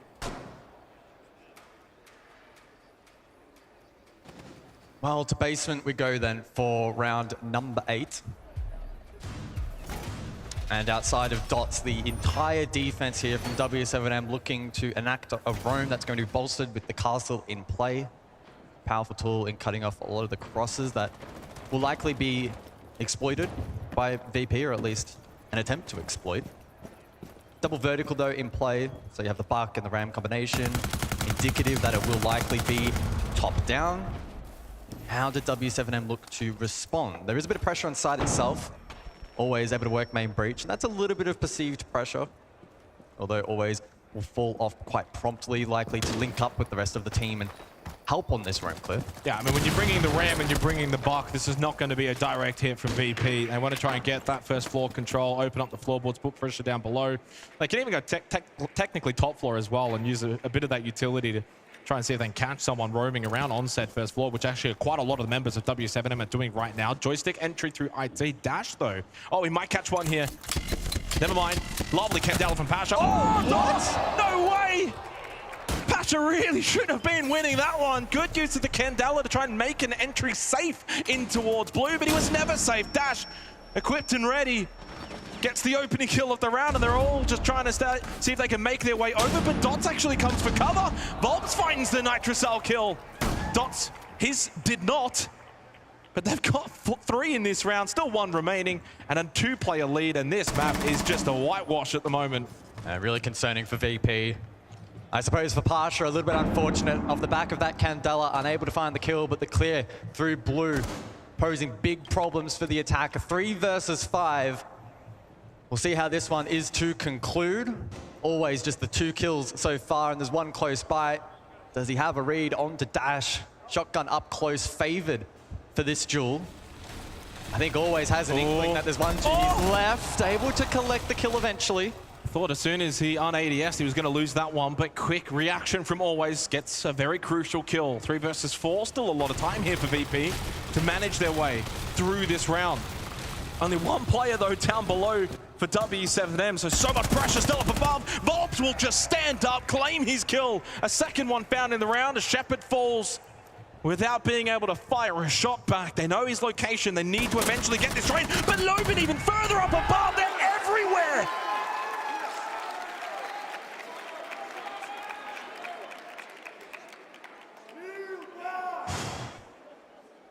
In a semi-final at a major, W7M are just toying with Virtus Pro. So much map control, so much firepower. And on their map pick of Nighthaven Labs, they are about to 7-2 them.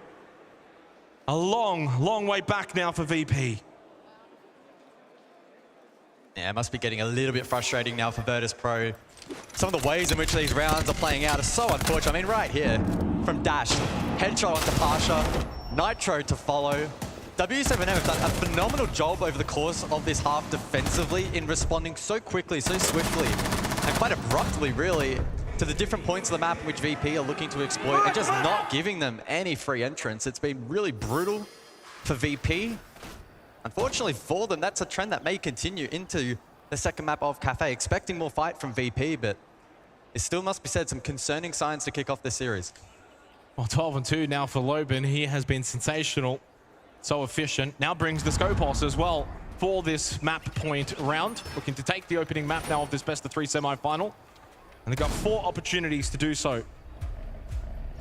Super important performance from W7M though to set them up for this series, to claim their map pick in such a dominant fashion.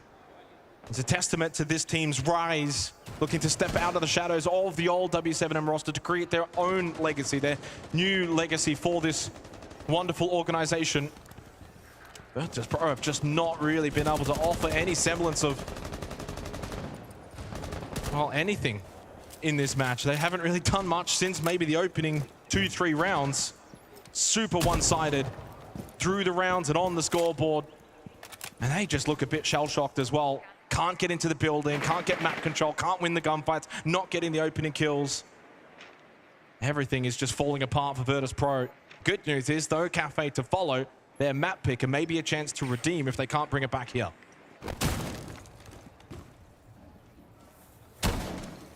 Good news as well, potentially. We are going to Cafeteria and Kitchen, which I always say is probably one of the worst sides in the entire game, at least in the 9-map comp pool. So we'll see if W7M can pull out something special. The Scopos is in play. Single-digit play percentage thus far. Oh, fast Loban looking for kill 13. No, Shepard. Quick reaction. That's something that VP needed. A good start to the round for them at the hands of an aggressive play from Loban. Maybe a little bit overzealous with that play, but hey, why not? You're 6-2 up, you're fragging, go for it. But it does open the door now for Virtus Pro. Of course, the clash still an obstacle that will be needing dealt with later on in the round. Just over a minute remaining. Saw an intriguing site choice last night with SSG. This is certainly one that's similar on Labs. We'll see if it does backfire for W7M. Hell on Shield looking to get placed down by Always.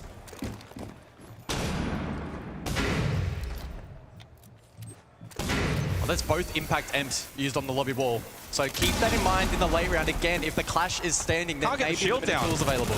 But the clash is just stopping the Ossa from being able to get that shield down to get hallway control. Dan still rotating around, trying to just shoot over the shoulder of the clash. Volps looking to contest on the Malusi. 30 seconds left. Again, guys, time is running out. As annoying as this clash may be, you do need to push through it. You do need to deal with it. Good headshot from Volps. Expecting now pressure from behind. Dan on the Deimos though, and he gets them both. Puts the Vendetta to good use. Double kill, looking to find 3, but Dota shuts him down. It's a 2 versus 2, but a good swing from Always. Clean and down to just dash. And Always is there to shoot him in the back. 6-3. Better from VP, but questions maybe for W7M. Site choice. Loban at the start of the round. Just have to maybe bring things back a little bit for W7M. Finish this in a clean fashion. Don't need to overdo it. Again, another rather awkward round for the attack. We saw the Osa and the Clash face off. Provided good protection in towards that lobby position, but after the wall was opened up, the rotation came through. And then most notably, the flank in late in the piece from Dan. That was not great. Not one that he would want to watch back, that's for sure. But at least for VP, they were able to play off it. And even at that point, 25 seconds left, essentially, you know, like a 3v4. I mean, it was that because Pasha was down on the Thermite. It was that play right there. But yeah, it was Dan on the Deimos. He's had some good moments. Some rare moments, though, for VP in this particular map. But just quietly, only 3 rounds away, and they can build up very quickly. We'll see if they've got the dexterity to have a run here on Labs. At this point, it's a free punch, really. You're down 6-2, just got to go for broke. You certainly cannot have that mentality of let's just wave the white flag, move on to Cafe. You've got to give everything you've got in a map like this. As funnier things have happened. Top floor we go, command and server, defense W7M. I imagine Loban's not going to go for a super aggressive play to kickstart this round. I say that, he's going for a spawn peek. Oh, if we cast our minds back to the last time this site was played, VP really struggled with a couple of key areas. of the objectives, some key win conditions, Well, breach, the clash was one of them, and they've actually dropped it. Yeah. Oh, chance for Pasha, but no one wins that one. 2-8 for Pasha, but again, recall yesterday he was 0-5 at one point, and he was able to reverse it very swiftly. Certainly the kind of player that doesn't look at his KD and wonders if he's having a bad game. Loban, though, has been swinging everything. So aggressive. Volps gets the opening kill. The W7M always will go down on the IQ. Joystick trying to find a response, but W7M not really presenting. Holding good angles.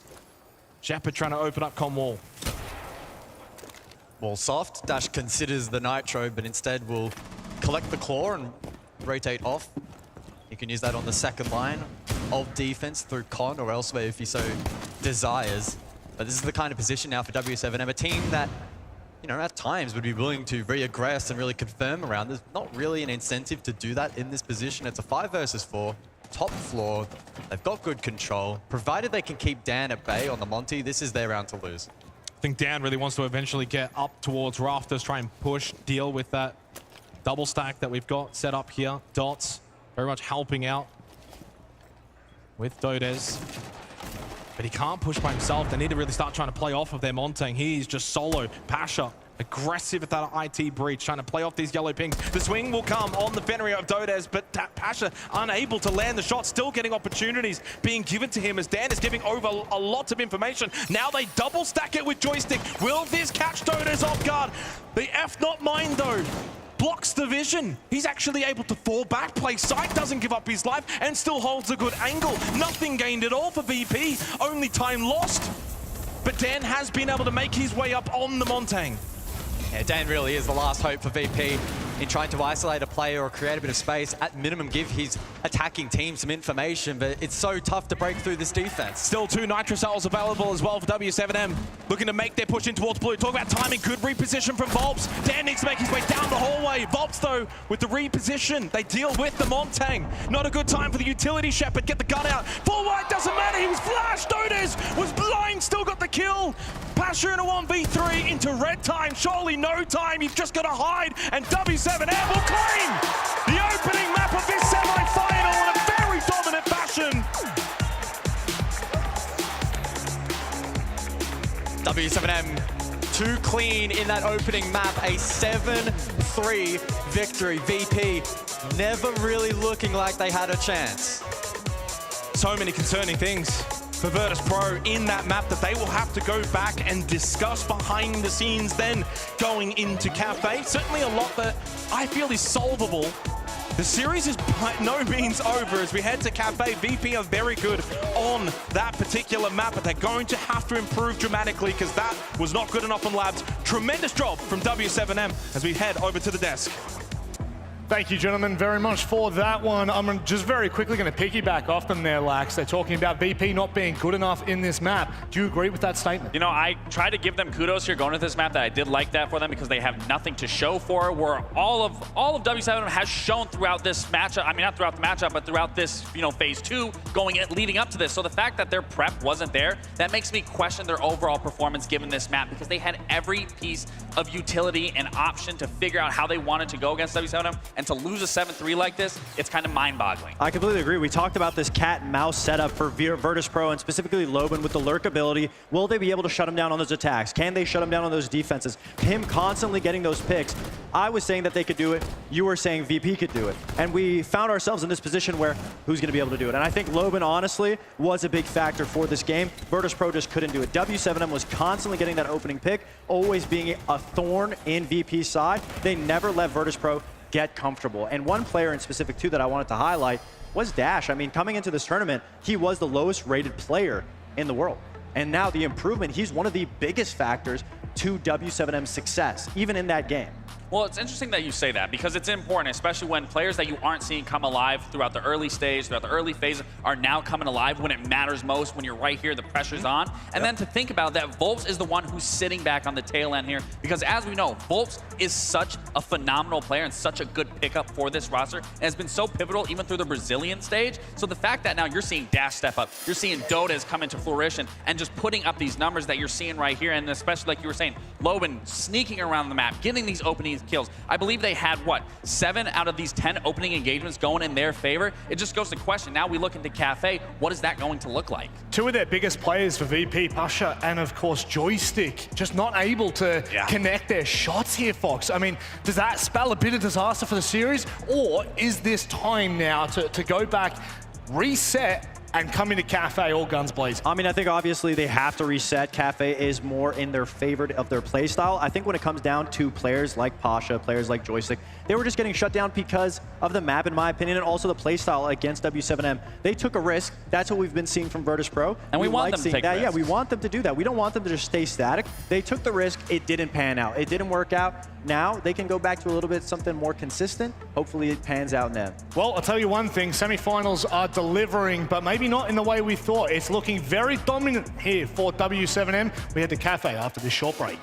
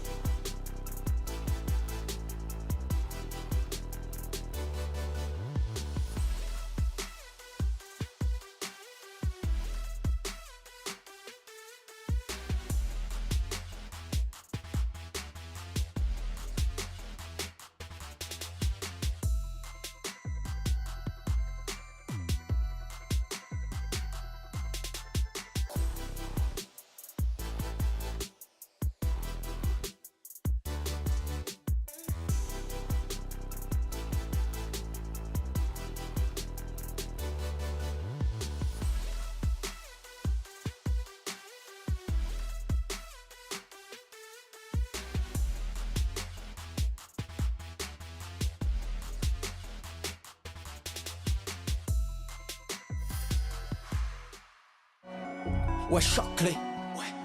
Choque-les. Ouais, choque-les, choque-les, choque-les. Ouais, voilà ce qu'ils me disent. Les entends parler et ils médisent. J'arrête que pour rafler la mise. Petit pas sur la piste. Et le succès, je l'ai pisté. Disque la place du premier. Je fais monter la côté. Sur moi, tu mises gros. Tu connais déjà l'équipe. Ça criera au complot. Je prends le double, on est quitte. Et je fais la magie des chiffres.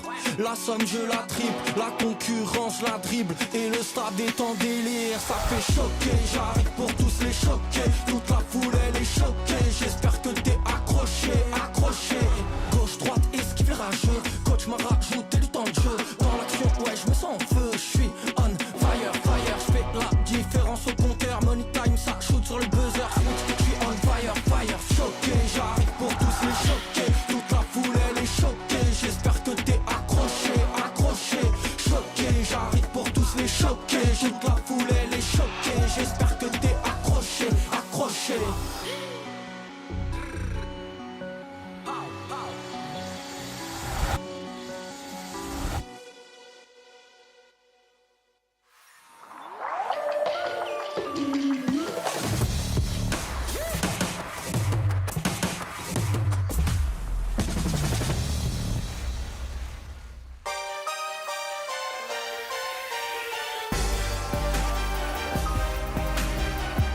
W7M show Brazilian brilliance here in the map 1 of this semi-final. They are but one map away from securing a grand final and what could be an incredible storyline for the Brazilian fans. But we've still got to get there. Lax, I need to ask you, what has to change for VP? Listen, the first map was a risky pick. I can appreciate that. Now they are back home on solid ground on Cafe. The biggest thing for me, they need these opening engagements going in their favor. They can't be getting caught off guard here, and they need to trust in one another. They were looking scared and discombobulated in that night. Now, W7M, they are one map away. This is the best possible chance they have of making a grand final. What do they need to bring? What do they need to do to disrupt VP on Cafe? I think they have the momentum. I think they're already planted the seed inside Virtus Pro's head. They got to worry about Loban. They got to worry about the rat picks. Virtus Pro has been losing that opening kill, so all W7 has to do is keep playing what they've been playing. Keep being elusive. Don't give that opening kill. Don't give Virtus Pro exactly what they need. Stall them out, and they'll be fine. Now, I don't usually do this, Montreal, but I'm going to try it one time. Let's hear it for VP!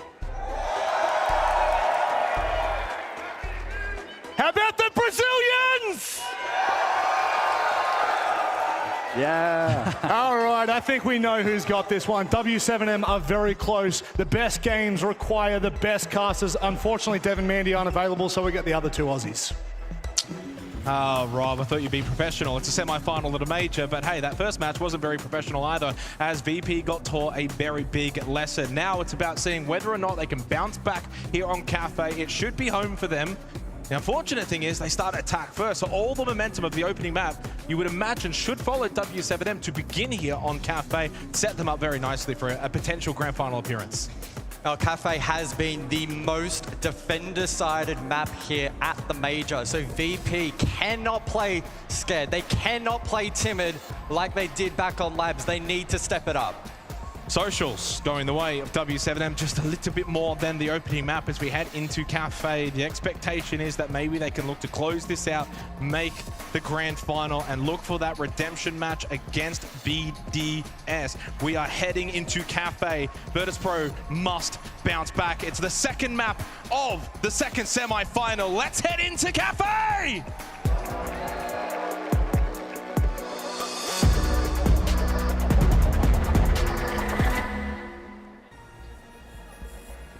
So we breathe. VP down a map, but head back home to Cafe to see if they can get this series underway. W7M have already set the tone, the pace, the explosiveness back on Labs. They were electric, 7-3 the result.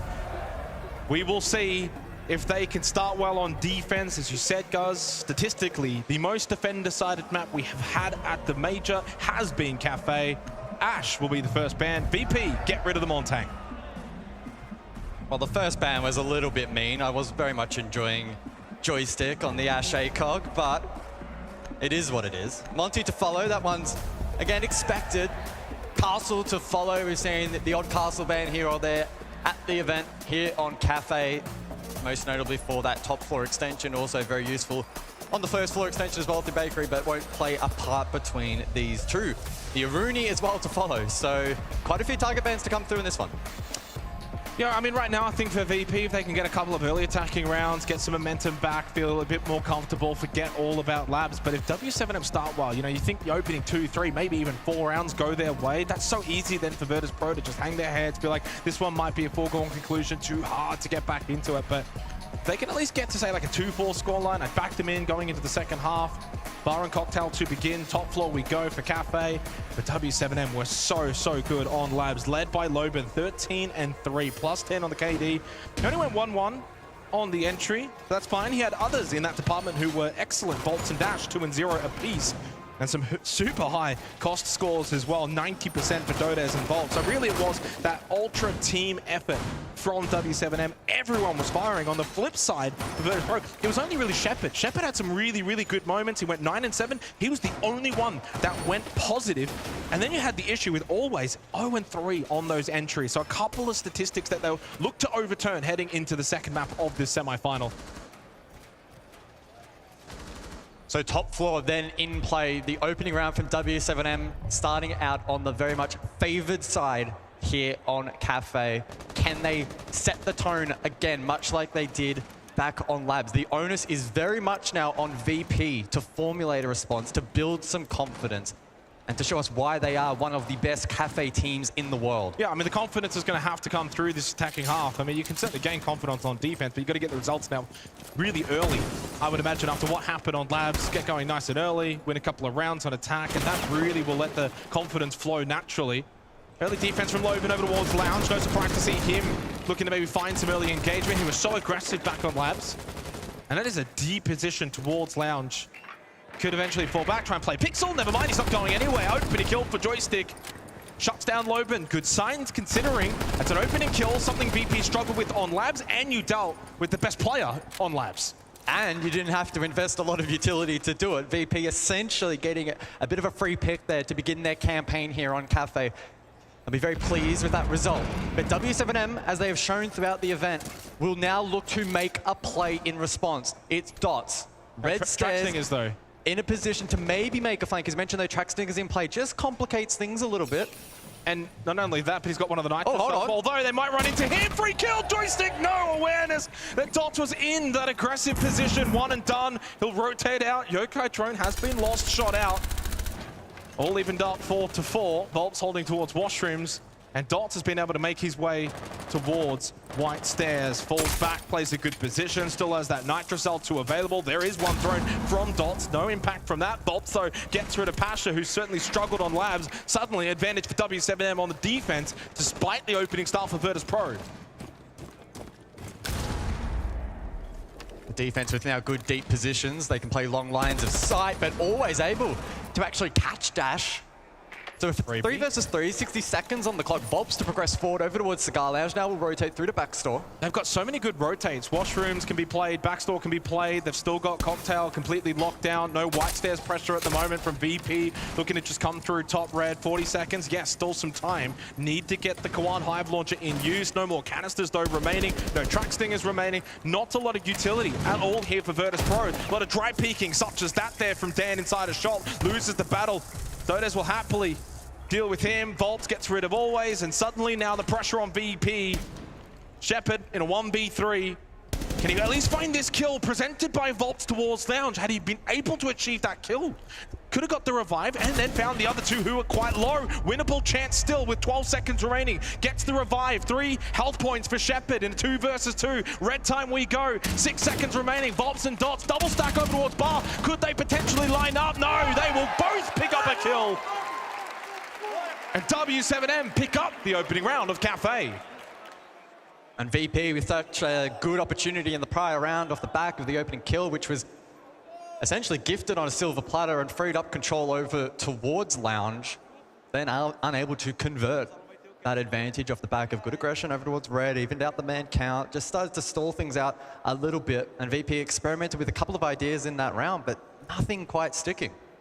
yeah, they couldn't really get any pressure on the white stairs side of the map. No rappel game outside on terrace, and a lot of it was quite one-dimensional. This really hurts them, though, because you're up 5-4 at this position. If Dots is unable to get anything on that red stairs flank, maybe they got a far better chance in the round, even though eventually always does get a freebie. You know, at that point, it's a 3v3 with a minute remaining, but they just didn't have control close to site. Yeah, essentially 2 uncontested picks for VP in that round, and then still not being able to translate that. And W7M will continue to be fired up on this stage, and VP aren't matching that energy. And that's the issue with them starting defense, is they can carry all that momentum from lads, now build on it on Cafe, defense to begin, get the rounds ticking, and it just puts VP in a very perilous position. We go to Kitchen here for the second round. All the pressure, certainly with Virtus.pro, as W7M carrying so much momentum from that opening map, able to offset the opening death as well, take the opening round. Everything is just going their way here in the semi-final. Maestro in play for Volps off the back of his 3K in the prior round. We haven't seen a ton of Maestro here at the event. This will only be the 17th occasion that it will be played, which is rather low. But a very effective operator on this objective in stalling out time, can also be a valuable tool in chipping away at the team's own Goyo utility as well. We saw Loban there as well. Again, looking to be aggressive, put pressure on these entry positions, but it will be a safe entry for VP, despite the fact that we are bottom floor. I will enter top red, clear out bar. Quick drop though from Dan over towards Reading. At the moment, W7M very much just holding that bottom floor all around, which is going to give second floor control over to Virtus.pro. They do have the buck with the skeleton key to open up the floorboards. Track Stingers through the gridlock. You've got the Nomad as well with the air jab, so you can deny a lot of these flanking potential opportunities while you get to work on the second floor in opening up the floorboards. Yeah, absolutely. Really like the positive intent from VP in this round. We're at the midpoint. They have full control top floor. They're establishing Vert. Now an attempt to open up Freezer hatch has been thwarted off the back of the Tubular Zoto canister, so that will stall out a little bit of time. It is Dots from VIP playing this long angle, and I suspect he will look to hold this position. Inevitably, the hatch will be opened up, and then Dots will be required to help stall out that push and collect VP as they look to drop. Meanwhile, on the Vert, a bit awkward there for Always. Yeah, almost an opportunity. Always wasn't quite ready for it, though. His, of course, job is to just open up the floorboards with the skeleton key, not so much find the kill straight away. 60 seconds left in this round, still 5 versus 5, as VP trying to just see if they can find a pick from above. No more Zoto canisters remaining from Dots. He does have a Nitro cell, none for Loban, so only the one Nitro remaining in the round. Still got the Capital that can certainly clear out some of these positions. Vulcan canisters have been popped, dissipating towards Freezer. Haven't even cleared out VIP, though. So much for VP to still do in this round, so little time. Now, I don't know if the Goyo is going to have massive impact, but keep in mind, the Maestro most certainly could. Bob's situated over towards Bakery, so unless there's a split attack from VP, he will unlikely to be dealt with. So 25 seconds on the clock. VP will go direct. Double stack on the bar side as well, in towards Freezer already for Shepard. He does have the diffuser, looking to see if they can get an early position for a plant. Smokes will go out, no response, no Nitro Cell coming their way. They've both been expended. Maestro Camp looking to deny, but the smokes are up, obscuring the vision, but he's still able to find the chance to get the down onto Shepard. Eventually the cam has been dealt with, 3 seconds left. Gas Babe though, no chance to stick it. They've run out of time completely. But the Maestro in the end was the deciding factor. W7M will take a 2-round lead to begin on Cafe. Strong defense on Kitchen. Virtus.pro, again, just little options for them. So late in the round, they had not done enough. Was it oversight from VP not dealing with the Maestro cameras? Was it a lack of utility? I think last I checked, they still had a couple of frag grenades that could have potentially been used, but nonetheless, a big difference maker in that round. The Maestro feeding information to the rest of the team rather uncontested from that double door position, and the Smoke Babes as well, having a lot of value. The Goyo not necessarily needed in the end. Here is a look back at that play. Shepard getting taken down and the kill confirmed. This position again from Dash, phenomenal in holding that cross. He's completely uncontested. VP full stack Freezer. That's not the way to win the round. Yeah, they are chilling right now. W7M not feeling any kind of pressure right now from Virtus.pro. There has been a response though in terms of operator selection. The Brava, really good operator in trying to deal with those Maestro cams. So they try to at least now bring a sense of counter ability to the Maestro, which is actually going to be used once again here in the third round. Now again, pretty defender-sided map. It is Cafe, so expectations for W7 to get rounds on the board. Not surprising. Get a reading in Fireplace for the third round, but Virtus Pro need to get attacking rounds at some point. Can it be here? Let's wait and see. But the concerning thing as well is W7M have already won 2 rounds. Logan hasn't even found a kill yet. It was 13-3 on Labs. Super aggressive, speaking of Logan, towards Lounge. Could he find that opening kill? On the other side of the window, still barricaded. He just holds his position, doesn't want to give his life away. Right below, surely, oh, Dan! Okay, that feels like it could have gone either way at any moment. Dan will happily take the opening kill. Lopen still without a kill, 3 rounds through. Can Virtus Pro look to at least capitalize on this advantage that they've been able to establish? Well, it was Loban to fall in round number 1, and VP still found it difficult to translate that into a round victory. Let's see if they can consolidate this time around. You mentioned the Brava, and that clutch drone is going to work from Dan in dealing with various pieces of utility, most notably the Banshees, and so the crowd control ability from defense now has been hindered a little bit, as well as projecting where that attack may be coming from, especially late round. That can be a really powerful tool for W7M. In the meantime as well, Dodo's as well down to 5 HP, so keep that in mind.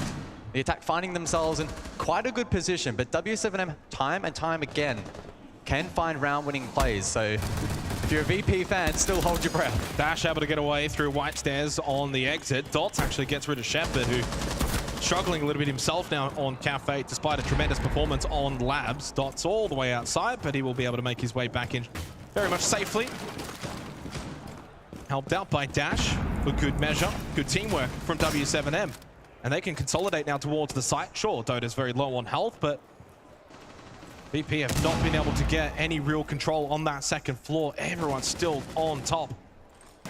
And I think they're very much expecting more flank potential here from W7M. Track Stingers go out from Always. The one issue for VP certainly could be that time factor. There is a Nitrocell still available from Volts. If he gets himself a good position, he can deny any kind of default plant towards reading. So his life certainly a very valuable one right now for W7M as Pasha sits outside of Terrace, tries to push in towards Pillar. Does he get an opportunity against Volps, who does have that Nitrocell? Dash making his way over towards there. Plant coming through right now from Pasha, looking to try and stick this. Volps too far away with the Nitrocell, so not in a position to deny, but in a position to get the kill. Trade very swiftly though up above from Always into the post plant. Dan, big kill onto Volps, stops him over towards Pillar. And suddenly a really solid opportunity for Virtus Pro to claim an attacking round. Dots looking for the retake. He will fall suddenly down to just Dash in a 1v3 in the post plant. Surely this is the moment that Virtus Pro find a win. It feels like it's been forever since they've been able to get around in this semi-final, but this could be the very round that kickstarts a bit of momentum for them. Dash towards white stairs, on ADSs, unable to find the kills. Prone goes Joystick. Could this be the turn for Virtus Pro? A long way to go. We'll see what Fox has got to say. Hey guys, I mean, the biggest difference for VP that round is they got the opening pick, they kept the speed, and they were able to get the execute down. So far, W7M has been beating them when it comes down to the utility. If Virtus Pro wants a chance at coming back into this best of 3, they need to make sure that they're managing their time. They need that first pick. If it doesn't come in the early game, they will surely lose the round. If they can get at least 1 of the next 3 rounds and get at least 2 attacks, then they'll be in good shape going on to defense, and I think they'll win the game. Well, I mean, he's very much on the money there. I think finding a second attacking round is just all that is probably required for Virtus Pro to set them up nicely going into the second half. So 1 on the board now does relieve that pressure valve a little bit. And VP finally starting to fire up. Interesting as well, Fox noting utility there, which has been pretty well played by W7M over the course of this series so far. There was a rare instance there where the Nitro's on the opposing side of the map, players not in a position to deny. It did look a little bit sloppy from W7M in the prior round, and VP were able to capitalize. So it just breathed some life back into the map. Just 1 more attack is more than enough of a platform for VP to launch themselves to a map victory here, provided their defense is good enough, which the expectation is it will. So let's see how this 4th round then transpires. Ying back in play. Powerful tool late in the round. Pasha yet to find a pick here on Cafe. And looking back at his numbers so far, he's had a pretty good tournament. Positive so far, has had some key moments. Cost is perhaps a little bit low, but we'll see if he's able to correct course here. Well, I like the combination, the IQ and the Brava, a lot of utility that can be acquired over towards top red. Bulletproof camera, the F not mine, Belk cams as well.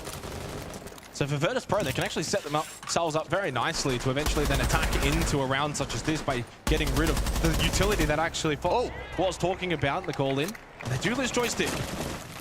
Loban finally on the board, good kill over towards Pixel. Solidifies his position with a backwards Kiba barrier.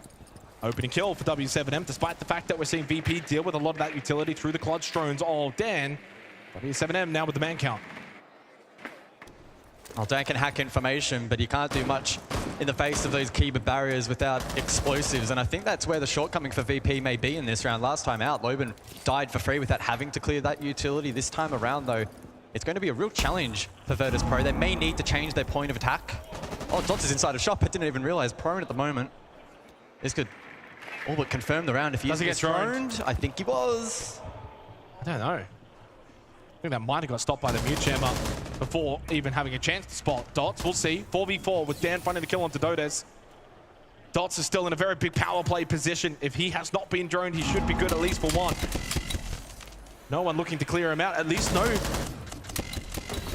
hesitance right now for VP. Although Dan starts to look over in that location. Talk about timing. Just as Dots stands up, shows his position, Dan was looking in the right place at the right time, and now VP able to just flip the switch a little bit in the 4th round, giving themselves a prime opportunity to find that oh so important second attacking round. Kendala's now going through for Pasha. Loban's in such a good position currently, but the diffuser already deep from Dan. He's been able to sneak through bar. No nitro cells, couple of impacts available, but Dan will not be denied. The plant will be successful. Claymore as well from Shepard. And Loban, though, now makes his arrival with one onto Pasha. Needs to get a couple of more and very quickly as well. Deep inside a bar is Dan. He's got a little bit of help from the skylight. In fact, both now outside of the building. Loban in a 1v2, but with little time, low on health, and having to clear up above surely should be too much. In fact, Shepard has made his way back in. Loban looking to stick, and Shepard should be able to find this kill. Will do so with ease for Virtus Pro. There is that second attacking round. A long way to go, but such a needed round for VP to tie the score 2-2. Looking a little bit better here on Cafe. Certainly some defining moments in that last round for both teams. And I certainly feared that VP would struggle to get control of Lounge and flushing out the Azami. Ultimately, though, it wasn't actually needed. After some good drone work over through shop, dropping Dots, it then freed that pathway, that freeway in towards the objective itself. Plant could go down. It was that moment, unfortunate for Dots. Couple of desperate plays then from W7M. They know if that plant goes down, the chances of the retake with Skylight control are almost zero. Yep. And so they tried their best, but it wasn't enough. So back down to Kitchen we go for the 5th round. W7M have somewhat forfeited the momentum now over the Virtus Pro. Being able to win 2 attacking rounds in a row sets them up very, very nicely from here on out. W7M certainly don't want to get into a scrap fight. They need these defensive rounds, build that buffer, get the 4-2 scoreline that Fox was talking about in the call-in. At this point, that's all they can kind of at least hope for, even though that's not super ideal. VP, 2 chances now, 2 free swings to see if they can extend the attacking advantage. 3, maybe 4 rounds, and that would maybe be enough. Loban starting to get going, though. After a slow start, now has 3 kills and somewhat top fragging a little bit for W7M, continuing to play this lounge position. Now onto the Mozzie. The blitz employed, though, for Virtus Pro might just suggest they could go for a bakery here. Was banned out back on Labs, so we'll see how impactful it will be here on map number 2. Loban in lounge, loves this position. Nitro pre-ripped. If he's able to find the blitz from here, it would be a defining moment in the round. Well, thrown out, very high up, too far.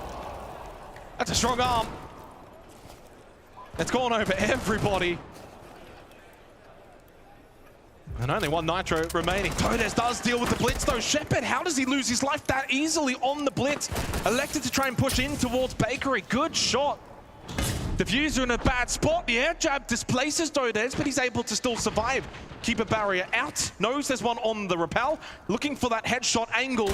Oh, and he does find it, but it's onto Always. And then the second! Todes cooking inside Bakery. And VP might just have to surrender this round. Down 3 players, lost the blitz far too easily. And Todes with a lovely solo moment towards Bakery. He was the one that essentially won this round for W7M. Dots just putting in the finishing. And Dan, at this point, you may as well take an impromptu timeout. You've got a minute, no point, 1v5. Sit back, talk things over with your team. You could obviously go for the heroic play. Or the stat pad. Or the stat pad. But a wonderful round from Todes towards Bake. The real issue, though, is how did Shepard die so easily, so freely? Well, there's one. Knows, of course, that there are a couple towards Bake and Small Bake. Oh, one-tap headshot. Okay, no timeouts required, says Danny 7-3. He's cooking. Almost maybe found another one. Keep a barrier in the way. 35 seconds, though. If he actually wants to win the round, needs to push into Bakery, collect the diffuser, and continue to try and find these kills swiftly. Can't do it. Was always unlikely. W7M retake the lead. Yeah, things looking a little bit messy in the prior round there from VP. I think they were trying to stall out a little bit of time for the Capital to come across over towards that bus window and help facilitate that flush. But both players on the double door getting caught out, outgunned. And it just slows down the tempo a little bit for VP.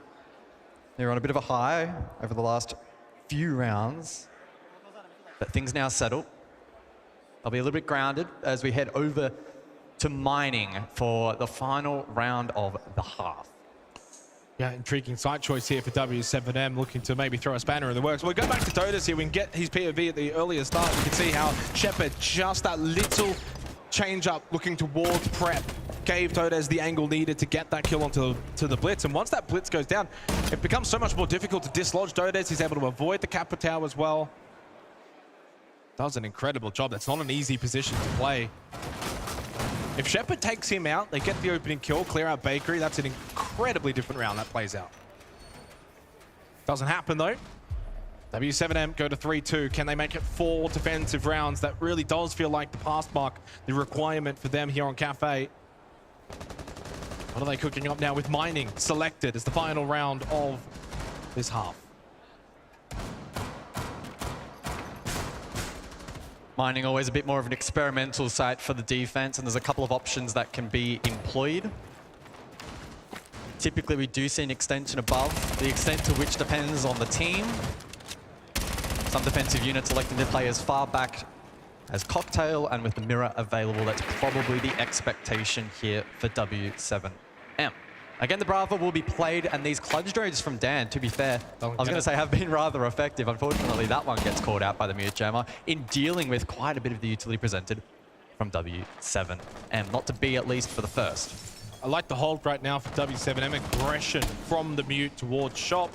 Trying to deny any of that top red control, the shop control, which does then give that presence up above mining. We've got Todes towards Cocktail. So a lot of this map being controlled right now for W7M. Well, Dash is playing prone inside of shop again. It looks like he's bounced up. That's a risk to take. It's a double stack. And wow, Dots gets caught. At least took one with him. So joystick on the ground, and it means that no more logic bombs will be in play for the remainder of this one. Yeah, pretty decent 1-for-1. I would say that's pretty even. You lose the Warden, but you lose the Dockerbee. And another 1-for-1. Keeps things even, deep, halfway through this round. Dash to fall back, now play Bar with Todes. So double stack Bar while Vobs is the only one in the site. So you've only got one on second floor until Dash has now just made his way down. Reading, what a spray from Dan. What a match that he is having. 9-4 now. Super impactful for Virtus Pro. Looking to find this third attacking round, which could be so incredibly important. Still so much time in the round as well. Vobs and Dash separated, cannot really play off each other, so they're going to have to win their ones. A 3-3 half would be massive for VP. Yellow ping. Oh, that could have been oh so big in terms of a Nitro cell from Volps with 3 players, all 3 players stacked above, and yet he doesn't find a single kill.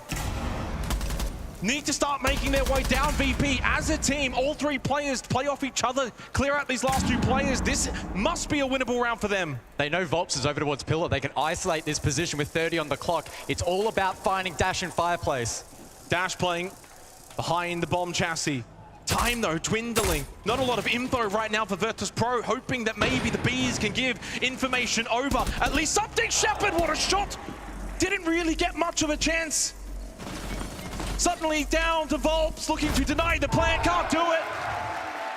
Much better from Virtus Pro here on Cafe. 3 attacking rounds might be enough as we switch sides at 3-3. Yep, 3-3, great scoreline for VP. And I think the way in which they approached the map certainly looked a little bit more positive than Nighthaven Labs. And they looked far more comfortable. I think defensively they could be quite a challenge to take down. We mentioned Dan as well. Heading into this match, ironically, the lowest rated player for Virtus Pro. Now again, he does typically play slightly more supportive roles, but still, he's been good so far. Gaining a lot of info on the Brava and denying utility, but also with gun in hand, he's looked strong. Back in that prior round, just a couple of interesting moments. I mean, Dodo's there getting caught, one of them. And then unfortunately, 3 versus 2, not a whole lot the remaining 2 could do. VP were very disciplined and did a good job in isolating those final players, had a good read, the Grim was useful. Really good stuff. Well, sets us up nicely now heading into the second half at a 3-3 scoreline.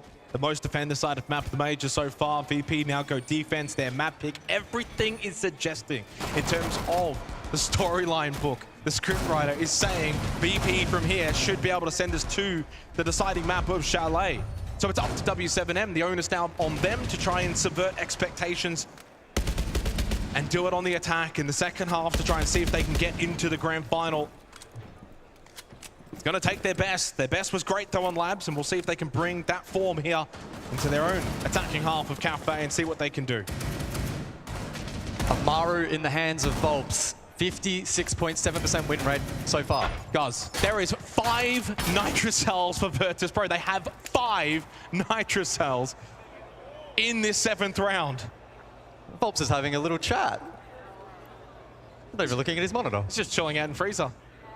Obviously coordinating the push. Here we go. Off the back of the EE1D. No, he doesn't go just yet with the grappling hook. This is going to be fast. They lose the blitz though. Now he looks to try and head up into the hatch, but immediately watching it. Joystick's ready for this one. Good swing from Dodes to retake towards Train. He's got a good sight line now through the site, and Dash can make his way in. Dashingly. Sticks the plant down inside a fireplace. You've got so many Nitro cells, but they've been able to push him off. And then there it is. There's the Nitro. They've got more in pocket if they need them. W7M losing players. Shotgun from Loban, pretty good towards White Stairs. Now the pistol comes out. Can he find a one-tap headshot? No, Shepard with a better primary weapon. And only Dodes left on the Twitch in a 1v3. Yeah, let's finish this one off. Really solid defense from Virtus Pro. Take that one out of the scrapbook. Bit of desperation from W7M in that prior round. I say desperation, but it was a well-calculated attempt. Unfortunately, they just lost the blitz so early, and that tool can be really good in disrupting the backline, applying pressure, trying to take the Nitros out of play.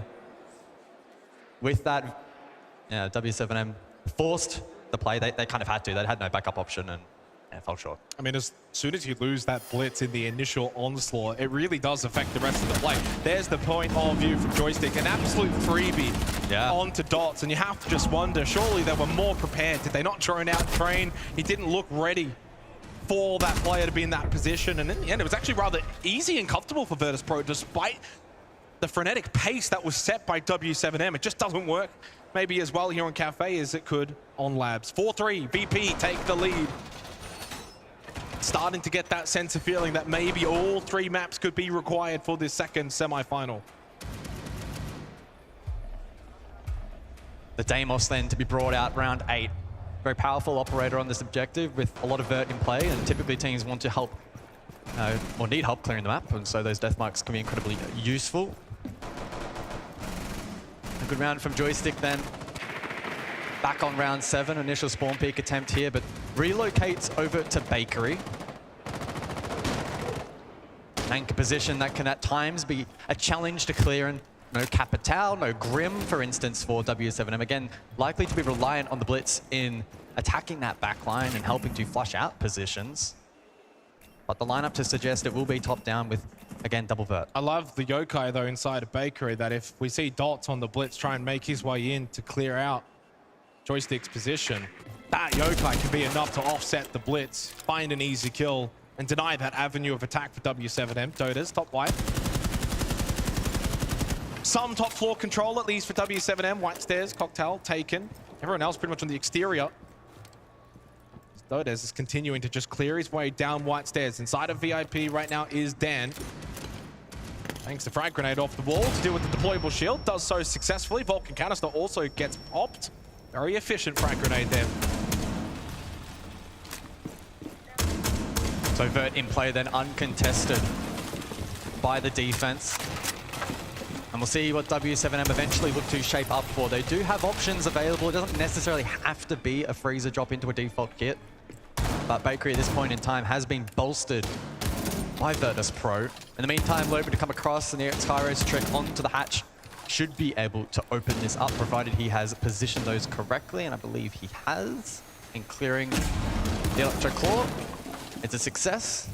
4 to follow. Hatch will be opened up. So we're probably going to go back to Dan here. He's going to be a key part. Well, you got Dots on the Blitz, but going into the Warden of Dan, if he's ready with the glasses, he could be able to deal with the Blitz. They got the Deimos as well. Dots makes his way in. Dan doing his best to try and fall back. Pulls the pistol out. Nicely played from Dots. 2 kills found, though, on site for VP. So even though VIP has been taken, again, more trade. Shepard, though, trading so well. Another 1-3 in the round for Shepard, and only Dots remains. Making it quad! Tremendous from Shepard towards Bar to find 4 kills to win the round for Virtus Pro. Despite the success of the Blitz of Dots, and W7M were doing a decent job towards that VIP section of the map. Does not matter. They could not push through Shepard. Tactical timeout taken for W7M as they are on the verge of losing this second map and heading to Chalet.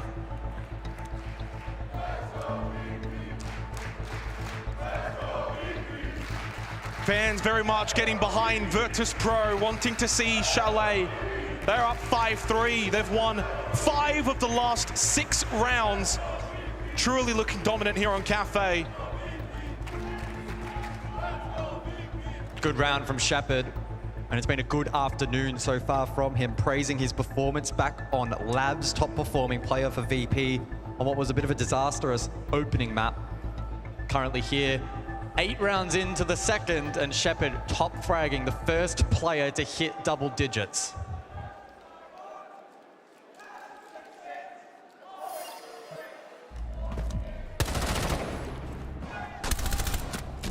Well, actually, the opening 2 kills of the round went the way of W7M. The trades were swift, though, imminent, almost instantaneous. And Shepard was the difference maker over towards Bar. 4 kills to close out. And you can see what it means for Virtus Pro after a disaster on Labs. They've been able to work their way back into form on Cafe. Up 5-3, 2 rounds away. Trying to send this one to Chalet. Have W7M got anything coming out of the tactical timeout to try and change the course of this match? Because it's all heading in one direction towards VP winning this out.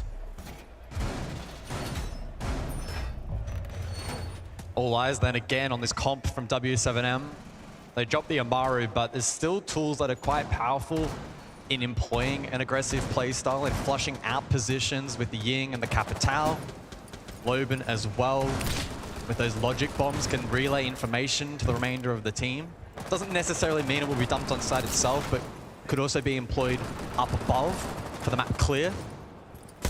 Initially though, a bit of aggression on the rappel. 1 mirror window dealt with. For W7M, it's about trying to dig deep here on Cafe. VP outmatching them at the moment. But Shepard, 10 kills so far on the smoke white stairs. Aggro, looking for a pick. Doda is giving him absolutely nothing though for free. It's a bit of a standoff at the moment. Gas Babe in response.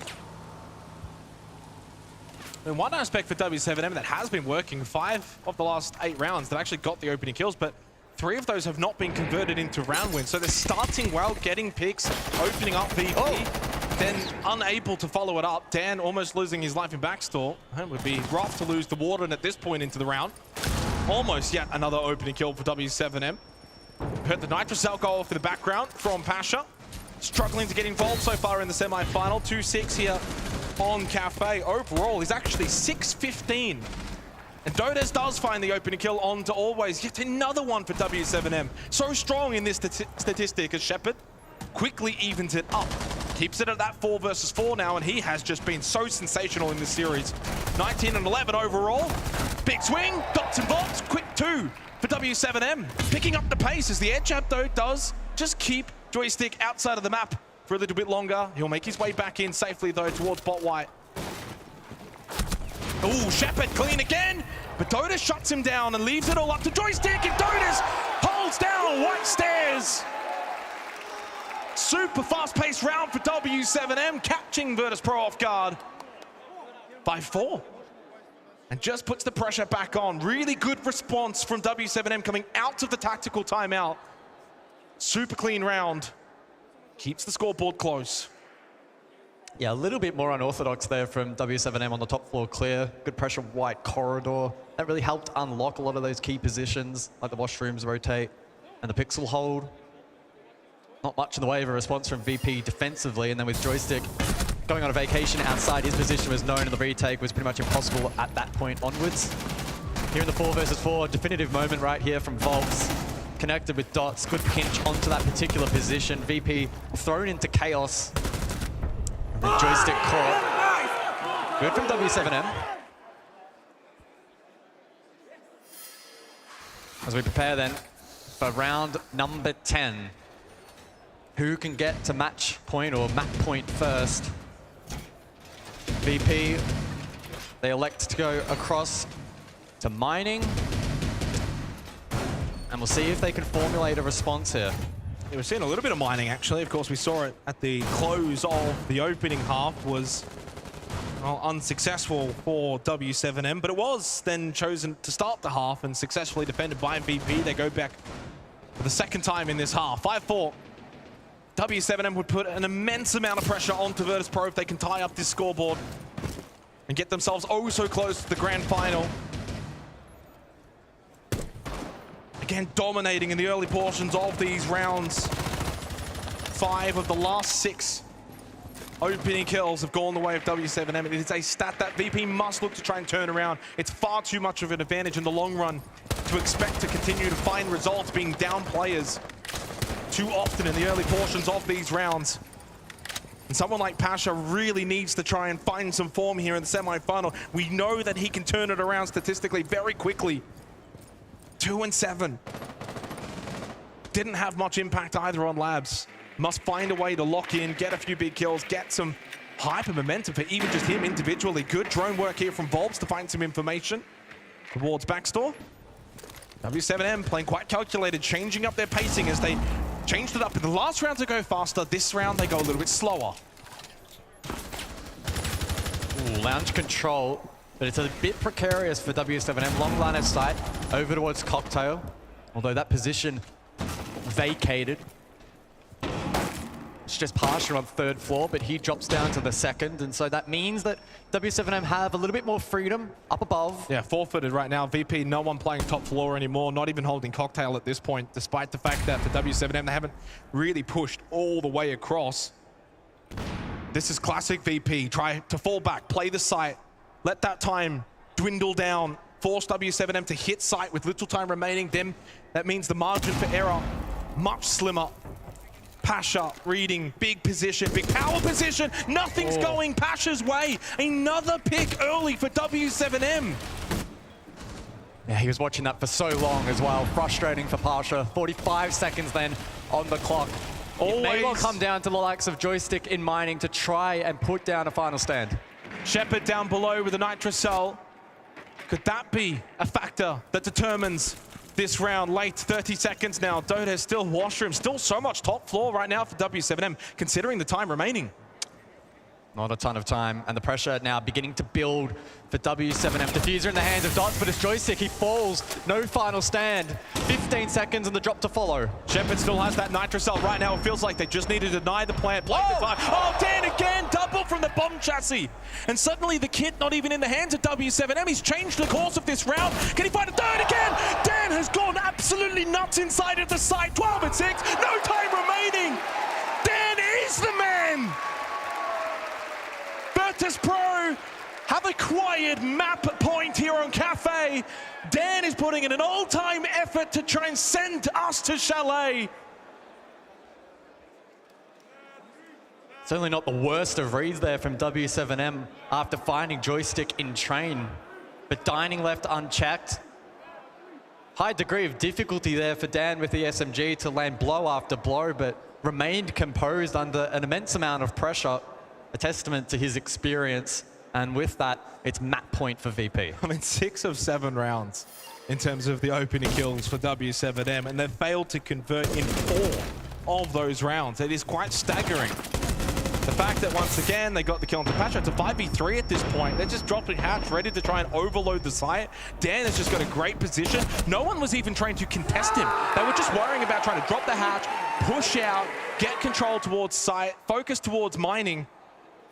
But inside a fireplace, Dan was ready and waiting. 6-4 lead for Virtus Pro. 2 opportunities now to close out Cafe and send us to a deciding map of Chalet for this semi-final. Shepard 12-5, he has been the absolute standout for Virtus Pro in this series. Overall now 21 and 12, plus 9 KD. He's the only player that is actually positive for VP across the 2 maps.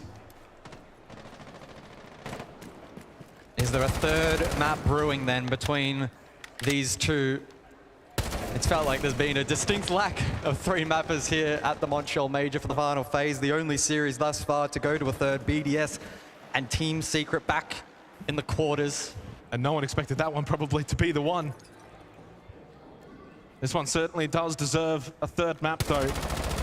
Virtus Pro's fight back after a very disappointing Labs has been impressive on Cafe. Dan, some really crucial moments, some real round winners from him on Cafe. 12-6 now. He and Shepard have been the difference makers for Virtus Pro. Who can now be the difference maker for W7M to try and find these next 2 rounds and send it to overtime?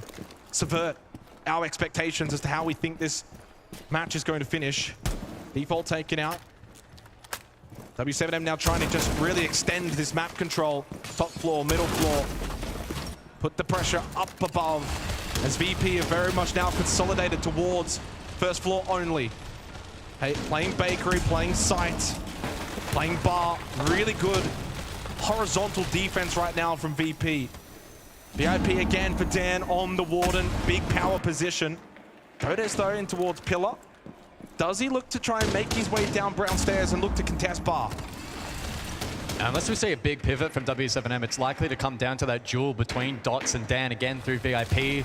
The blitz into the Warden. We did see that fight spill out a little bit over towards Whiskey last time out. But I think that might be the instigator. With 60 seconds on the clock. Pasha, though, in a rat position. Could that be the X factor that VP on defense need to get this one across the line? There's too much focus on Freezer. Still no pressure towards Bakery. Joystick always sitting very pretty there. They'll be able to then come back in towards site, help out on any kind of post plant. Dan towards VIP. Opening kill onto Loba. They're just trying to stick the plant deep inside a service. Will Dots get denied? This plant might be successful. And if it is, they could get... Oh, the Yokai! Huge burst denies Dots the ability to get the plant down. Double kill for Dodes, though. And Dots will go once again. Round 2. Cell from Joystick, but shut down by Volps, and suddenly always in Shepard to be the heroes now. The kit's in a bad spot for W7M, and the time is certainly a factor. Easy one, but always. Dash and Dodes towards bar, and they'll make their march together, always in the 1v2. Deep into red time. Dodes and Dash together.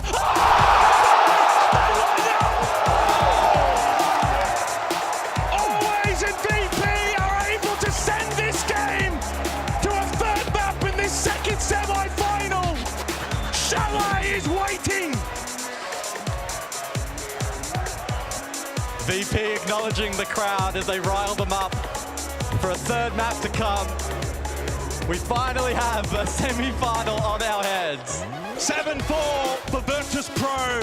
Their response on Cafe was required. It was energetic, and it has set us up for a grandstand finish in this semi-final. Chalet to come. Before that, though, back over to the desk. Thank you, boys. Yes, indeed, we are going the distance the first time since one quarterfinal. This is only the second time. We needed this.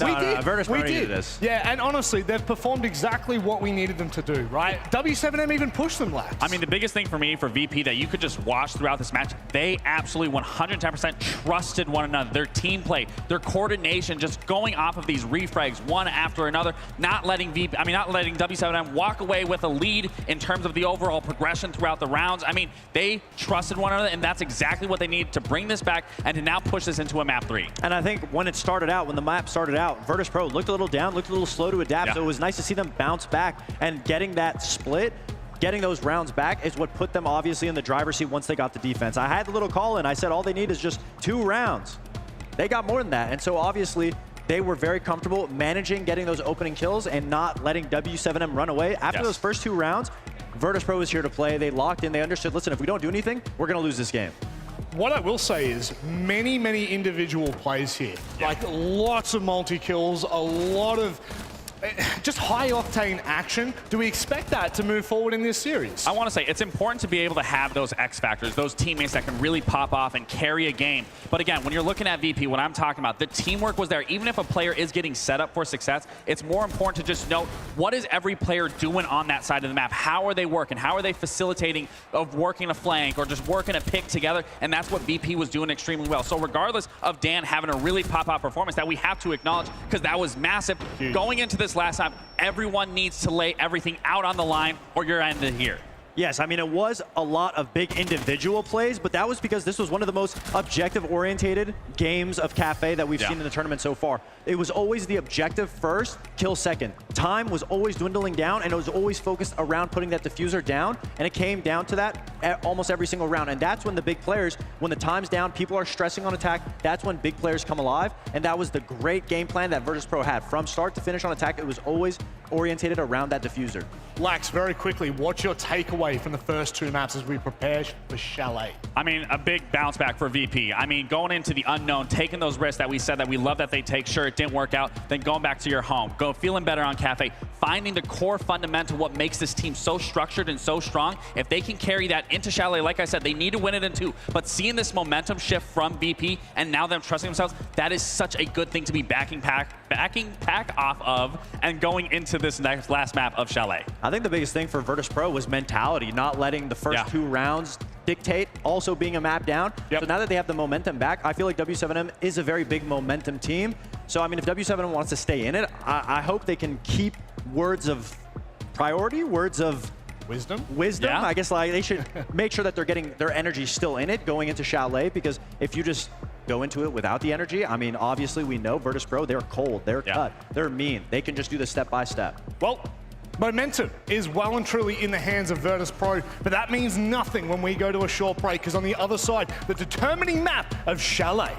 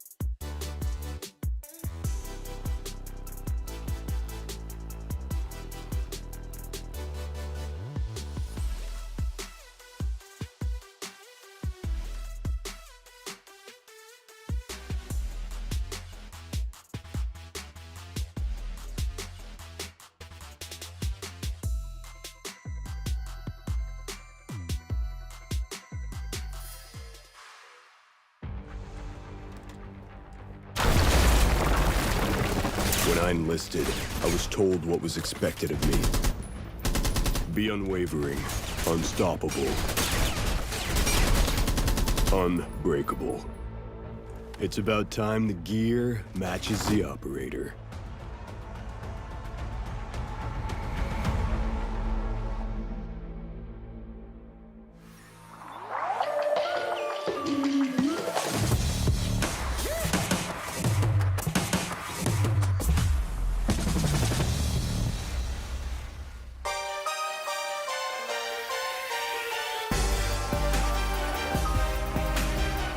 This series is going the distance. That's right, a semi-final heads to a third map to decide whether this will be entirely EU or whether Brazil will have a foot in this game.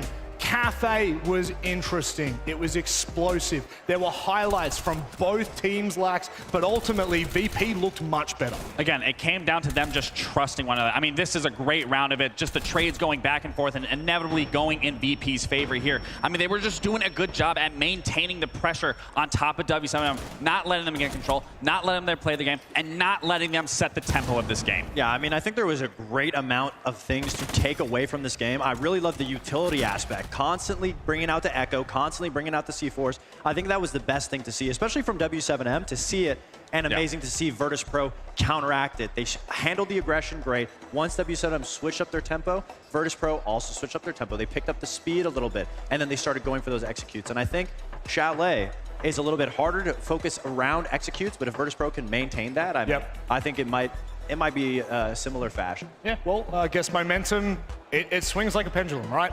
First, we were with W7M, now we're back with VP. So I go to you here, Fox. What did W7M have to bring on Chalet to disrupt what we just saw on Cafe? Okay, well, I gotta paint the picture here, because Chalet is a map that Virtus Pro loves to go to. They always do the exact same thing. So everyone at home, you can watch. They do a solar over take every single time. Doesn't matter what the site is, solar over. That's Virtus Pro's bread and butter when it comes to Chalet. Yep. And obviously, against Falcons, they almost ended up losing that game. The only reason why they didn't was because they were able to maintain, draw out everything that Falcons had, and they won in the long game. Against W7M, they can't do that. W7M has been better in every single aspect that Falcons wasn't, in the gunplay and the strategy. So I don't know. I think if they draw it out, I think W7M actually comes out on top, and that's why I think W7M is going to take this last match. It's fair. Well, if I got to go for VP here specifically, I mean, they have played a total of 30 rounds. They won it once, they lost it once. The biggest thing for me is now you've played it, you're going to a third time of playing this. You should be already ready and refining your strats, knowing how you want to attack, knowing how you want to defense, moving any possible puzzle piece around to be able to slot it into the right position at the right time and take advantage of going into this for a third time now, because I don't want to see them let their foot off the gas. The teamwork, the camaraderie, everything needs to be on point here, because your conquest is going to end here if you can't get it done. It certainly is. The stage is set here in Montreal. It's time to decide who will be meeting BDS in the grand final. Guz, Xenox, enjoy this matchup. Certainly will, Rob. It's a big finale for the semi-finals to go to the 3 maps. We didn't get in our first one, unfortunately. It was a BDS stomp, but this game right now could be a tantalizing prospect. Chalet for VP and W7M to decide who will play in the grand final tomorrow against BDS. It simply comes down to this single map. Both teams have shown some excellent siege on their respective maps, but now we head to the decider. Whilst both maps so far haven't necessarily been close in scoreline, it has set us up for a third and final that I'm sure is going to be an absolute banger. I cannot wait to see who takes it out. Alrighty, no more waiting around. We all want to see the conclusion to this semi-final. It is Chalet to decide who will play BDS in the grand final tomorrow!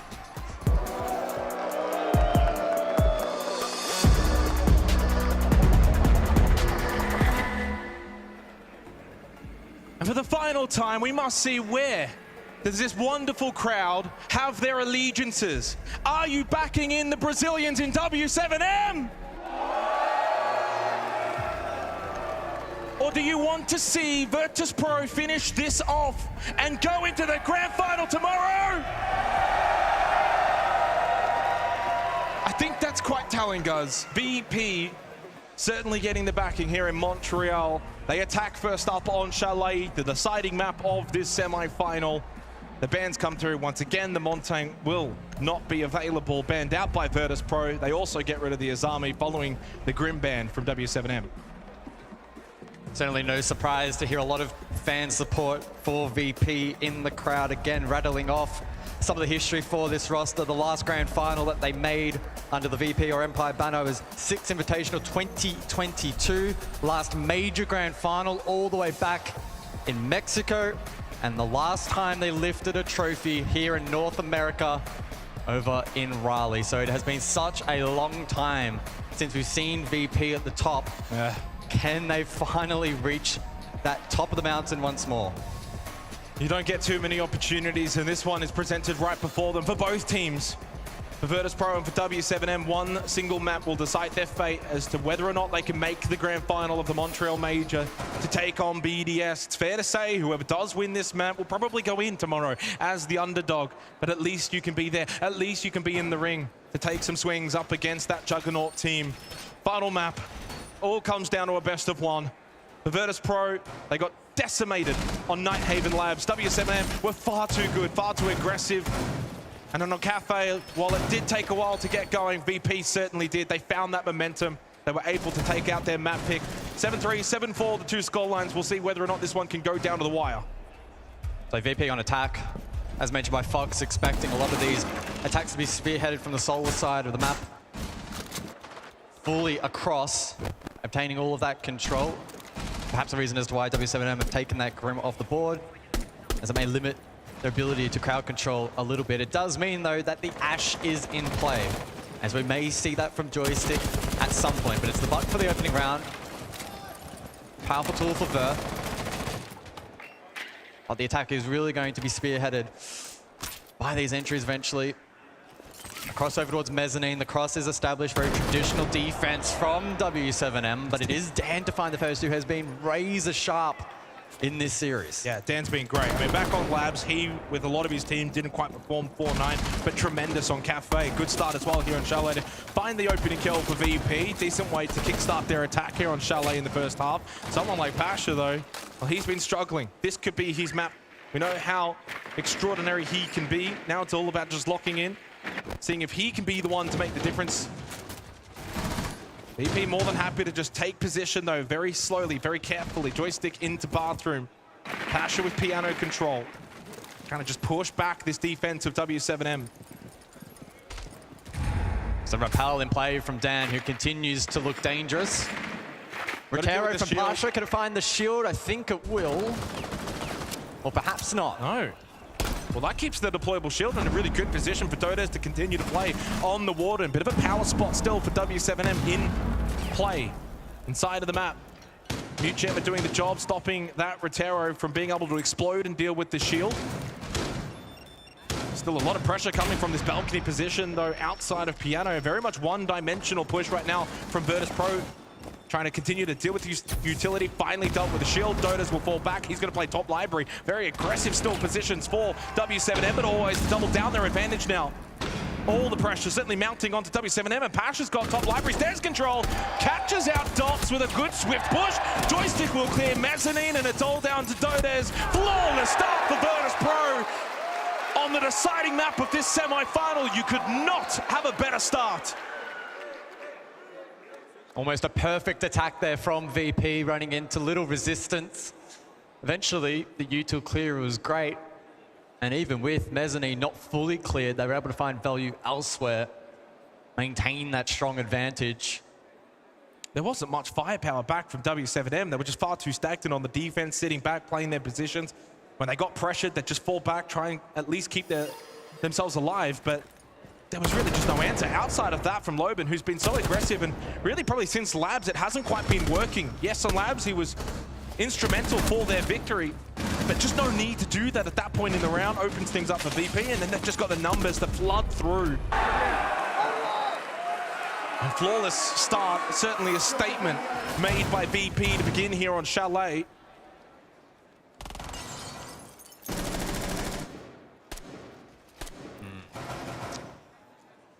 Good start for VP. We'll see if they can keep the ball rolling.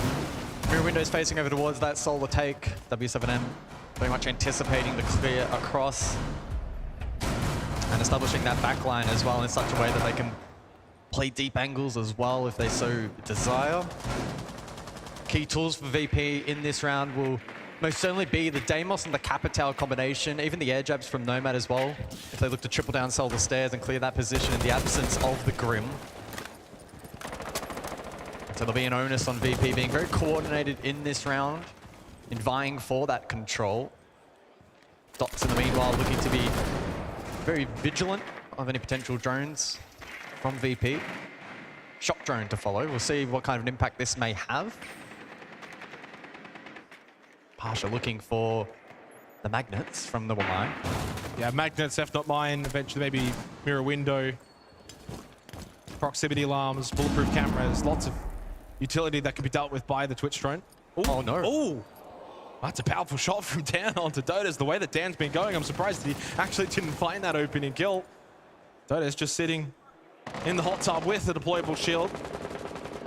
But down to about half HP. Oh, this is going to be a free mirror window pop. Pasha on these shock drones. Can he get any more value? No. Stepped on by the Warden. VP happy with their pacing though so far as they're able to play the util game perfectly. Oh, they're looking to pivot as well. Instead of the util dump over towards Solar, it's an emphasis now over towards the library portion of the map. Deathmark Mez. That's Dash. Still has that mirror window to play behind that one, not disrupted by Pasha with the shock drones. But Shepard has a read. Shock drone to follow right on cue. And so Dash now under a lot of pressure, but he stands up and finds the first. Clean shot from Dash. Joystick failing on the entry. Bulb's also getting rid of Pasha, and just like that, despite the util advantage that we've seen from VP, they can't win the gunfights. Dota's stuck over towards bathroom, but a bit of help and down will fall. Good swing from Loban. W7M have been able to really offset the early advantage from VP. Shepard has yellow pink intel, needs to find this kill, does find the kill. Still a bit of time, acquires the diffuser. And Dota is very low on health, does offer an entry point eventually later in the round in terms of an easy kill. Deathmark activated now onto Dash, his position will be known. W7M though can certainly fall back, play sight, not a lot of time left, and they've got the numbers here. They can look to establish crossfires, Nitro as well for Dots. Only 30 seconds for VP to work with, always trying to sneak forward, but up close. Default's up! Over towards Library, he was being spotted the whole time, always swung by Loban. A basic error into a catastrophic kill. Easy round now, certainly for W7M. If there was any hope, that default being left up has cost them. W7M with an early defensive round, all tied up here, 1-1. Didn't really feel like it was a lack of information, certainly not time for VP in that round, but purely execution based, falling short of the mark. W7M doing a good job. Think about the hold over towards Mezzanine in the face of that pivot from the attack to the library side of the map. Starts to unravel from that point forward. Bit of pressure creeping into the round. The default, as you mentioned, still left up. Although at that point, it was pretty much over for VP. They had an opportunity right there to maybe get the opening kill, and as mentioned, Dash there at Mez did a really good job. Went out double window, that was clean, and whilst it was traded, it was far too late. And then W7M able to easily clean up that round. Yeah, definitely a strong round for W7M. Feels like at this point, in terms of that momentum swing, BP coming into this game after winning Cafe, if they had got on a roll, it could have been very detrimental for W7M, but getting one on the board early on the defense of Chalet offsets that completely. This feels as neutral as this series has really ever been. 1-1 final map, both teams finding success early on for Chalet.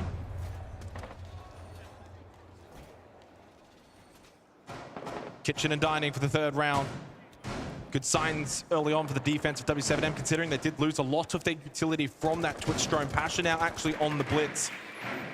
Very big change up for him, moving away from the Twitch.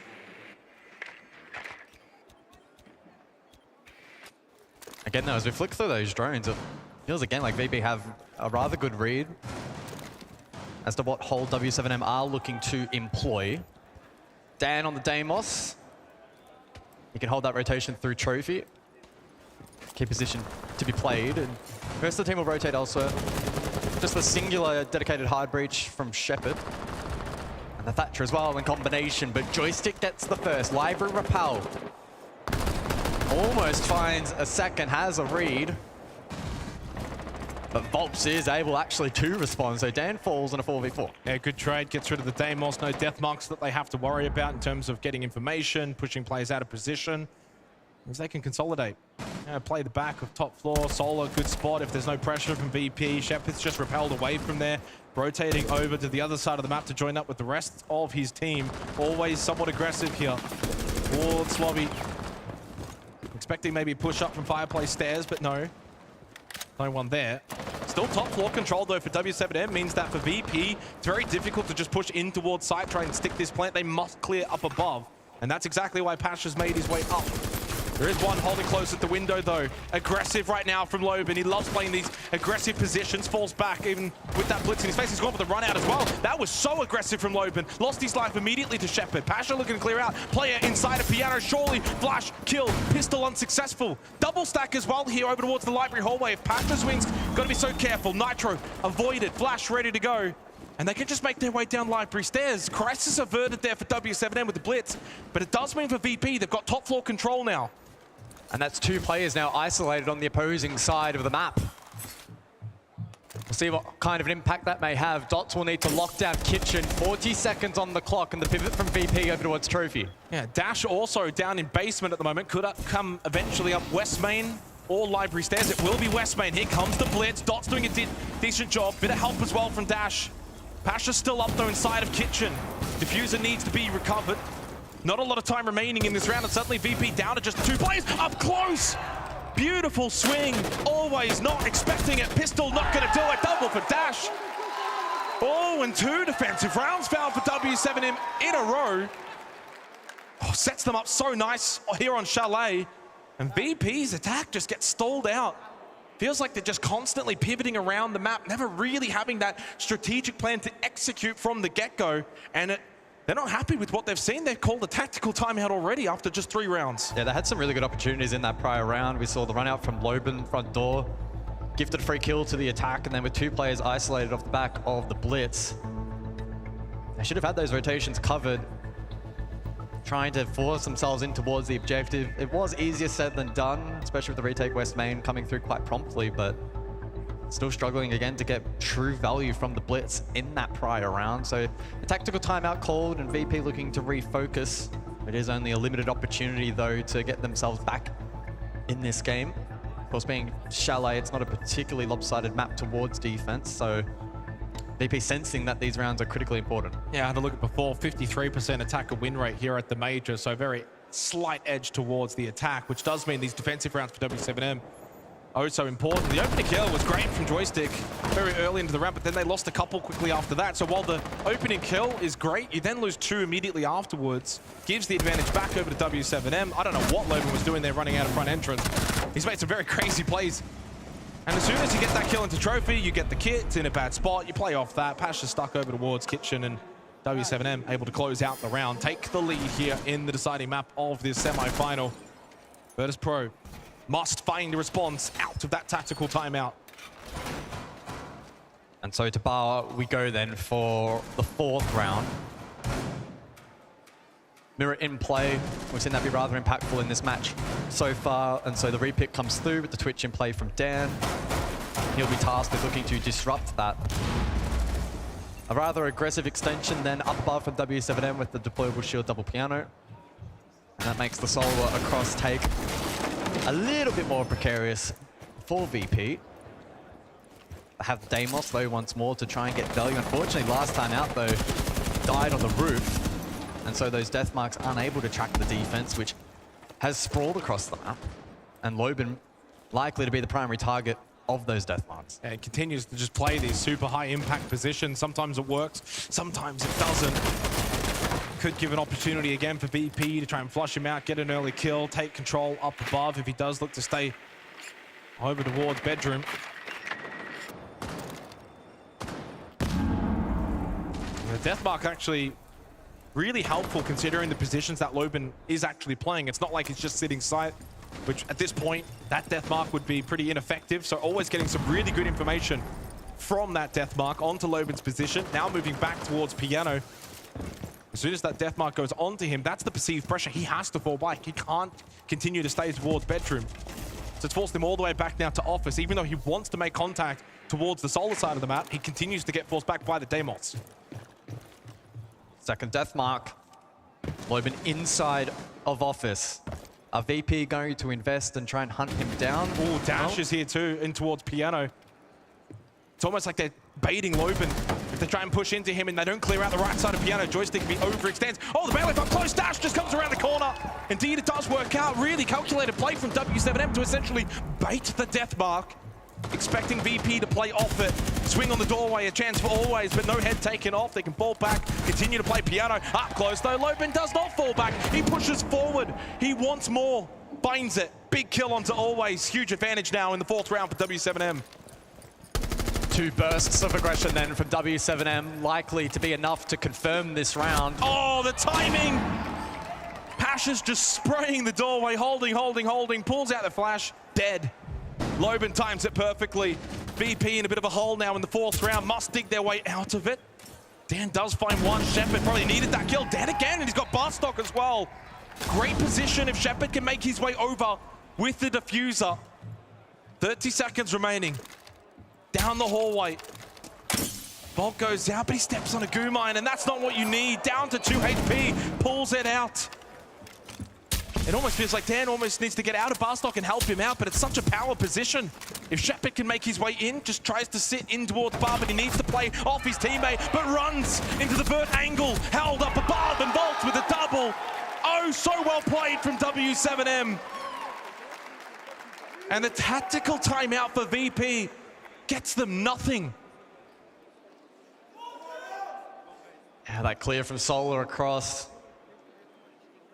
Not particularly clean, and W7M finding again those opportunities to aggress, push forward in between those death marks, which were keeping Loben at bay for the most part. The rest of the team then steps up. This moment from Dash was huge. Bailiff in hand just pushes forward. VP don't have a read, not expecting that push, and then the rest of the attack completely unraveled. Then in the 2v3, Dan tried his best to maintain that power position. If VP get the plant down, it would have been very intriguing, but the plant denial, far superior from the defense. Yeah, that was the issue. They had very little time. Had to make your way in very quickly. And that just means then you haven't cleared out up above. W7M still have those angles, and, well, lo and behold. The defense, though, from W7M has been, well, near on perfect. Just offering one attacking round to Virtus Pro, the opening round, which was flawless. Couldn't have imagined that this would be the follow-up 3 rounds after such an eccentric start from VP. 2 crucial rounds now forthcoming. Virtus Pro really need these attacking rounds, or they will find themselves in an awful, awful position here for this semi-final deciding map. The pressure is absolutely on them right now to come through, find the next 2 rounds, even up that scoreline, and then we can reevaluate. They really must find these next rounds. So it's Dash again over towards Mez with the mirror window in support. 6 kills for him so far. And despite dealing with the utility decently in the past, flushing out this position easier said than done. It's a smoke grenade this time to follow in a Salma.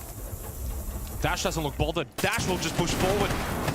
Maybe expecting them to push off of that smoke. W7M has shown really good aggressiveness so far in this semi-final, and it's calculated.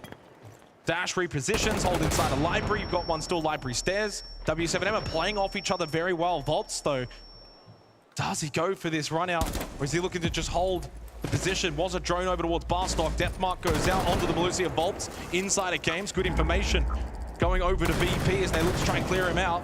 He's just holding stuck hard right. This must be someone that you can try and clear. There was a drone as well on top of the death mark. So much information onto Volts' position, getting so aggressive. Dash up above, also too, wanting to get aggressive for W7M. But it goes the other way, and VP able to collect the opening kill. So much presence from W7M over towards Bar Games, despite the fact that it's not even the sidecars.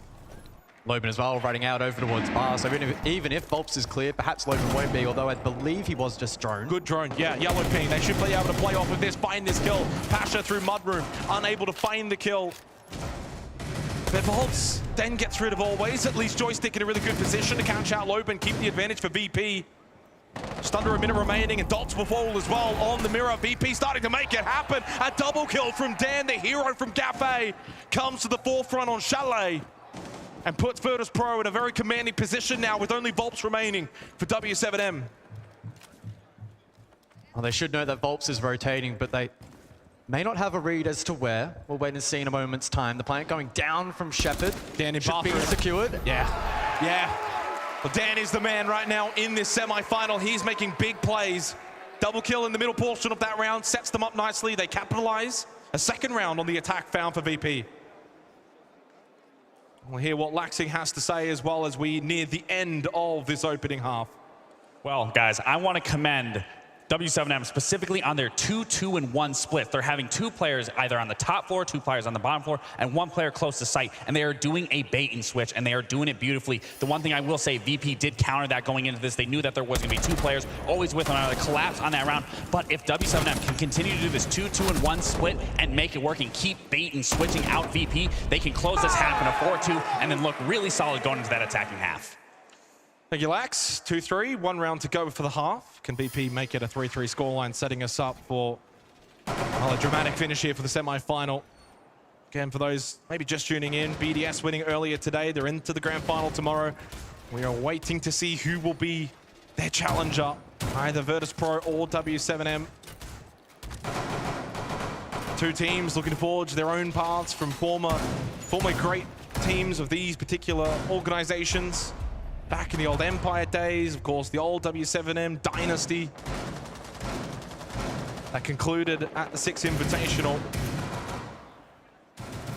2-3. The W7M continue with their fast-paced defense. At times, it really does feel like a gamble. Sometimes it pays off, though. Yeah, VP did a really good job in the prior round of being patient, having a good read, not overplaying their hand, and then executing really nicely. So we'll see what kind of split is employed from W7M then here in the 6th round of the final of the half. Across again the map from VP, looking to cut across from double window. It is the 3 players above currently for W7M. And VP, again, as you can see, a rather passive start to the round, playing on the exterior, allowing others to drone forward. And a minute into the round, now just spotting out Loban, who is once again going to be a key player for VP to shut down. Yeah, I mean, Loban feels like a big difference maker. Whether right or wrong, he has been so impactful in this semi-final. Right now, no kills either for Dots or Dodez, so there's more firepower that can come the way of W7M. And again, these death marks as well from the Deimos have been really impactful for Virtus Pro on their attacks. Highlighting Volps' position over towards Piano. 90 seconds left, a slow-paced round to finish off the opening half. Only 4 drones remaining for Virtus Pro, so information could be lacking towards the latter stages of this round. Very slow start to the round, but a belt of utility to follow. Flashes, Capitao bolt as well elsewhere, always. Well, he commits to the double repel and he finds a kill. Joystick as well. Default shot out, Joystick can push forward, good kills for Virtus Pro. No response from W7M. That aggressive play from Loban doesn't work out this time. Good pinch from VP. Deathmark once again, now on to Dodez deep inside our office at the half-wall default position. Of course, it's kitchen dining though, but you still need to defend this for as long as you possibly can. Keep that vert established for the defense. Dodez does have Zoto canisters and the Nitro Cell to defend his position, try and ward off this push from Virtus Pro. Well, time now becomes an issue for VP. 2 picks is great, but they need time to get in towards this site, flush out, and potentially go for the plant. Deathmark, dash, so low, 6 HP, survives. Can he stay alive for a little bit longer and make an impact? Does not. He loses his life. The damage was too much. He will fall. Big advantage right now for Virtus Pro. They must capitalize. Down to Dots and Dodez, 2 players that have struggled to frag so far in Chalet and continue. Dodez does get 1 air chap, annoying at this point. Can he continue to stay up above, find a way to deny the plant? It could be a difference maker. Good kill onto Dan. Pasha's got to stick the plant. Is there a way that always can provide the cover? Dodez looking to find an angle. The plant must be stopped. It cannot be stopped. 1v2 post plant for Dodez. Does still have a Nitro Cell available and a Zoto canister, but not really much utility to help him in this position. Drops into kitchen. Pasha was waiting. Virtus Pro were waiting. 3-3, all tied up on the deciding map of this semi-final. It could not be closer. Good work then from VP in the closing rounds of the half, really slowing down the pace and suffocating W7M on those extensions. Not making the same mistakes that we maybe saw earlier on in the half with VP getting caught off guard from aggression. They instead let it play into their hands. First pick, Loben. Phenomenal. The second to follow with Volps under pressure. Frustration creeping in a little bit there for W7M at the conclusion of the half. And then Dodez up above, limited time, just couldn't quite find line of sight onto the planter, never winning the retake there. I mean, no surprise the frustration might be creeping in. You know, you go 3-1 up, you feel like you've got a really good lead, a bit of a handle on the game, a good chance to consolidate, maybe get, you know, a 4-2 lead at the end of the half, but you allow Virtus Pro back in. They win the final 2 rounds to close out the half, tie us up 3-3, and certainly they'll be more than capable on the defense as well. Chalet at this major has been rather 50-50. This should be a genuine 50-50 from here. Who can just close out better? Who's got the ability to be better in the clutch? And really, at this point, semifinals, majors, they all have these defining moments. One will be there. It's all about who can grasp it and be the one to step out into the spotlight, close this match out, send your team to a grand final. Doesn't matter what happened on Labs, doesn't matter what happened on Cafe. This second half is now so important for both teams. Jackal in play, round 7. Dash to kick things off over towards kitchen hallway. So a potential horizontal clear from the Jackal and gaining information frees up the rest of the team potentially to be droning elsewhere. We'll see exactly what kind of an impact he's able to have. Dots as well. So the Blitz in play can be a key operator on this site for the Mez clear. Can also be utilized a bit more direct, whether that be through lobby or double window. The game's itself. Well, I thought the Jackal might be impactful, but Pasha said no. Gets the opener. Yeah, big kill. Gets rid of the Jackal. Holps just outside library, does have the diffuser. Looks like W7M want to try and clear out this top library position, rather going on the lateral over from bedroom and office. You have Dodez though over towards Piano, so offering a point of difference in a really good position to try and see if they can catch someone from BP on the move. Unaware that they could be caught from both sides, both angles, repping information. Tough spot right now for Joystick. Can he get himself out of it? No. Nicely done from Dodez. Now expecting the push from top library stairs. No one, though, making the move. And Dots, though, makes his way in, clears out the mezzanine with the Blitz pistol. Always falling back now all the way. Bot library sensing the pressure mounting from this attack of W7M. They've been able to get some really good control of the map on the top floor. Yeah, unable to push back up there into the Blitz, understandably so, not wanting to take an unfavorable one. It does, though, mean, though, W7M with control up above. VP so reliant now on the bar stock backline to hold the fort for VP. I mean, they're double stacking it. They're putting everything, all their eggs in this basket right now from Pasha and Shepard. Always towards West Main can certainly offer a flanking opportunity for the defensive VP. And Talk about to flank all the way up through Solar, looking to catch W7 off. This is a huge flank. Provided no one's watching this for W7M, always could change the course of this round. Well, Dash is on a 5-place camp. But it watching. is actually being held. Loben is ready and waiting for Always to make his push. Loben should never be losing this fight, and he does not. Shuts down the flank. Shepard falls inside a bar stock. Pasha gets 1, but 3 more required. And he can't beat out Dodez, and W7M's attack was quite clean to kickstart the second half. Yeah, pretty brutal attack to set the tone for the second half. Able to completely negate the impact of Jackal in that round early on. So the info gathering was a little bit lacking there. But it ultimately didn't matter in the end. BP stacking back of bar stock. The flank was the right option. Flank was the right option, but watching it an even better call. Yeah, it was a good start for VP as mentioned. But a good play there from Dodez, the Blitz as well, getting value. Able to drop the Warden as well. Key counter.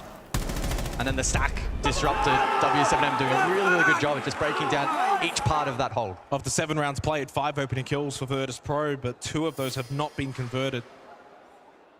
So at least doing well in the early portions of these rounds. It feels like they got more control of the early portion, but W7M's ability to then fight back, down a player, get the round back on their terms has been paramount. Good use of the Blitz as well to clear out top library, get Mez control. And Loben game sense, awareness to watch for that flank. Pays off, pays dividends. Such an impactful player for W7M in this series.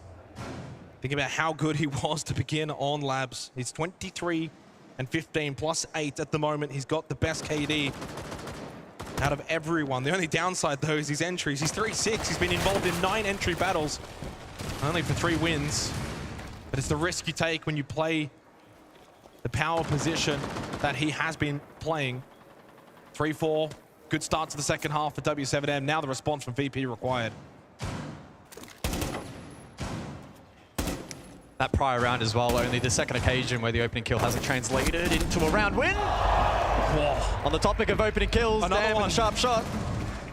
But they cannot hold and maintain the advantage for very long. Loban will get the response, a very swift one onto Pasha. Good trade. Dan is also very low from that early engagement, so he's suffering. Can just fall back, play site though, deep in towards Wine. Look at the clash as well to look to delay, and always on the flank towards Kitchen. Right now, pretty much most of W7M outside of the map, except for Loban, top floor. Dodes has made his way in towards Barstock and making his way in through Bar Games. Volts does find a kill onto Joystick, and Dan will fall, low HP, Dan is dead. W7M will take a big lead into this 8th round. Shepard even on the clash tries to get the gun out. Maybe should have kept the shield up, and always in a 1v4. Had a big clutch back on Cafe, but surely this too much for him. But West Main stairs, Dodes makes his way. W7M edging closer to being in that grand final. They go 5-3 up on Chalet. VP backs up against the wall on Chalet. And I was making the point that heading into that round, 2 occasions, the opening kill not converted to the round win. Both of those VP. That's now the 3rd. It was a really good trade from W7M, and they were able to carry that momentum forward into aggressively hitting the site. VP unable to push back. Third play was also on offer. They leaned into that really, really nicely. Good flick there from Volps. That's nuts. That was insane. And then the rest of the defense crumbling. W7M looking very sharp here. Yeah, I mean, I wonder right now what the VP need to do to try and turn the tide. They're getting opening picks. The early rounds have been great. But to be fair, the credit to W7M, they've had the ability to also trade those opening picks, offset any of those slight advantages very quickly, and then gain their own.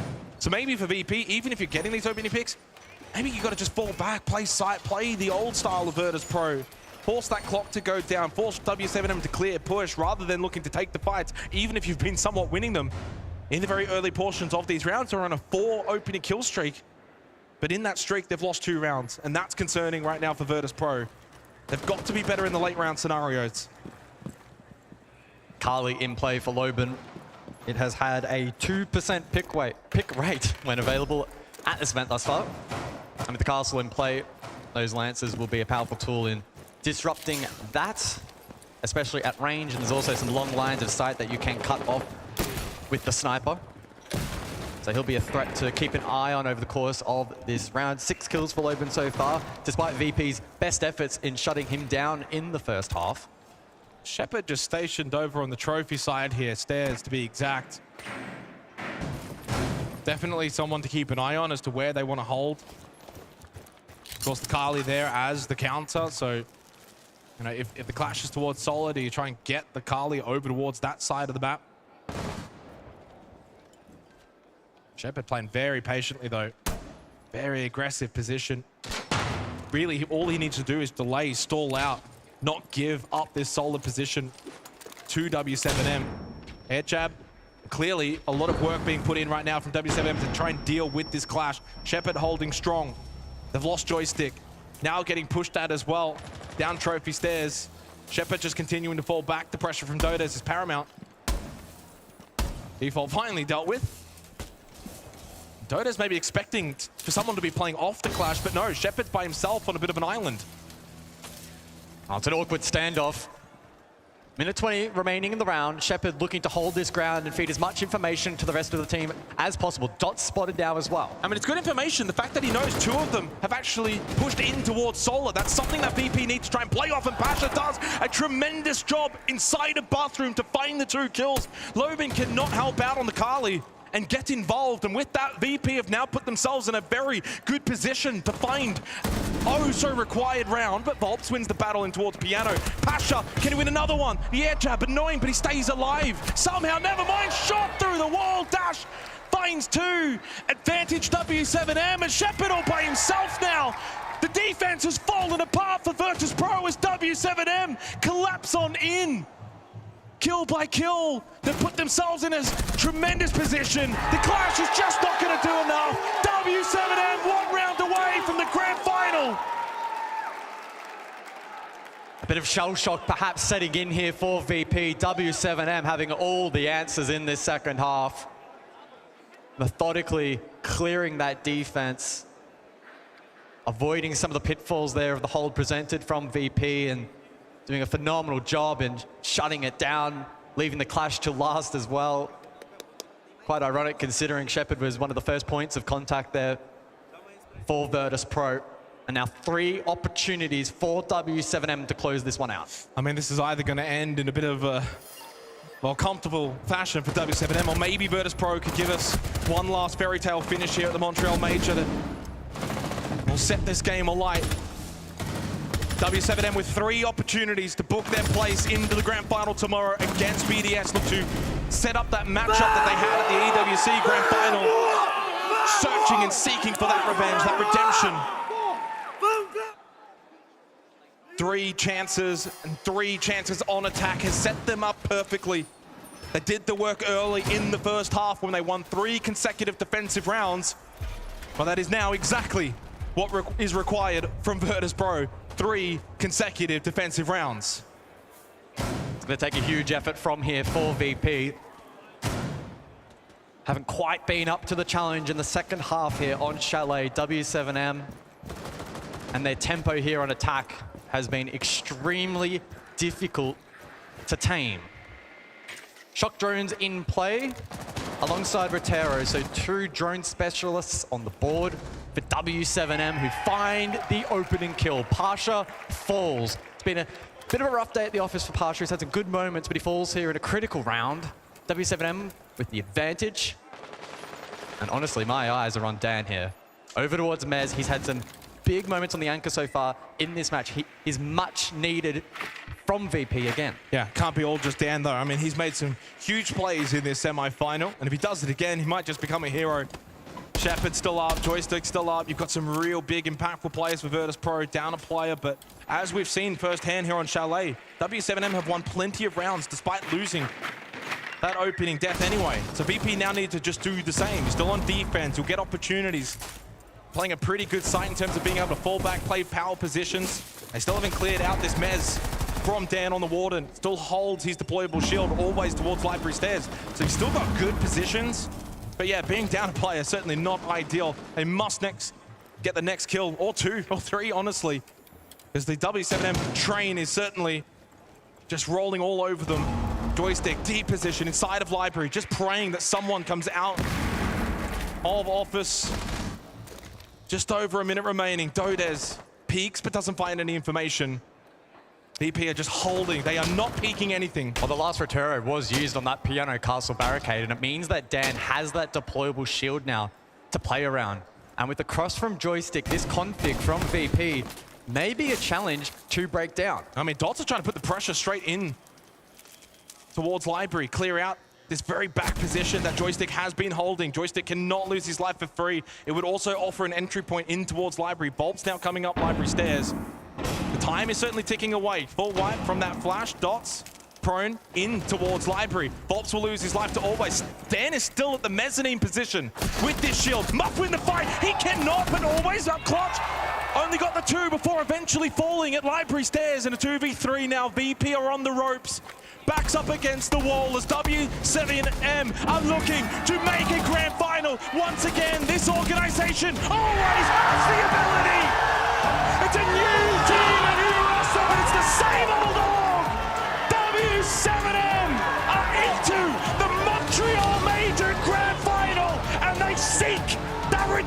win against BDS. What a performance then from W7M. Stepping up to the mark. And they will challenge BDS in that grand final. They'll have to play an amazing brand of Siege to take them down, but today, simply outclassing VP. 7-3, 7-4, 7-3, really a tale of this semi-final. While we did get all three maps, none of the maps themselves were ultra competitive. No overtimes, not even a 7-5 on the cards. Well done to W7M. They were tremendous throughout, so dominant on labs, so calculated on the defense of Chalet to set them up for this victory. Virtus Pro, of course, were amazing on Cafe, but outside of that, they just couldn't match the firepower of W7M, who now book their place into the grand final tomorrow against BDS, which I'm sure, Cuz, is going to be a very difficult ask for them. Last time they met in a grand final back at EWC, it was very one-sided to BDS, a dominant 3-0 victory. But W7M have certainly improved since then, and I think the grand final will be ultra competitive. Well, the man with the most beautiful smile inside of the building has got an interview ready for us. Talking about Lubin, right? This guy's got a gorgeous smile. Lubin, look, you must be having the time of your life up here. Yes, like I said, NA is always a good place to be, and I always do a good perform here. So yeah, I'm feeling pretty good. Well, back in Atlanta, you were such a big talker, right? You were barking like a dog up here. You were going crazy, and the fans loved you. You've been really humble up here. What I want to do a little bit differently, I want to give you the mic, and I want you to just tell everybody why you're going to beat BDS tomorrow in the grand final. So the reason we're going to beat them tomorrow is because we are a different team. The loss that we had to them last WC was just to get experience, and we showed that in the best of 1, but we have to show that in the best of 5. But like I said, we are a more consistent team, more experienced, and we are pretty confident that we can do it. He's too nice now, isn't he? He's too nice. Any thoughts on how you performed there against VP, and how much more confidence does that give you going into that grand final? First day, I didn't have a lot of clothes, so it was pretty cold, so I didn't do pretty good yesterday. But today was good, like, it was pretty hot, if you could say that. Yeah. And yeah, I think it was a good performance for us. I think we did like some mistakes in Cafe, but then we came to Chalet like prepared to their playstyle, and I think we did pretty good. Just lastly, can we just bring this camera into these 3 stars here on the jersey? If you get the 4th, it would mean, of course, so much more to you. Yeah, it means so much because it's gonna be my 3rd final in an international event, and I really want the trophy. I really want to have this title in my name, and yeah, it's very beautiful. And yeah, it means a lot not only to me, but all the guys there. Only the guys from Lowe's, but Vopes has been in a lot of grand finals, and he still hasn't won it yet. So for us, it means the world. Lubin, best of luck in the grand final. We will see you tomorrow, right? See you tomorrow. See you tomorrow. I love you guys. Thank you very much, Lubin. Back to you guys on the desk, and from us here on the stage. Next time we'll be up here. It's grand final time. Championship Sunday. Certainly will be. That we are looking forward to now.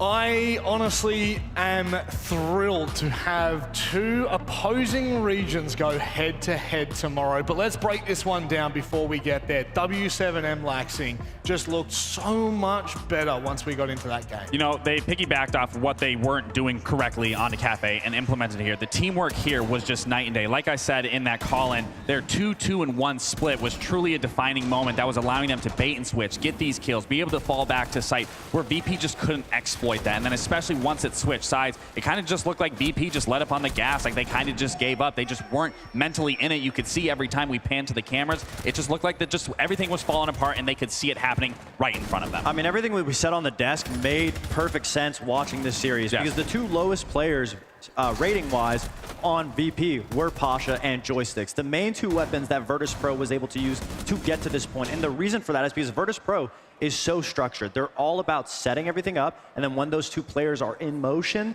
they're able to find success. But we talked about it. W7M does not let teams use any setup. They're constantly putting the pressure on. They're constantly elevating the game to make it stressful for whoever they're playing against. And I'm really excited to see them go up against BDS tomorrow, just because this is like a little bit of a rematch. And oh my God, W7M just played phenomenal lights out today. Well, it's definitely a rematch. And Loban said this isn't the exact same team that BDS played against in EWC. That was just for experience for them. Now they can do it in a best of 3. They aren't worried about best of 1s anymore. And truthfully, this is a far better looking team than what we even saw at EWC. Yeah, and we mentioned too, everyone on the team was playing well. Yeah. And Volps was able to just sit back, be the IGL, and lead the team to victory. But in that last Chalet, he came alive. Yes. He was the main spearhead for W7M, and I love being able to see that any one of these players can get aggressive in the moment, and obviously they just pick their moments, and it worked out for W7M. Well, let's have a look back at how things have gone so far. Friday,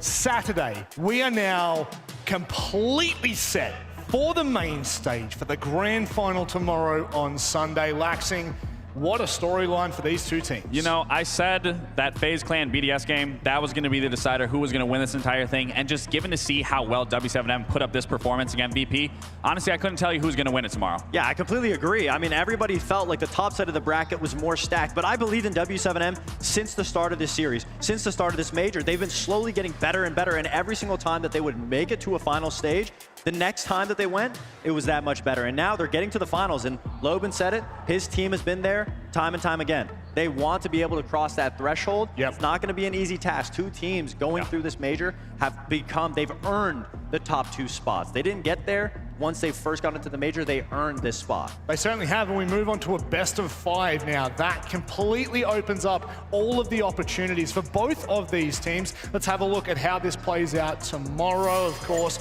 we do have that incredible show match up first, but the reveal panel as well. For those of you that have been watching throughout, there's been teasers, there's been trailers, there's a lot going on. You do not want to miss that before we get to the ultimate grand final. EU versus Brazil, Laxing. It doesn't get any better than this. Well, when you say it like that, it's kind of sad as an NA boy. And obviously how not Montreal look, how Manchester look, we had an NA team there. But no, this is, this is the best case scenario for both these regions. The best of the best are here, and they are going to decide who is going to be walking away the Montreal major champion. Yeah, the storylines are perfectly set up for these two teams. I mean, I hate to say it, but Leo is right. The 2 best regions right now in this current meta, and both of these teams aren't just using the shields. They are able to flex every single level of the current meta, and they deserve to be there. They certainly do. A couple more people deserve to be here. The show match, of course, tomorrow will kickstart the proceedings. We've got 2 teams mixed with devs and content creators. You see the content creators up first, but obviously I think this is the one that I always look forward to most, Laxing, because we get to relax a little more. You know, it's not relaxing. These matches are just as intense as the grand final possibly can be. So, I'm expecting to see some crazy plays, some chaotic plays, just a lot of chaos in the lobby going into that show match. Yeah, we do get to have a little bit of fun, but I'm not going to lie. The people on stage, everyone playing, they're taking it serious. They want to win. They may not get the trophy, but it's about the pride at the end of the day. Absolutely. Boys, before we close out tonight, I'm just going to get a quick prediction. BDS or W7M? Why are you doing this to me? I know where you're going. Let me get into tomorrow. I have to. No, we know how it's going. I'm going to say W7M. No, you should have said BDS for the plot, because I'm going to look at your colors. You may as well select BDS. Oh, good point. I don't know. I believe in W7M since they've gotten here. I really do think it's their time. Look, storylines galore. It's been an incredible 8 days so far. We have one more final to get to, a best of 5 to determine the kings of Stage 2 and to cap off what has been an incredible year. But that is all we have time for here on the desk of the Montreal Major. Thank you very much for joining us. We'll be back at 12:15 tomorrow for the grand final.